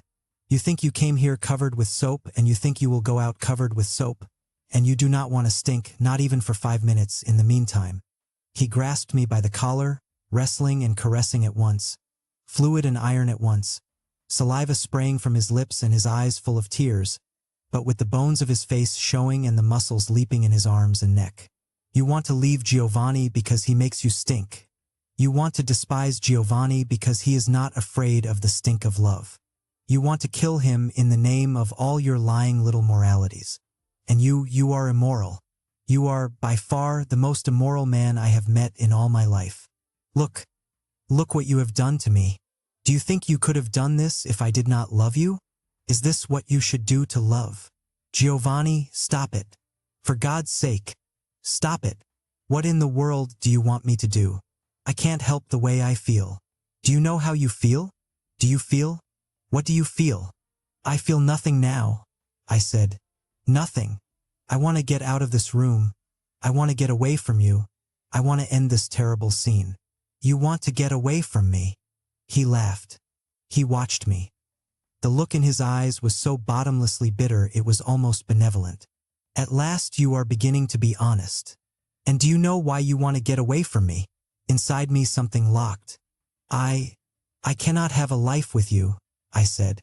But you can have a life with Hella. With that moon-faced little girl who thinks babies come out of cabbages, or Frigidaires. I am not acquainted with the mythology of your country. You can have a life with her. Yes, I said wearily, one can have a life with her. I stood up. I was shaking. What kind of life can we have in this room? This filthy little room. What kind of life can two men have together? Anyway, all this love you talk about, isn't it just that you want to be made to feel strong? You want to go out and be the big laborer and bring home the money, and you want me to stay here and wash the dishes and cook the food and clean this miserable closet of a room and kiss you when you come in through that door and lie with you at night and be your little girl. That's what you want. That's what you mean, and that's all you mean when you say you love me. You say I want to kill you. What do you think you've been doing to me? I am not trying to make you a little girl. If I wanted a little girl, I would be with a little girl. Why aren't you? Isn't it just that you're afraid? And you take me because you haven't got the guts to go after a woman, which is what you really want. He was pale. You are the one who keeps talking about what I want. But I have only been talking about who I want. But I'm a man, I cried. A man? What do you think can happen between us? You know very well, said Giovanni slowly. What can happen between us? It is for that reason you are leaving me. He got up and walked to the window and opened it. Bon, he said. He struck his fist once against the windowsill. If I could make you stay, I would, he shouted. If I had to beat you, chain you, starve you. If I could make you stay, I would. He turned back into the room. The wind blew his hair. He shook his finger at me, grotesquely playful. One day, perhaps, you will wish I had. It's cold, I said. Close the window. He smiled. Now that you are leaving, you want the windows closed. Bien, sir. He closed the window and we stood staring at each other in the center of the room. We will not fight any more, he said. Fighting will not make you stay. In French we have what is called un séparation de corps. Not a divorce, you understand, just a separation. Well, we will separate. But I know you belong with me. I must believe, that you will come back. Giovanni, I said, I'll not be coming back. You know I won't be back. He waved his hand. I said we would not fight any more. The Americans have no sense of doom, none whatever. They do not recognize doom when they see it. He produced a bottle from beneath the sink. Jacques left a bottle of cognac here. Let us have a little drink, for the load, as I believe you people say sometimes. I watched him. He carefully poured 2 drinks. I saw that he was shaking. I watched him. He carefully poured 2 drinks. I saw that he was shaking with rage or pain or both. He handed me my glass. À la tienne, he said. À la tienne. We drank. I could not keep myself from asking, Giovanni, what are you going to do now? Oh, he said, I have friends. I will think of things to do. Tonight, for example, I shall have supper with Jacques. No doubt, tomorrow night I shall also have supper with Jacques. He has become very fond of me. He thinks you are a monster. Giovanni, I said helplessly, be careful. Please be careful. He gave me an ironical smile. Thank you, he said. You should have given me that advice the night we met. That was the last time we really spoke to one another. I stayed with him until morning and then I threw my things into a bag and took them away with me, to Hella's place. I will not forget the last time he looked at me. The morning light filled the room, reminding me of so many mornings and of the morning I had first come there. Giovanni sat on the bed, completely naked, holding a glass of cognac between his hands. His body was dead white, his face was wet and gray. I was at the door with my suitcase. With my hand on the knob, I looked at him. Then I wanted to beg him to forgive me. But this would have been too great a confession. Any yielding at that moment would have locked me forever in that room with him. And in a way this was exactly what I wanted. I felt a tremor go through me, like the beginning of an earthquake, and felt, for an instant, that I was drowning in his eyes. His body, which I had come to know so well, glowed in the light and charged and thickened the air between us. Then something opened in my brain. A secret, noiseless door swung open, frightening me. It had not occurred to me until that instant that, in fleeing from his body, I confirmed and perpetuated his body's power over me. Now, as though I had been branded, his body was burned into my mind, into my dreams. And all this time he did not take his eyes from me. He seemed to find my face more transparent than a shop window. He did not smile. He was neither grave, nor vindictive, nor sad. He was still. He was waiting, I think, for me to cross that space and take him in my arms again. Waiting, as one waits at a deathbed for the miracle one dare not disbelieve, which will not happen. I had to get out of there, for my face showed too much. The war in my body was dragging me down. My feet refused to carry me over to him again. The wind of my life was blowing me away. Me over to him again. The wind of my life was blowing me away. Au revoir, Giovanni. Au revoir, mon cher. I turned from him, unlocked the door. The weary exhale of his breath seemed to ruffle my hair and brush my brow like the very wind of madness. I walked down the short corridor, expecting every instant to hear his voice behind me. Passed through the vestibule, past the loge of the still sleeping concierge, into the morning streets. And with every step I took it became more impossible for me to turn back. And my mind was empty, or it was as though my mind had become one enormous, anesthetized wound. I thought only, one day I'll weep for this. One of these days I'll start to cry. At the corner, in a faint patch of the morning sun, I looked in my wallet to count my bus tickets. In the wallet I found 300 francs, taken from Hella, my carte d'identité, my address in the United States, and paper, scraps of paper, cards, photographs. On each piece of paper I found addresses, telephone numbers, memos of various rendezvous made and kept, or perhaps not kept. People met and remembered, or perhaps not remembered, hopes probably not fulfilled. Certainly not fulfilled, or I would not have been standing on that street corner. I found 4 bus tickets in my wallet and I walked to the Arret. There was a policeman standing there, his blue hood, weighted, hanging down behind, his white club gleaming. He looked at me and smiled and cried, "Ça va? Oui, merci. And you? Toujours. It's a nice day, no?" Yes, but my voice trembled. The autumn is beginning. C'est ça. And he turned away, back to his contemplation of the boulevard. I smoothed my hair with my hand, feeling foolish for feeling shaken. I watched a woman pass, coming from the market, her string bag full. At the top, precariously, a liter of red wine. She was not young, but she was clear-faced and bold. She had a strong, thick body and strong, thick hands. The policeman shouted something to her and she shouted back, something bawdy and good-natured. The policeman laughed, but refused to look at me again. I watched the women continue down the street. Home, I thought, to her husband, dressed in blue working clothes, dirty, and to her children. She passed the corner where the patch of sunlight fell and crossed the street. The bus came and the policeman and I, the only people waiting, got on. He stood on the platform, far from me. The policeman was not young either, but he had a gusto which I admired. I looked out of the window and the streets rolled by. Ages ago, in another city on another bus, I sat so at the windows, looking outward, inventing for each flying face which trapped my brief attention some life, some destiny, in which I played a part. I was looking for some whisper or promise of my possible salvation. But it seemed to me that morning that my ancient self had been dreaming the most dangerous dream of all. The days that followed seemed to fly. It seemed to turn cold overnight. The tourists in their thousands disappeared, conjured away by timetables. When one walked through the gardens, leaves fell about one's head and side and crashed beneath one's feet. The stone of the city, which had been luminous and changing, faded slowly, but with no hesitation, into simple gray stone again. It was apparent that the stone was hard. Daily, fishermen disappeared from the river until one day the river banks were clear. The bodies of young boys and girls began to be compromised by heavy underwear, by sweaters and mufflers, hoods and capes. Old men seemed older, old women slower. The colors on the river faded, the rain began, and the river began to rise.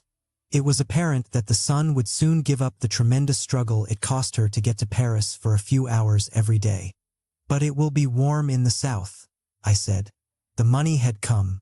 Hella and I were busy every day, on the track of a house in Ise, in Cagny-sur-Mer, in Vence, in Monte Carlo, in Antibes, in Grasse. We were scarcely ever seen in the quarter.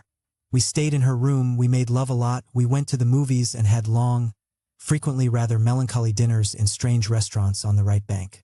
It is hard to say what produced this melancholy, which sometimes settled over us like the shadow of some vast, some predatory, waiting bird. I do not think that Hella was unhappy, for I had never before clung to her as I clung to her during that time. But perhaps she sensed, from time to time, that my clutch was too insistent to be trusted, certainly too insistent to last. And from time to time, around the quarter, I ran into Giovanni. I dreaded seeing him, not only because he was almost always with Jacques, but also because, though he was often rather better dressed, he did not look well. I could not endure something at once abject and vicious which I began to see in his eyes, nor the way he giggled at Jacques' jokes, nor the mannerisms, a fairy's mannerisms, which he was beginning, sometimes, to affect. I did not want to know what his status was with Jacques. Yet the day came when it was revealed to me in Jacques' spiteful and triumphant eyes. And Giovanni, during this short encounter, in the middle of the boulevard as dusk fell, with people hurrying all in the middle of the boulevard as dusk fell, with people hurrying all about us, was really amazingly giddy and girlish and very drunk. It was as though he were forcing me to taste the cup of his humiliation. And I hated him for this. The next time I saw him it was in the morning. He was buying a newspaper.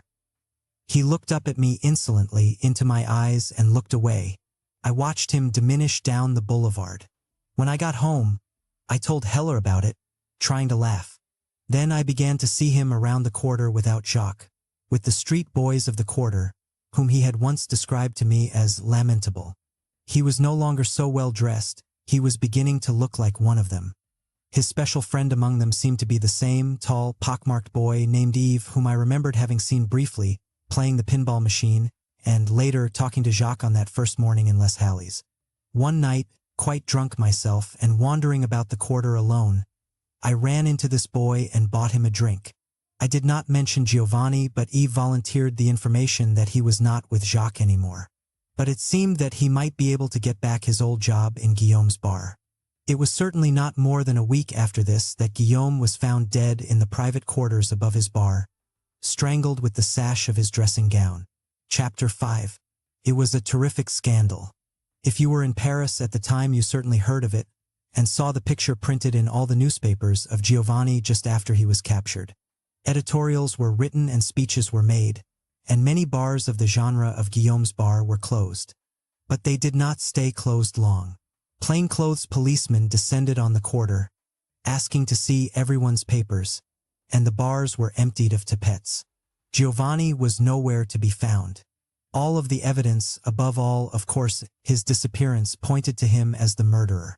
Such a scandal always threatens, before its reverberations cease, to rock the very foundations of the state. It is necessary to find an explanation, a solution, and a victim with the utmost possible speed. Most of the men picked up in connection with this crime were not picked up on suspicion of murder. They were picked up on suspicion of having what the French, with a delicacy I take to be sardonic, call les goûts particuliers. These tastes, which do not constitute a crime in France, are nevertheless regarded with extreme disapprobation by the bulk of the populace, which also looks on its rulers and betters with a stony lack of affection. When Guillaume's corpse was discovered, it was not only the boys of the street who were frightened. They, in fact, were a good deal less frightened than the men whom roamed the streets to buy them, whose careers, positions, aspirations could never have survived such notoriety. Fathers of families, sons of great houses, and itching adventurers from Belleville were all desperately anxious that the case be closed, so that things might, in effect, go back to normal and the dreadful whiplash of public morality not fall on their backs. Until the case was closed they could not be certain which way to jump, whether they should cry out that they were martyrs or remain what, at heart, of course, they were. Simple citizens bitter against outrage and anxious to see justice done and the health of the state preserved. It was fortunate, therefore, that Giovanni was a foreigner.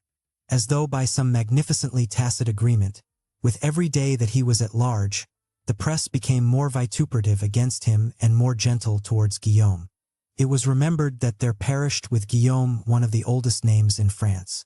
Sunday supplements were run on the history of his family, and his old, aristocratic mother, who did not survive the trial of his murderer, testified to the sterling qualities of her son and regretted that corruption had become so vast in France that such a crime could go so long unpunished. With this sentiment, in France that such a crime could go so long unpunished.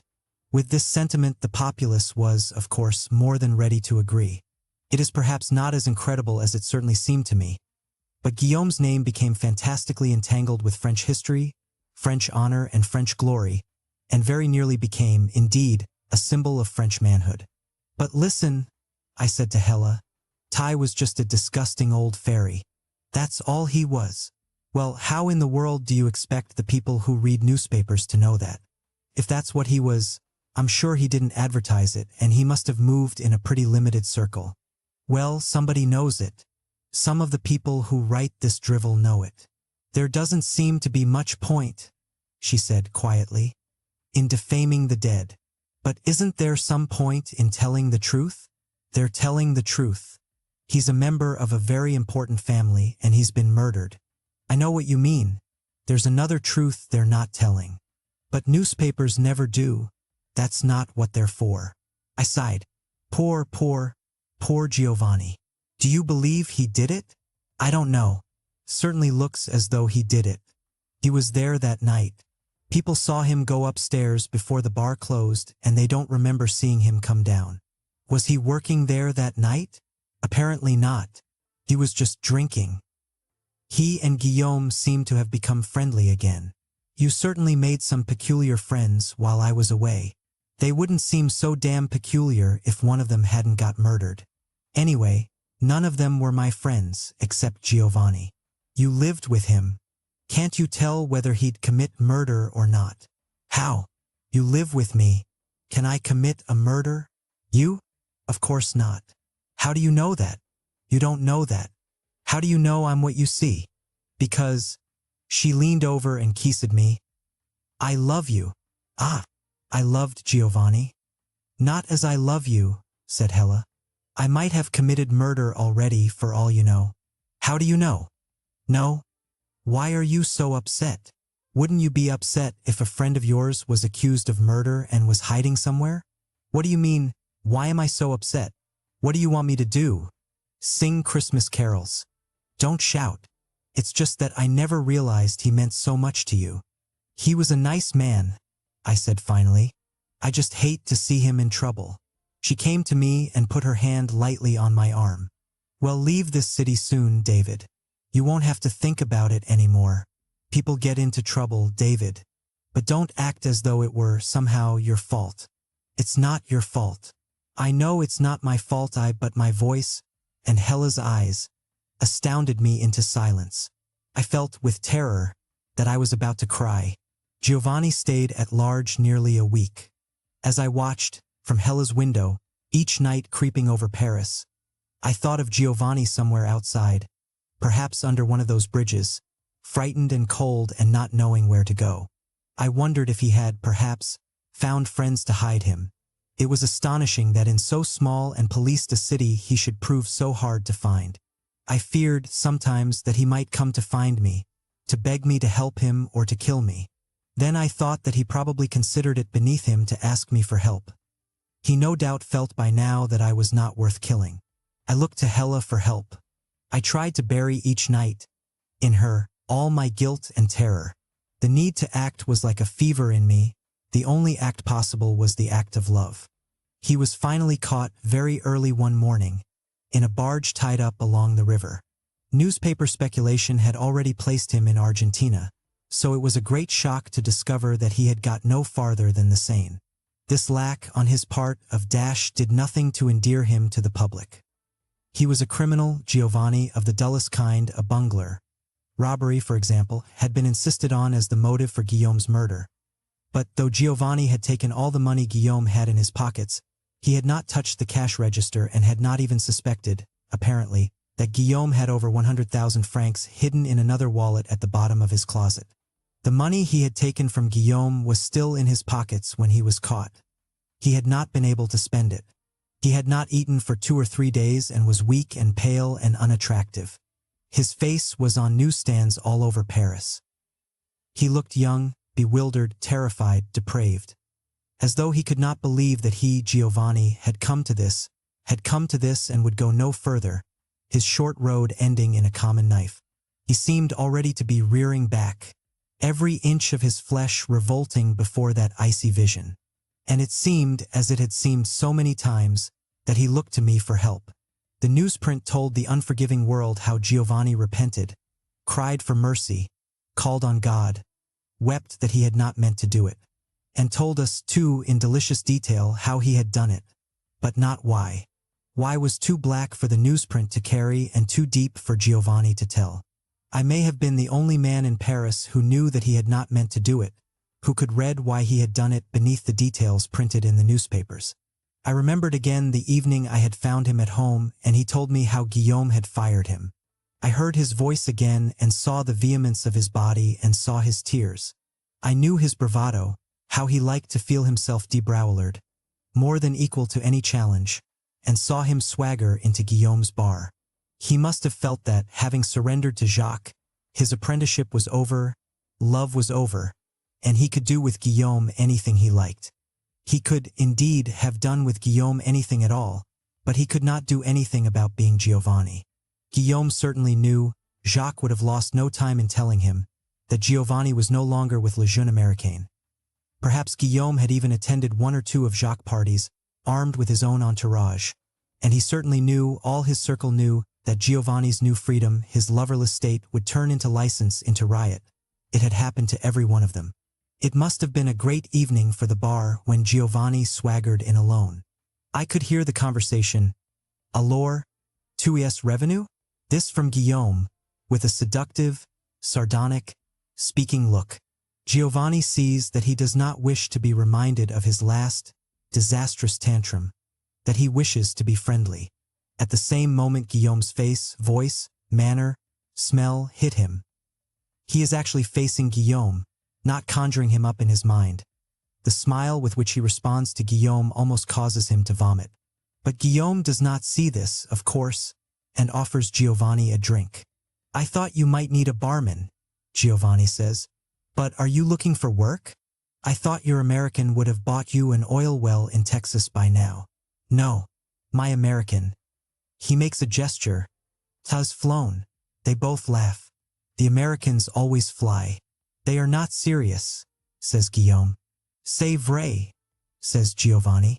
He finishes his drink, looking away from Guillaume, looking dreadfully self-conscious, perhaps almost unconsciously, whistling.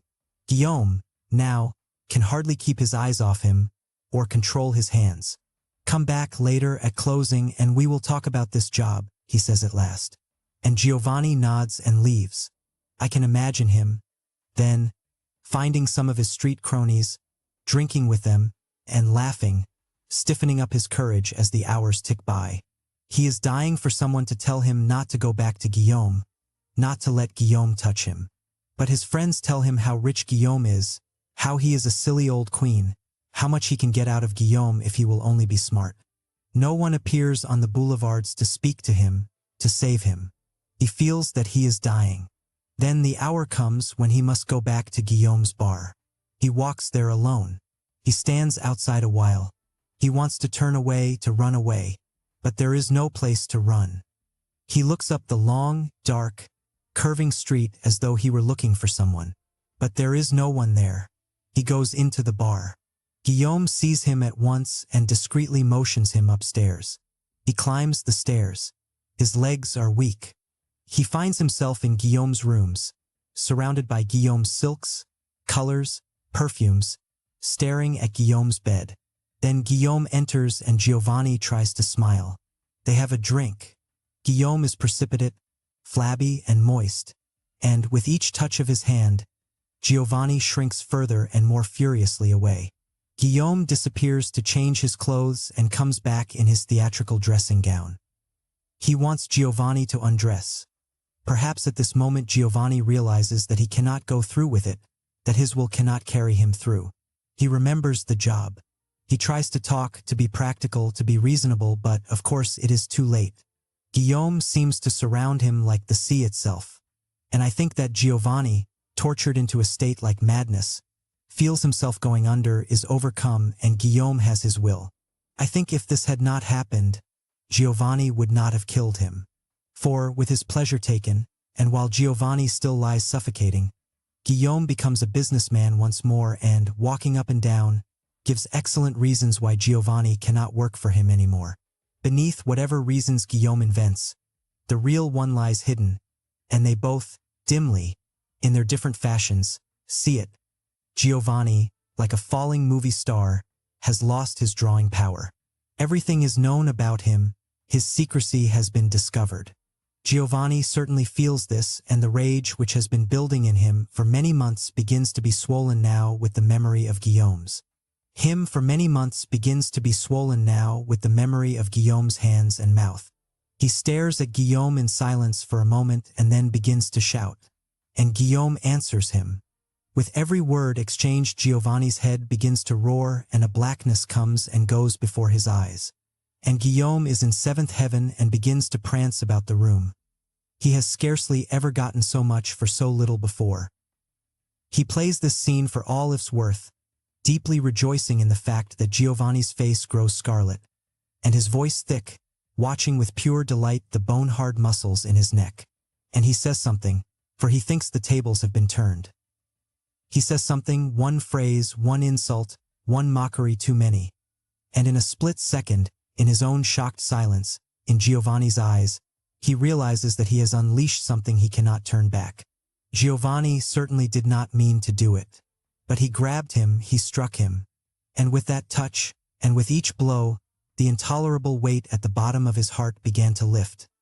Now it was Giovanni's turn to be delighted. The room was overturned. The fabrics were shredded. The odor of perfume was thick.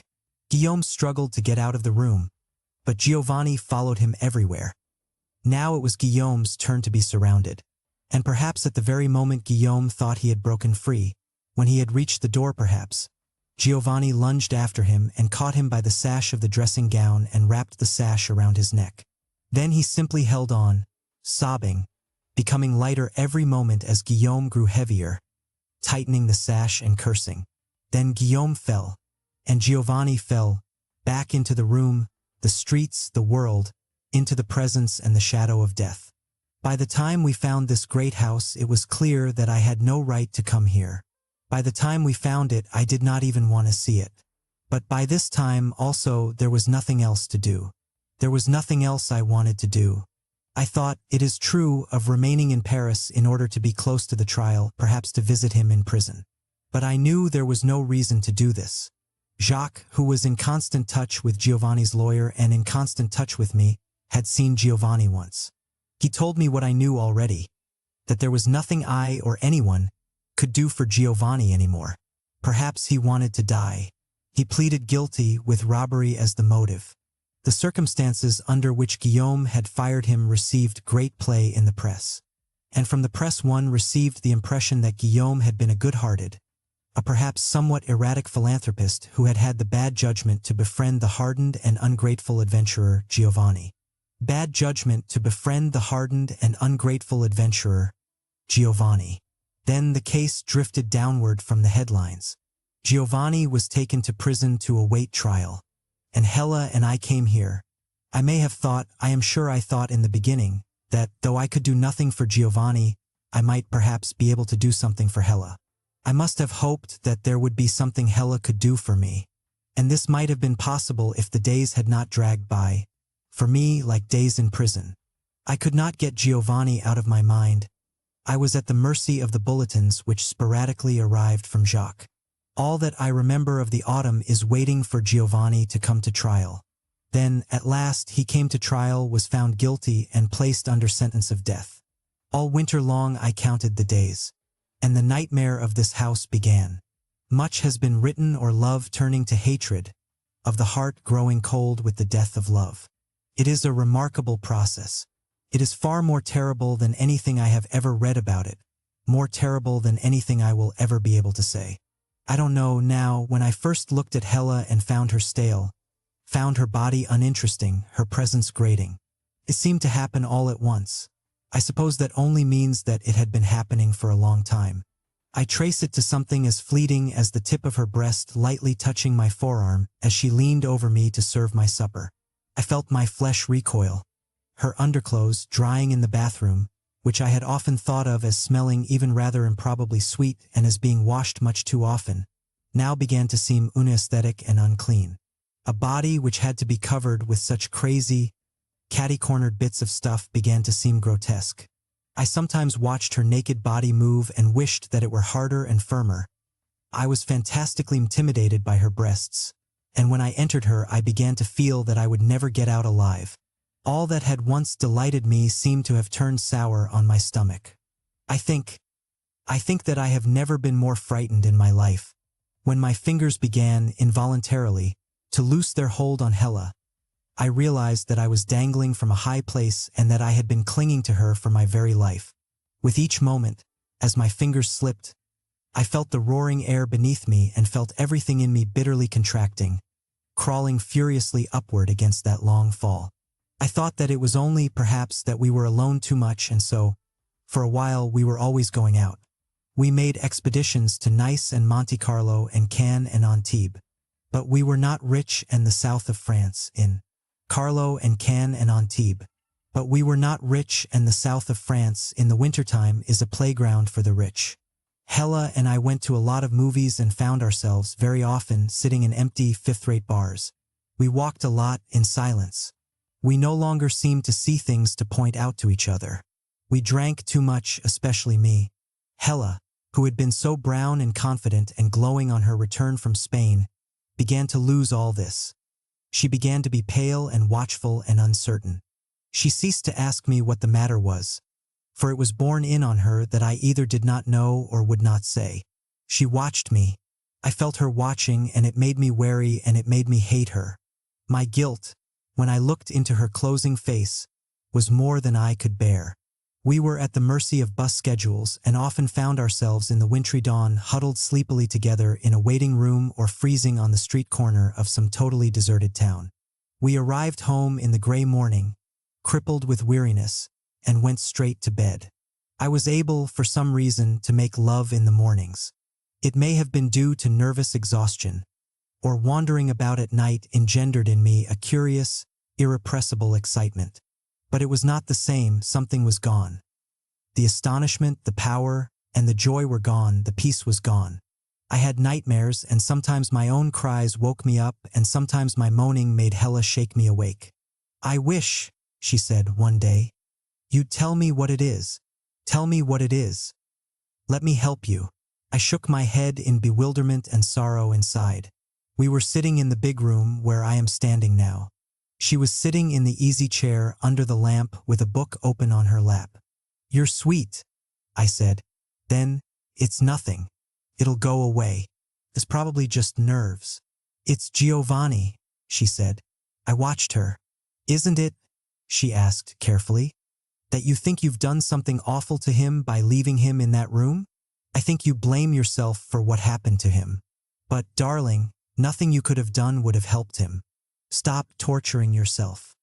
"He was so beautiful," I said. I had not meant to say it. I felt myself beginning to shake. She watched me while I walked to the table. There was a bottle there then as now, and poured myself a drink. I could not stop talking, though I feared at every instant that I would say too much. Perhaps I wanted to say too much. I can't help feeling that I placed him in the shadow of the knife. He wanted me to stay in that room with him. He begged me to stay. I didn't tell you. We had an awful fight the night I went there to get my things. I paused. I sipped my drink. He cried. "He was in love with you," said Hela. "Why didn't you tell me that? Or didn't you know it?" I turned away, feeling my face flame. "It's not your fault," she said. "Don't you understand that? You couldn't keep him from falling in love with you. You couldn't have kept him from killing that awful man." "You don't know anything about it," I muttered. two don't know anything about it. I know how you feel. You don't know how I feel. David, don't shut me out. Please don't shut me out. Let me help you. Hella, baby, I know you want to help me, but just let me be for a while. It'll be all right. You've been saying that now, she said wearily. For a long time. She looked at me steadily for a while and then she said, David, don't you think we ought to go home? Go home? What for? What are we staying here for? How long do you want to sit in this house, eating your heart out? And what do you think it's doing to me? She rose and came to me. Please, I want to go home. I want to get married. I want to start having kids. I want us to live someplace. I want you. Please, David. What are we marking time over here for? I moved away from her quickly. At my back she stood perfectly still. What's the matter, David? What do you want? I don't know. I don't know. What is it you're not telling me? Why don't you tell me the truth? Tell me the truth. I turned and faced her. Hella, bear with me. Bear with me. A little while. I want to, she cried. But where are you? You've gone away somewhere and I can't find you. If you'd only let me reach you. She began to cry. I held her in my arms. I felt nothing at all. I kissed her salty tears and murmured I don't know what. I felt her body straining to meet mine, and I felt my own contracting and drawing away, and I knew that I had begun the long fall down. I stepped away, drawing away, and I knew that I had begun the long fall down. I stepped away from her. She swayed where I had left her, like a puppet dangling from a string. David, please let me be a woman. I don't care what you do to me. I don't care what it costs. I'll wear my hair long. I'll give up cigarettes. I'll throw away the books. She tried to smile. My heart turned over. Just let me be a woman, take me. This is what I want. This is all I want. I don't care about anything else. She moved toward me. I stood perfectly still. She touched me, raising her face, with a desperate and terribly moving trust, to mine. Don't throw me back into the sea, David. Let me stay here with you. Then she kissed me, watching my face. My lips were cold. I felt nothing on my lips. She kissed me again and I closed my eyes, feeling that strong chains were dragging me to fire. It seemed that my body, next to her warmth, her insistence, under her hands, would never awaken. But when it awakened, I had moved out of it. From a great height, where the air all around me was colder than ice, I watched my body in a stranger's arms. It was that evening, or an evening very soon thereafter, that I left her sleeping in the bedroom and went, alone, to Nice. I roamed all the bars of that glittering town, and at the end of the first night, blind with alcohol and grim with lust, I climbed the stairs of a dark hotel in company with a sailor. It turned out, late the next day, that the sailor's leave was not yet ended and that the sailor had friends. We went to visit them. We stayed the night. We spent the next day together and the next. On the final night of the sailor's leave, we stood drinking together in a crowded bar. We faced the mirror. I was very drunk. I was almost penniless. In the mirror, suddenly, I saw Hella's face. I thought for a moment that I had gone mad. And I turned. She looked very tired and drab and small. For a long time we said nothing to each other. I felt the sailor staring at both of us. Hasn't she got the wrong bar? He asked me finally. Hella looked at him. She smiled. It's not the only thing I got wrong, she said. Now the sailor stared at me. Well, I said to Hella, now you know. I think I've known it for a long time, she said. She turned and started away from me. I moved to follow her. The sailor grabbed me. Are you? Is she? I nodded. His face, open-mouthed, was comical. He let me go and I passed him and, as I reached the doors, I heard his laughter. We walked for a long time in the stone-cold streets, in silence. There seemed to be no one on the streets at all. It seemed inconceivable that the day seemed to be no one on the streets at all. It seemed inconceivable that the day would ever break. Well, said Hella, I'm going home. I wish I'd never left it. If I stay here much longer, she said, later that same morning as she packed her bag. I'll forget what it's like to be a woman. She was extremely cold. She was very bitterly handsome. I'm not sure any woman can forget that, I said. There are women who have forgotten that to be a woman doesn't simply mean humiliation, doesn't simply mean bitterness. I haven't forgotten it yet, she added. In spite of you, I'm not going to forget it. I'm getting out of this house, away from you, just as fast as taxis, trains, and boats will carry me. And in the room which had been our bedroom in the beginning of our life in this house, she moved with the desperate haste of someone about to flee, from the open suitcase on the bed, to the chest of drawers, to the closet. I stood in the doorway watching her. I stood there the way a small boy who has wet his pants stands before his teacher. All the words I wanted to say closed my throat, like weeds, and stopped my mouth. I wish, anyway, I said at last, that you'd believe me when I say that if I was lying, I wasn't lying to you. She turned toward me with a terrible face. I was the one you were talking to. I was the one you wanted to come with you to this terrible house in the middle of nowhere. I was the one you said you wanted to marry. I said, I was lying to myself. Oh, said Hella, I see. That makes everything different, of course. I only mean to say, I shouted, that whatever I've done to hurt you, I didn't mean to do. Don't shout, said Hella. I'll soon be gone. Then you can shout it to those hills out there. Shout it to the peasants, how guilty you are, how you love to be guilty. She started moving back and forth again, more slowly, from the suitcase to the chest of drawers. Her hair was damp and fell over her forehead, and her face was damp. I longed to reach out and take her in my arms and comfort her. But that would not be comfort anymore, only torture, for both of us. She did not look at me as she moved, but kept looking at the clothes she was packing, as though she were not sure they were hers. But I knew, she said, I knew. This is what makes me so ashamed. I knew it every time you looked at me. I knew it every time we went to bed. If only you had told me the truth then. Don't you see how unjust it was to wait for me to find it out? To put all the burden on me? I had the right to expect to hear from you. Women are always waiting for the man to speak. Or hadn't you heard? I said nothing. I wouldn't have had to spend all this time in this house. I wouldn't be wondering how in the name of God I'm going to stand that long trip back. I'd be home by now, dancing with some man who wanted to make me. And I'd let him make me, too, why not?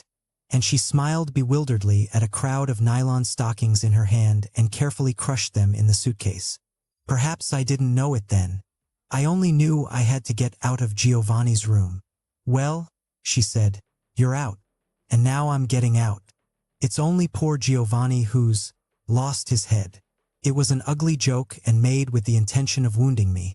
Yet she couldn't quite manage the sardonic smile she tried to wear. I'll never understand it, she said at last, and she raised her eyes to mine as though I could help her to understand. That sordid little gangster has wrecked your life. I think he's wrecked mine, too. Americans should never come to Europe, she said, and tried to laugh and began to cry. It means they never can be happy again. What's the good of an American who isn't happy? Happiness was all we had. And she fell forward into my arms for the last time, sobbing. Don't believe it, I muttered. Don't believe it. We've got much more than that. We've always had much more than that. Only, it's sometimes hard to bear. Oh God, I wanted you, she said. Every man I come across will make me think of you. She tried to laugh again. Poor man, poor men, poor me. Hella. One day, when you're happy, try to forgive me. She moved away. I don't know anything about happiness anymore. I don't know anything about forgiveness. But if women are supposed to be led by men and there aren't any men to lead them, what happens then? What happens then?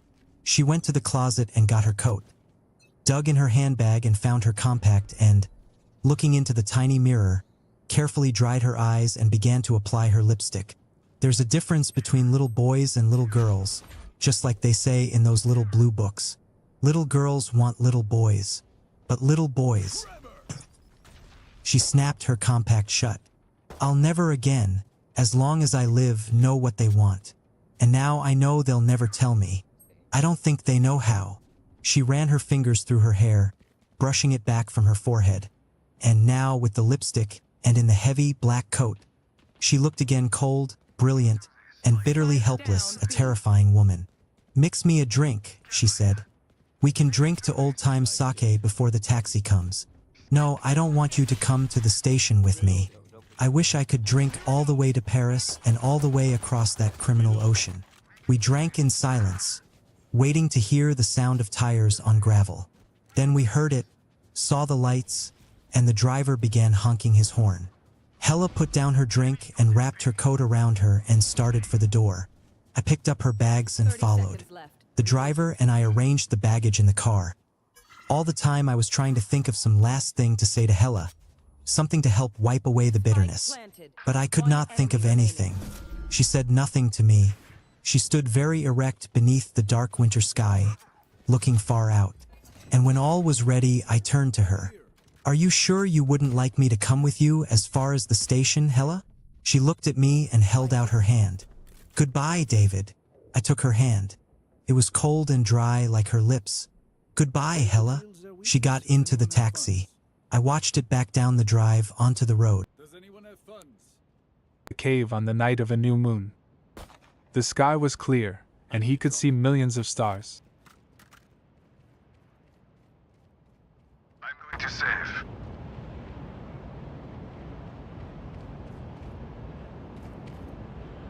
We can do this. Cutting through. We can do this.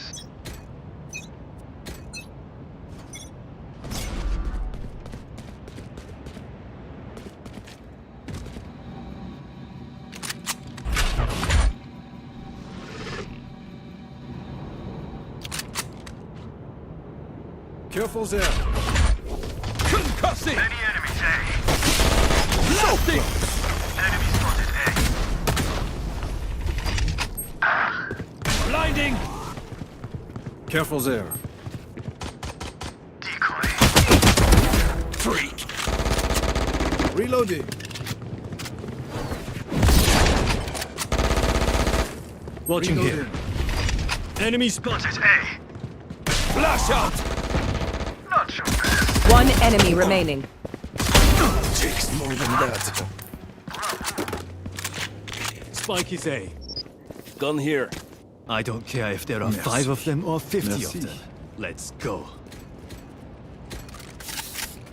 Merci. Thanks. We can do this.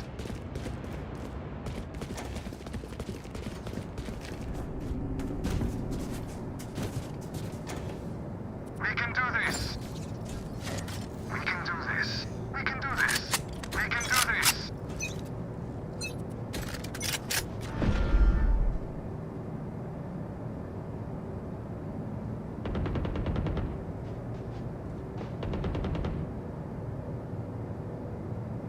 Nothing long.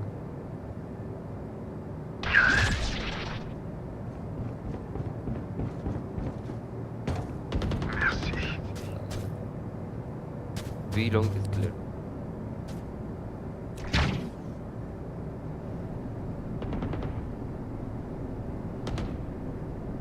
Bravo. Trevor! Outside. Outside. They'll get him now.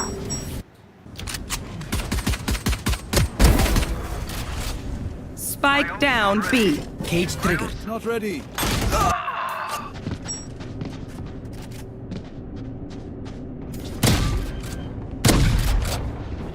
Tripwire destroyed. Spike planted. Last player standing. Gate. Venom.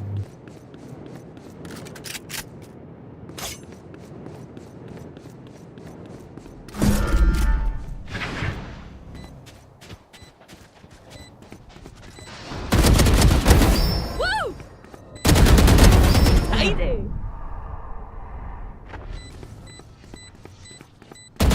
One enemy remaining. That's 3. Refreshing. Ugh. I can't use that. I'll see yous in a minute.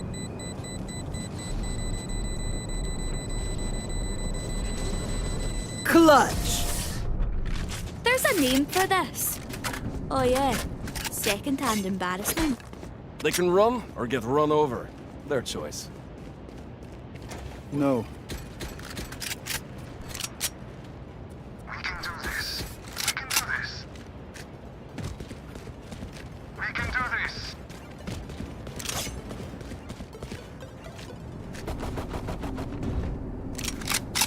We can do this. They want more of me? Fine. Right here.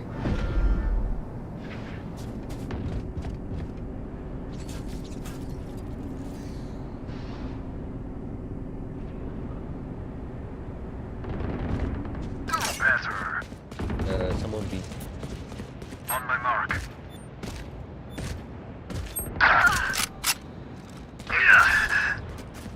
Got one. Concussing! Do this. We can Over do here. this. Blinding! Deep. Clearing out! One enemy remaining. Spike down B. Bravo. Reloading. Reloading.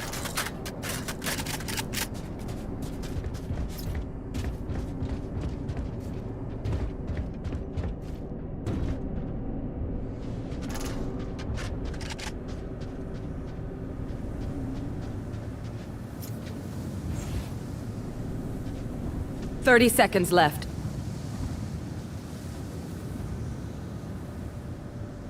Here. Careful there. Trevor!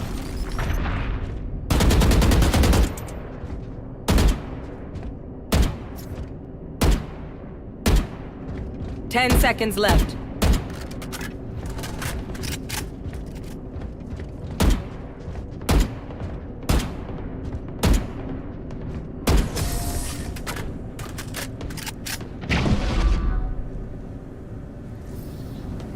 If you're not being ult is shot at, ready. you're doing something wrong.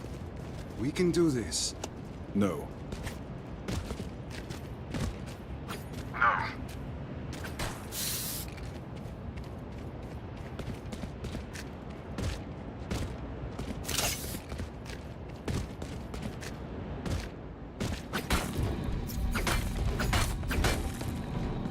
Jump them.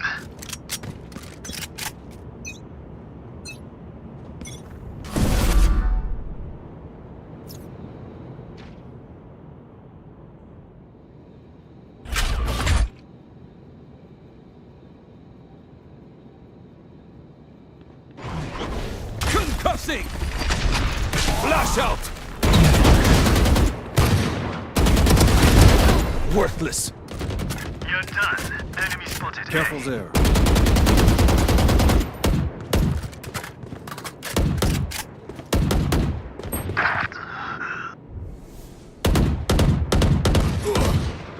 Reloading.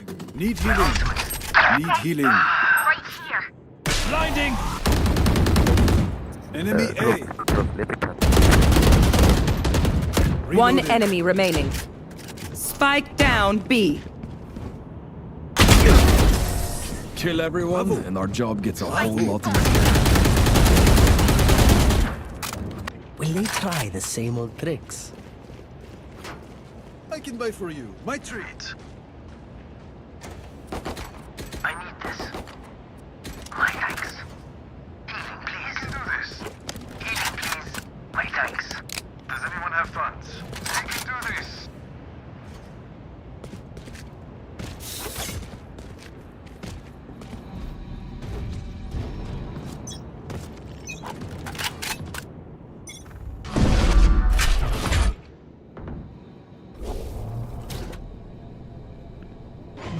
Trevor!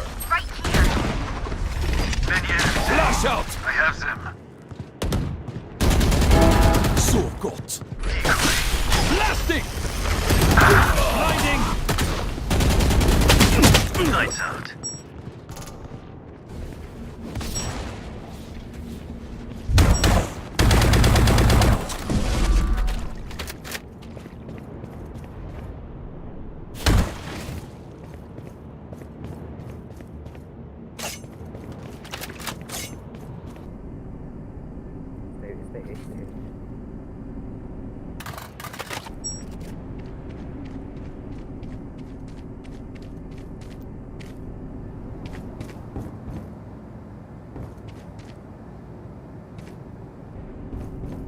Out of charges.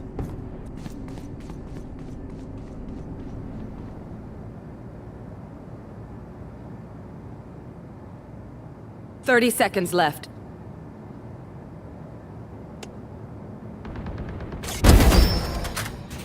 Spike down A. No peeking.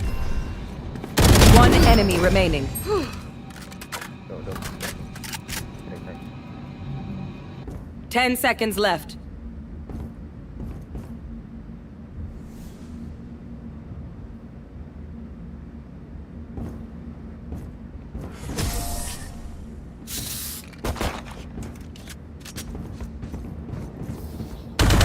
One downside to being immortal. I can't play dead. We can do this. No. We can do this. We can do this. We can do this. We can do this. We can do this. We can do this. Bonne chance, mes amis. Get out of my way! So dead. They found my trap.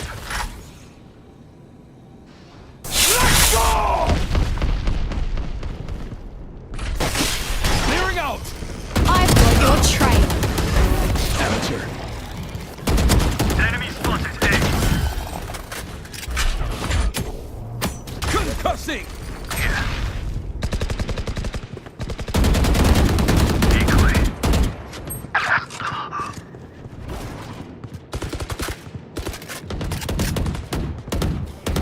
You lose.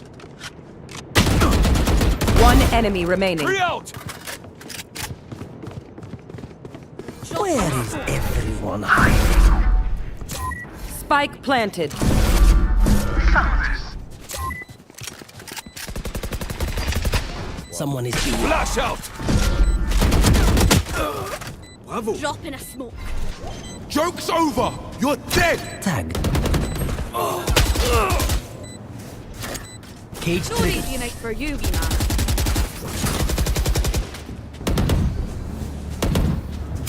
Please do not mistake my smile. I take this all very seriously. I can buy for you. Does anyone have funds? I need a drop. We can do this. Merci. Does anyone have funds?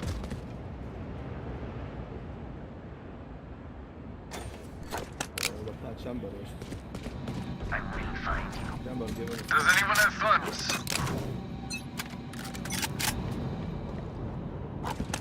The hunt begins. One long. Someone is B.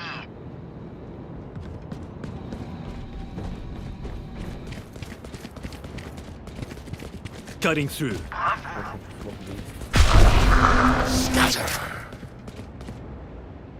Tripwire destroyed.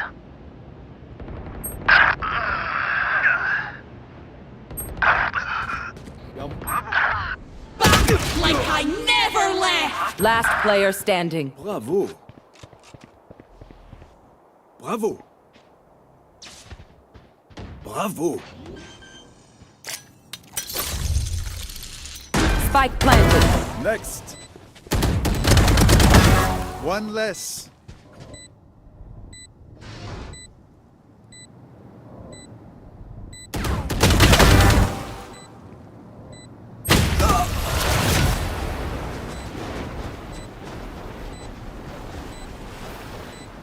I can't see them yet, but I can feel them getting ready. We can do this. Does anyone have funds? Merci. Does anyone have funds? Merci. We can do this.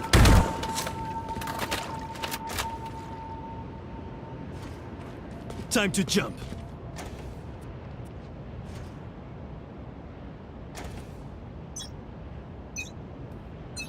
Let's push out. You plum. Gun here. Multiple enemies B. Enemies B.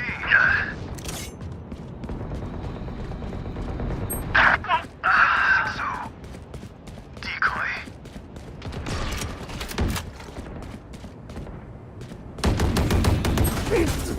Spike down B.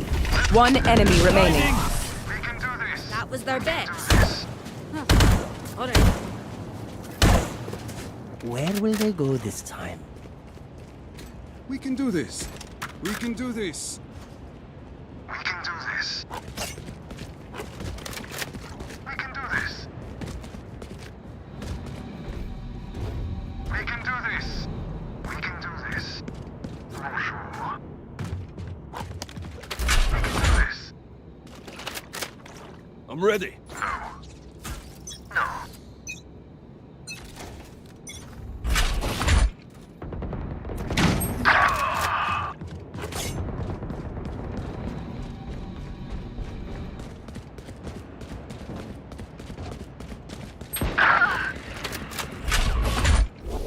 Decoy. Tremor!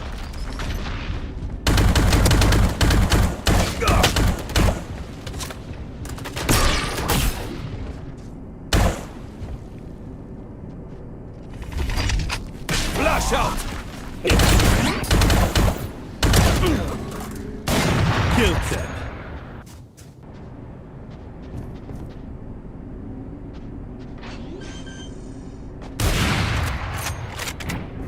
Spike planted.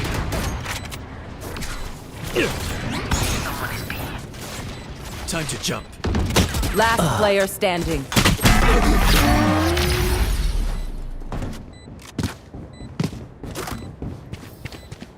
I'm not getting the message.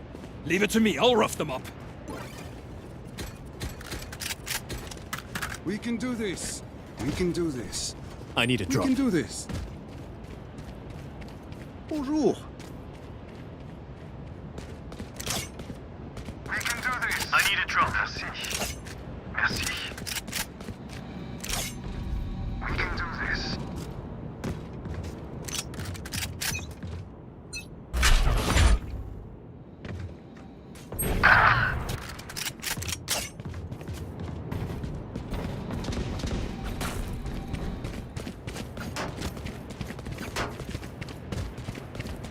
Cutting through. Out.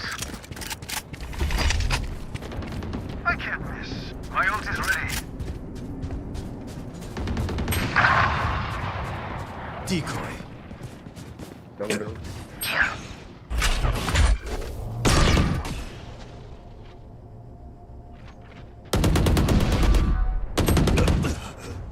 Concussing! Blasting! Last player standing.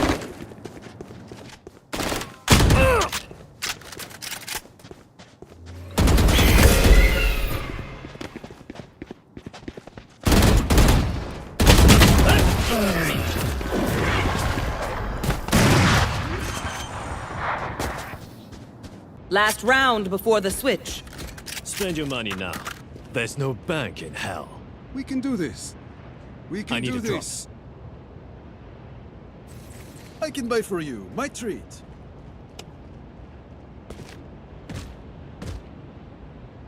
I can buy for you my treat. I need a drop. I can buy for you my treat. I need a drop.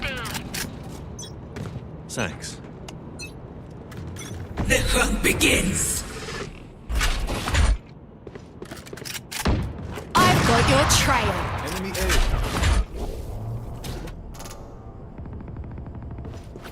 Tremor! Joke's over! You're dead! They are so dead.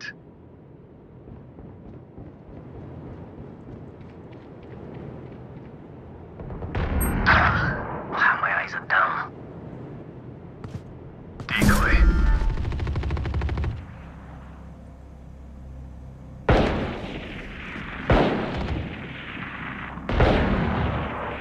Tripwire destroyed.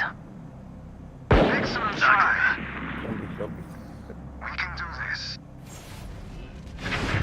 One enemy remaining. My ultimate is ready. Spike planted. Teleport's broken. Bravo. Where? Is everyone hiding? I'll handle this. Enemy spotted A. Here. Here.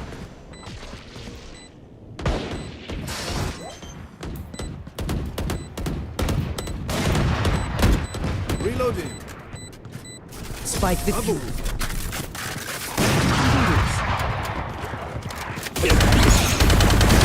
Switching sides. Does anyone have funds?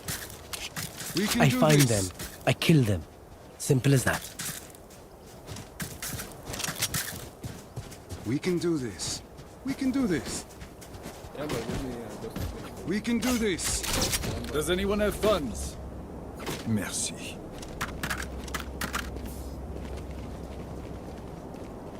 We can do this. We can take them. We can take them. We can do this. We can take them. No. Not bad. We can do this. Get on with it. No.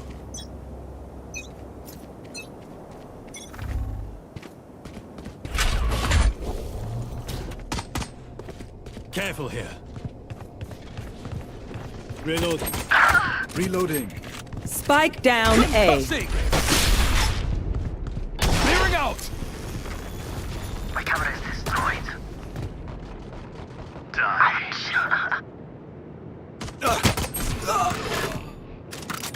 I got the spike. One behind. Sky is behind you, but Enemy spotted A.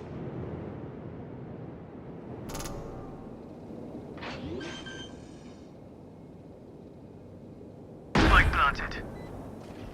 Anyone else?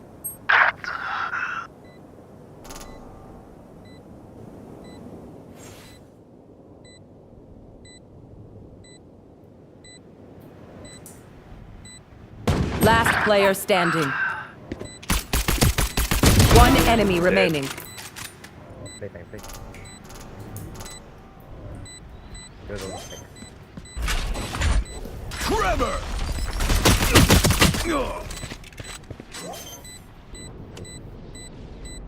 Nice try.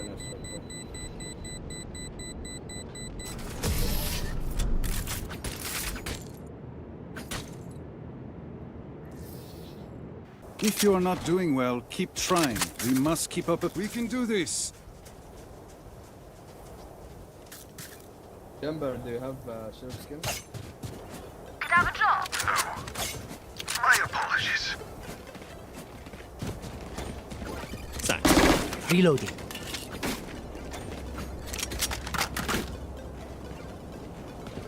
They are making this simple.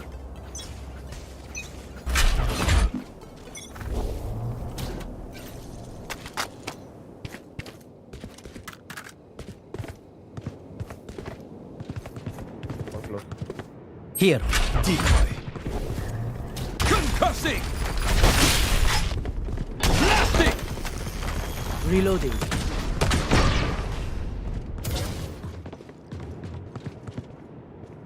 Yes. Enemy defender spawn. Spike planted. What the fuck? Enemy spotted. I win again. Reloading.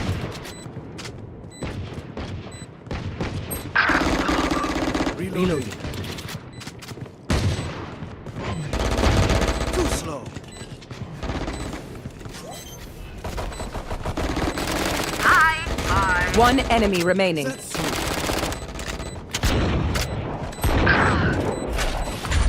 Trevor! Reloading. Flash out!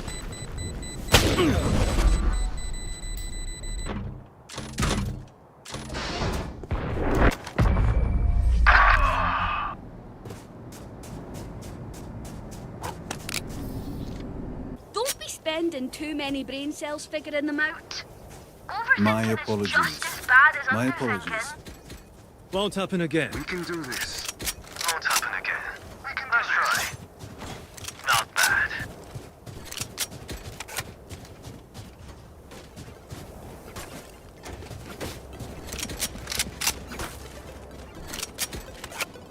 will I spot first?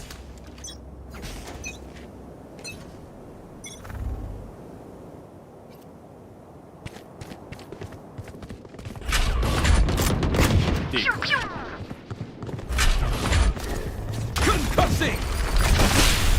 Clearing out! Gonna take him out.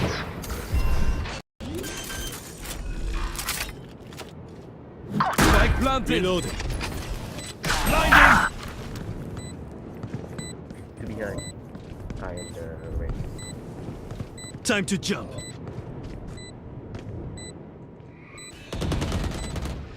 Enemies A. 3. Enemy A. Reloading.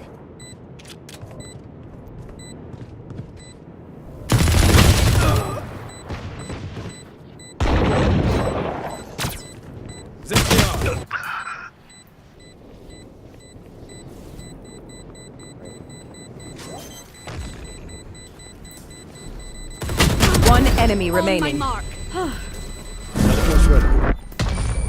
Teleport's gone. Careful there. These guns we use are okay, but I will also bring my own. No offense. We can do this.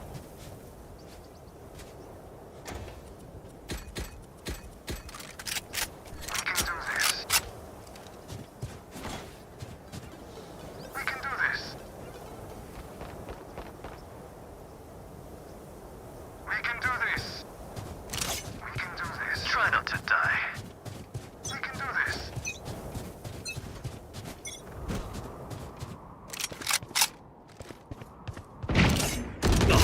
Reloading.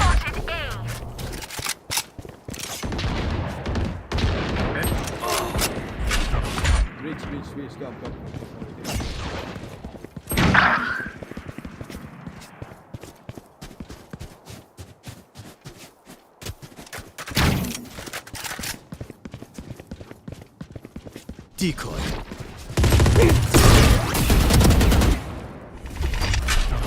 Trevor! Flash out!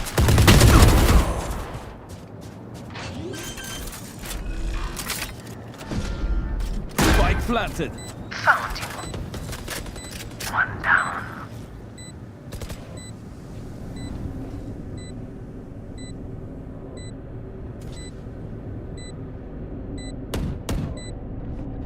Last player standing.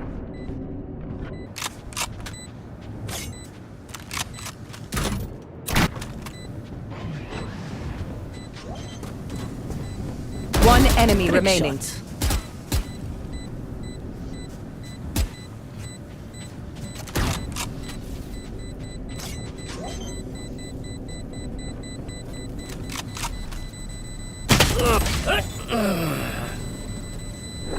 Clutch.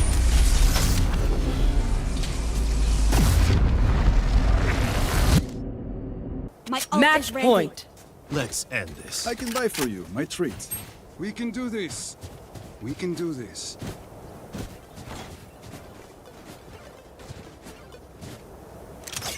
We can do this. We can do this. We can do this. Yes.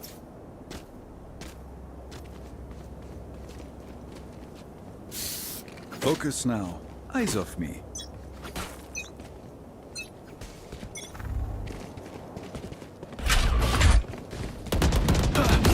Enemy spotted A. Reloading. Concussing! Reloading.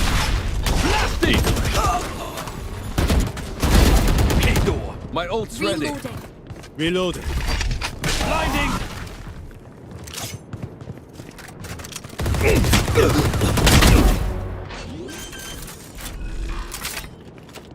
Our spike carrier is killed. Spike down A. Cage triggered. Reloading. I have retrieved the spike. Last Spike player carrier standing. down.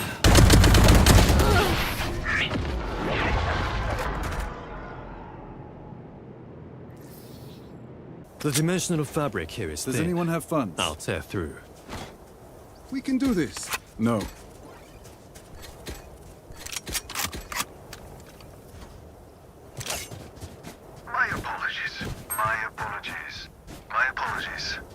My apologies.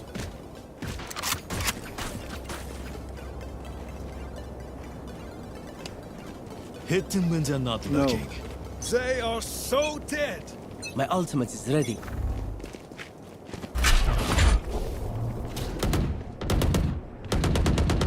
Enemy spotted. Decoy.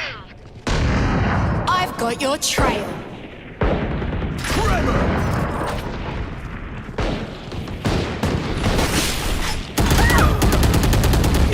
Reload.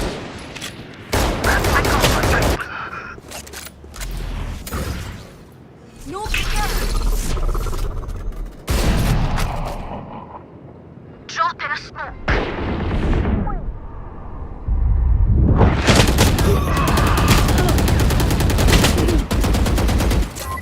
Last player standing.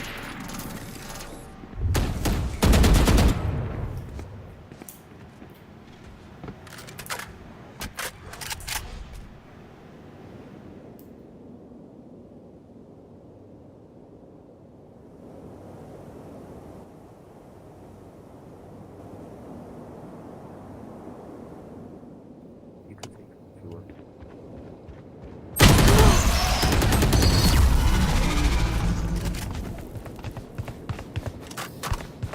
Never show weakness.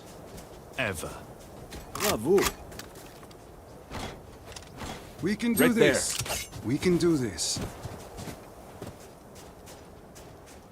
No. Excellent try. Going C. Yes. Going C. Now, where to Yes. set up shop?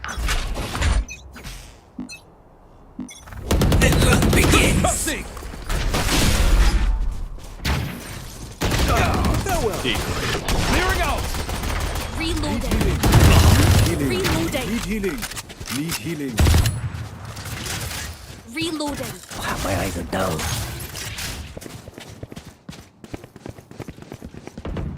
Reloading. Drop in a smoke. I'll have you. Spike down Get B. out of my way. Enemy spotted B.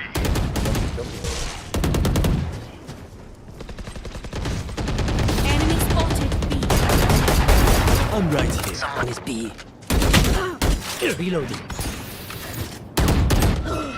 Back like I never left. Time to jump.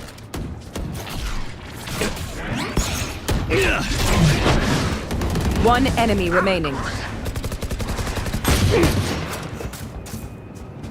Right peep here. Got the Gap. spike. 30 seconds left. I have retrieved the spike.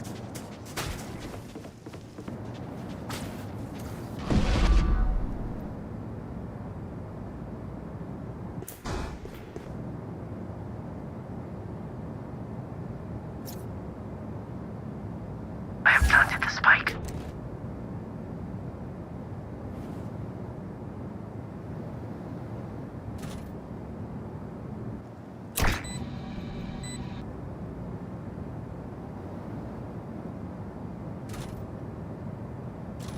No charges. Someone's at defender spawn. I hate visiting on the Attackers win. I love this team.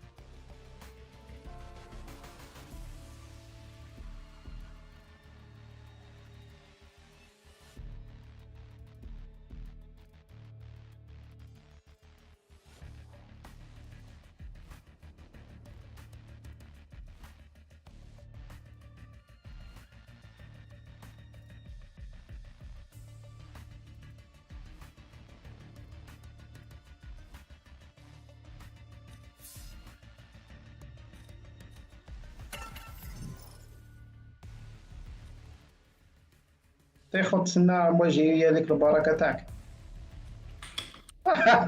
هي البركة.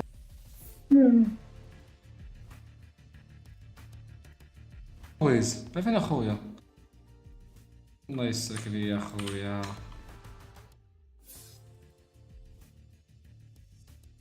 انت كتشوف اخويا انت كتشوف. لان كاملين جايين من مورا هنا. واحد موراك واقيلا كاين. واحد موراك كاين زوي. موراك واحد.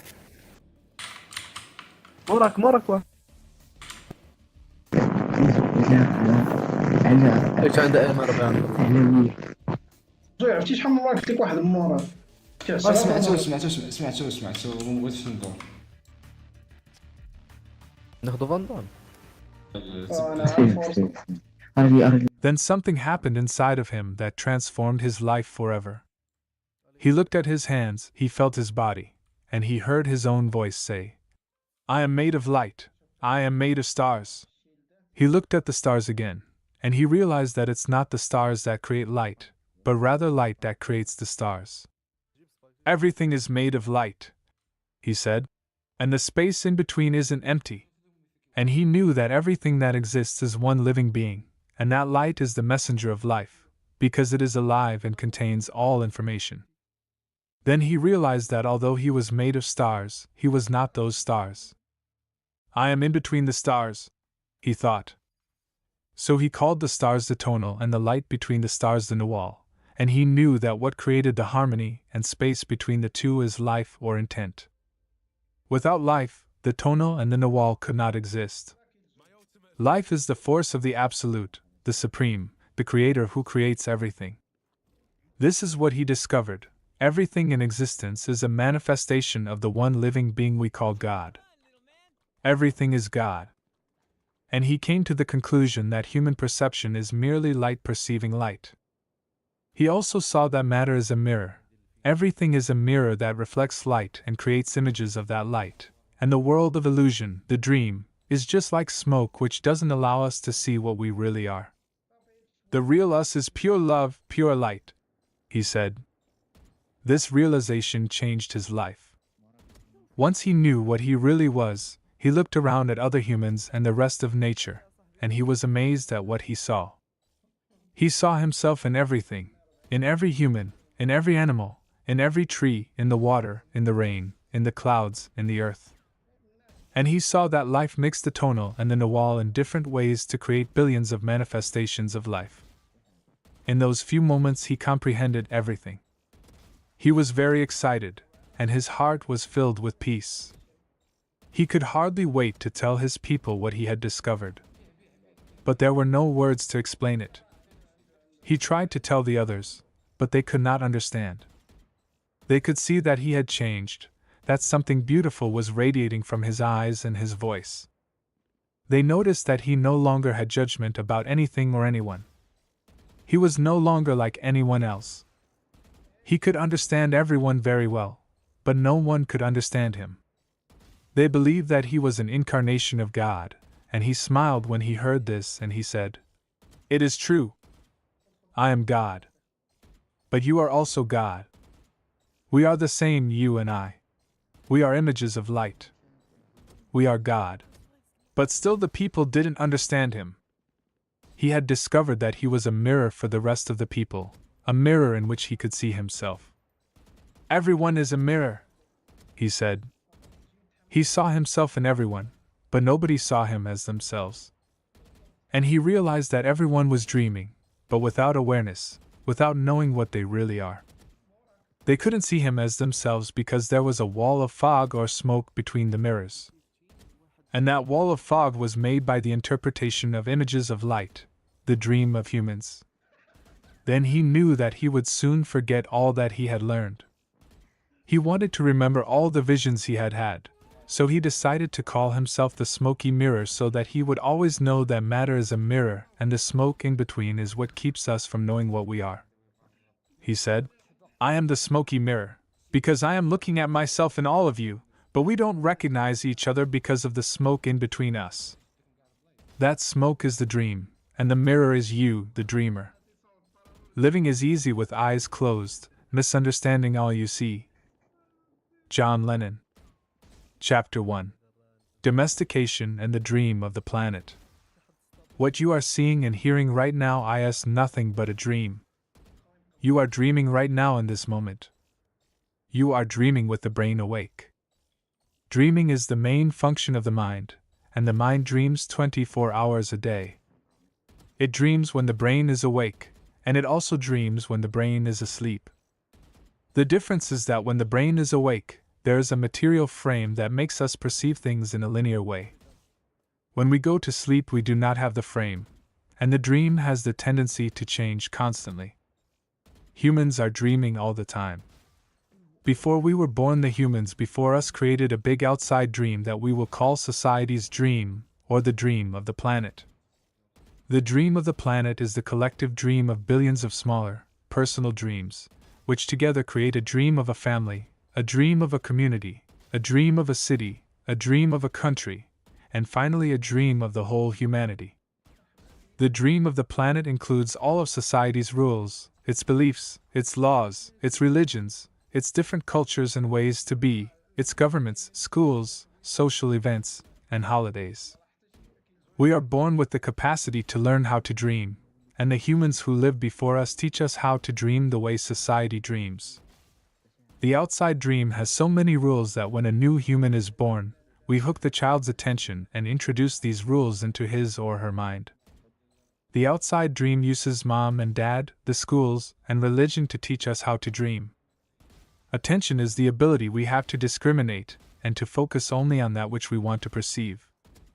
We can perceive millions of things simultaneously, but using our attention, we can hold whatever we want to perceive in the foreground of our mind.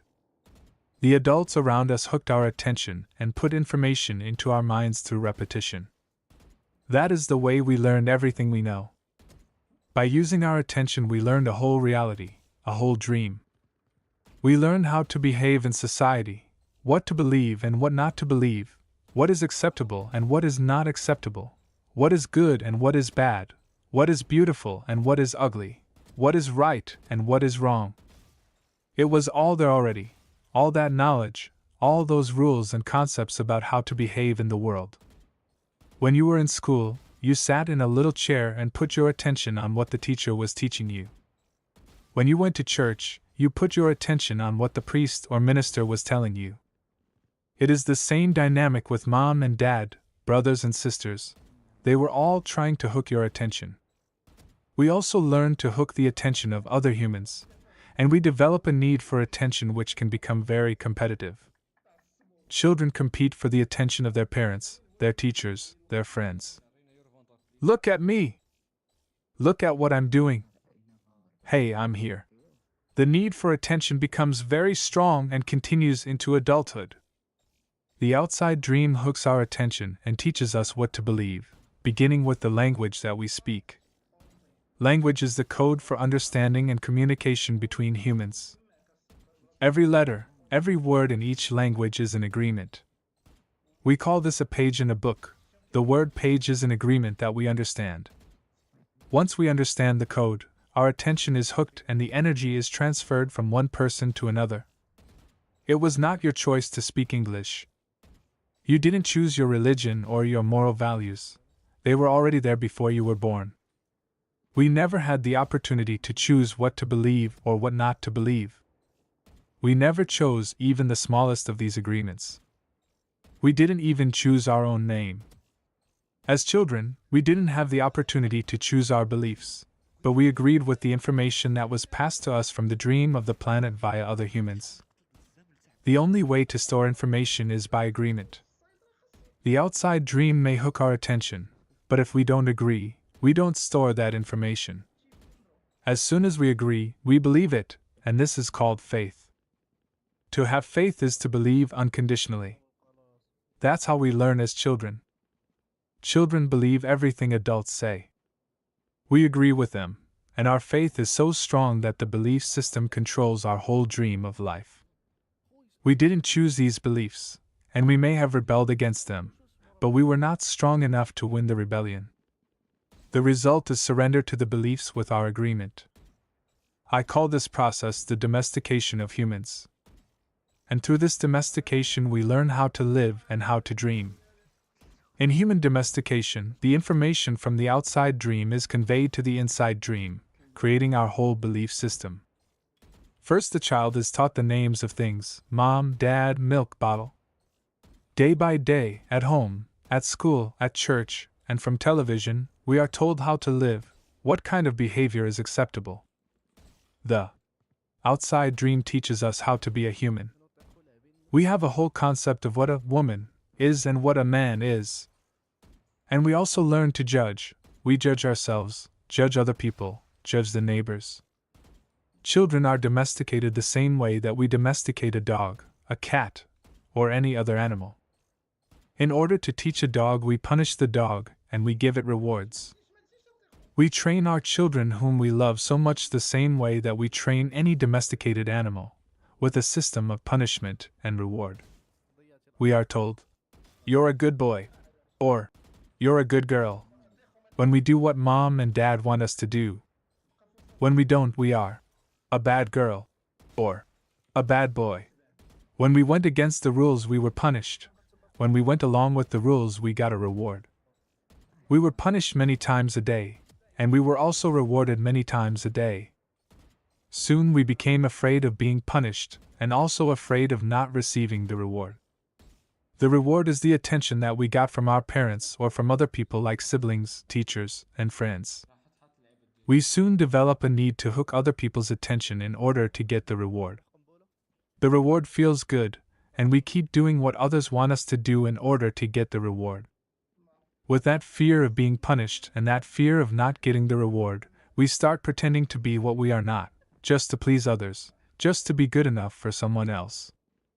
We try to please mom and dad, we try to please the teachers at school, we try to please the church, and so we start acting. We pretend to be what we are not because we are afraid of being rejected. The fear of being rejected becomes the fear of not being good enough. Eventually we become someone that we are not. We become a copy of mama's beliefs, daddy's beliefs, society's beliefs, and religion's beliefs. All our normal tendencies are lost in the process of domestication. And when we are old enough for our mind to understand, we learn the word no. The adults say, "Don't do this and don't do that." We rebel and say, "No!" We rebel because we are defending our freedom. We want to be ourselves, but we are very little, and the adults are big and strong. After a certain time we are afraid because we know that every time we do something wrong we are going to be punished. The domestication is so strong that at a certain point in our lives we no longer need anyone to domesticate us. We don't need mom or dad, the school or the church to domesticate us. We are so well trained that we are our own domesticator. We are an auto-domesticated animal. We can now domesticate ourselves according to the same belief system we were given, and using the same system of punishment and reward. We punish ourselves when we don't follow the rules according to our belief system. We reward ourselves when we are that good boy, or good girl. The belief system is like a book of law that rules our mind. Without question, whatever is in that book of law is our truth. We base all of our judgments according to the book of law, even if these judgments go against our own inner nature. Even moral laws like the 10 Commandments are programmed into our mind in the process of domestication. One by one, all these agreements go into the book of law, and these agreements rule our dream. There is something in our minds that judges everybody and everything, including the weather, the dog, the cat, everything. The inner judge uses what is in our book of law to judge everything we do and don't do, everything we think and don't think, and everything we feel and don't feel. Everything lives under the tyranny of this judge. Every time we do something that goes against the book of law, the judge says we are guilty, we need to be punished, we should be ashamed. This happens many times a day, day after day, for all the years of our lives. There is another part of us that receives the judgments, and this part is called the victim. The victim carries the blame, the guilt, and the shame. It is the part of us that says, "Poor me, I'm not good enough, I'm not intelligent enough, I'm not attractive enough. I'm not worthy of love, per me. The big judge agrees and says, yes, you are not good enough. And this is all based on a belief system that we never chose to believe. These beliefs are so strong that even years later, when we are exposed to new concepts and try to make our own decisions, we find that these beliefs still control our lives. Whatever goes against the book of law will make you feel a funny sensation in your solar plexus, and it's called fear. Breaking the rules in the book of law opens your emotional wounds, and your reaction is to create emotional poison. Because everything that is in the book of law has to be true, anything that challenges what you believe is going to make you feel unsafe. Even if the book of law is wrong, it makes you feel safe. That is why we need a great deal of courage to challenge our own beliefs. Because even if we know we didn't choose all these beliefs, it is also true that we agreed to all of them. The agreement is so strong that even if we understand the concept of it not being true, we feel the blame, the guilt, and the shame that occur if we go against these rules.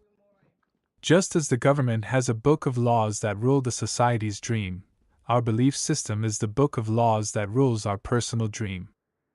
All these laws exist in our mind, we believe them, and the judge inside us bases everything on these rules. The judge decrees, and the victim suffers the guilt and punishment. But who says there is justice in this dream? True justice is paying only once for each mistake. True injustice is paying more than once for each mistake. How many times do we pay for one mistake? The answer is thousands of times. The human is the only animal on earth that pays 1,000 times for the same mistake. The rest of the animals pay once for every mistake they make. But not us. We have a powerful memory. We make a mistake, we judge ourselves, we find ourselves guilty, and we punish ourselves. If justice exists, then that was enough. We don't need to do it again. But every time we remember, we judge ourselves again, we are guilty again, and we punish ourselves again, and again, and again. If we have a wife or husband, he or she also reminds us of the mistake, so we can judge ourselves again, punish ourselves again, and find ourselves guilty again. Is this fair? How many times do we make our spouse, our children, or our parents pay for the same mistake? Every time we remember the mistake, we blame them again and send them all the emotional poison we feel at the injustice, and then we make them pay again for the same mistake. Is that justice? The judge in the mind is wrong because the belief system, the book of law, is wrong. The whole dream is based on false law. 95% of the beliefs we have stored in our minds are nothing but lies, and we suffer because we believe all these lies. In the dream of the planet, it is normal for humans to suffer, to live in fear, and to create emotional dramas. The outside dream is not a pleasant dream. It is a dream of violence, a dream of fear, a dream of war, a dream of injustice. The personal dream of humans will vary, but globally it is mostly a nightmare. If we look at human society, we see a place so difficult to live in because it is ruled by fear. Throughout the world we see humans suffering, anger, revenge, addictions, violence in the street, and tremendous injustice. It may exist at different levels in different countries around the world, but fear is controlling the outside dream. If we compare the dream of human society with the description of hell that religions all around the world have promulgated, we find they are exactly the same. Religions say that hell is a place of punishment, a place of fear, pain, and suffering, a place where the fire burns you. Fire is generated by emotions that come from fear. Whenever we feel the emotions of anger, jealousy, envy, or hate, we experience a fire burning within us. We are living in a dream of hell. If you consider hell as a state of mind, then hell is all around us. Others may warn us that if we don't do what they say we should do, we will go to hell. Bad news. We are already in hell, including the people who tell us that. No human can condemn another to hell because we are already there. Others can put us into a deeper hell, true. But only if we allow this to happen. Every human has his or her own personal dream, and just like the society dream, It is often ruled by fear. We learn to dream hell in our own life, in our personal dream. The same fears manifest in different ways for each person, of course, but we experience anger, jealousy, hate, envy, and other negative emotions. Our personal dream can also become an ongoing nightmare where we suffer and live in a state of fear. But we don't need to dream a nightmare. It is possible to enjoy a pleasant dream. All of humanity is searching for truth, justice, and beauty. We are on an eternal search for the truth because we only believe in the lies we have stored in our mind. We are searching for justice because in the belief system we have, there is no justice. We search for beauty because it doesn't matter how beautiful a person is, we don't believe that person has beauty. We keep searching and searching, when everything is already within us. There is no truth to find. Wherever we turn our heads, all we see is the truth, but with the agreements and beliefs we have stored in our mind, we have no eyes for this truth. We don't see the truth because we are blind. What blinds us are all those false beliefs we have in our mind. We have the need to be right and to make others wrong. We trust what we believe, and our beliefs set us up for suffering. It is as if we live in the middle of a fog that doesn't let us see any further than our own nose. We live in a fog that is not even real. This fog is a dream, your personal dream of life, what you believe, all the concepts you have about what you are, all the agreements you have made with others, with yourself, and even with God. Your whole mind is a fog which the Toltecs called a mitot, pronounced M-I-H-T-O-E-T-Y. Your mind is a dream where 1,000 people talk at the same time, and nobody understands each other. This is the condition of the human mind, a big mitot, and with that big mitot you cannot see what you really are. In India they call the mitot Maya, which means illusion. It is the personality's notion of, I am. Everything you believe about yourself and the world, all the concepts and programming you have in your mind, are all the mitot. We cannot see who we truly are. We cannot see that we are not free. That is why humans resist life. To be alive is the biggest fear humans have. Death is not the biggest fear we have. Our biggest fear is taking the risk to be alive. The risk to be alive and express what we really are. Just being ourselves is the biggest fear of humans. We have learned to live our lives trying to satisfy other people's demands. We have learned to live by other people's points of view because of the fear of not being accepted and of not being good enough for someone else. During the process of domestication, we form an image of what perfection is in order to try to be good enough. We create an image of how we should be in order to be accepted by everybody. We especially try to please the ones who love us, like mom and dad, big brothers and sisters, the priests and the teacher. Trying to be good enough for them, we create an image of perfection, but we don't fit this image. We create this image, but this image is not real. We are never going to be perfect from this point of view. Never. Not being perfect, we reject ourselves. And the level of self-rejection depends upon how effective the adults were in breaking our integrity. After domestication, it is no longer about being good enough for anybody else. We are not good enough for ourselves because we don't fit with our own image of perfection. We cannot forgive ourselves for not being what we wish to be, or rather what we believe we should be. We cannot forgive ourselves for not being perfect. We know we are not what we believe we are supposed to be, and so we feel false, frustrated, and dishonest. We try to hide ourselves, and we pretend to be what we are not. The result is that we feel unauthentic and wear social masks to keep others from noticing this. We are so afraid that somebody else will notice that we are not what we pretend to be. We judge others according to our image of perfection as well, and naturally they fall short of our expectations. We dishonor ourselves just to please other people. We even do harm to our physical bodies just to be accepted by others. You see teenagers taking drugs just to avoid being rejected by other teenagers. They are not aware that the problem is that they don't accept themselves. They reject themselves because they are not what they pretend to be. They wish to be a certain way, but they are not, and for this they carry shame and guilt. Humans punish themselves endlessly for not being what they believe they should be. They become very self-abusive, and they use other people to abuse themselves as well. But nobody abuses us more than we abuse ourselves, and it is the judge, the victim, and the belief system that make us do this. True, we find people who say their husband or wife, or mother or father, abuse them, but you know that we abuse ourselves much more than that. The way we judge ourselves is the worst judge that ever existed. If we make a mistake in front of people, we try to deny the mistake and cover it up. But as soon as we are alone, the judge becomes so strong, the guilt is so strong, and we feel so stupid, or so bad, or so unworthy. In your whole life nobody has ever abused you more than you have abused yourself. And the limit of your self-abuse is exactly the limit that you will tolerate from someone else. If someone abuses you a little more than you abuse yourself, you will probably walk away from that person.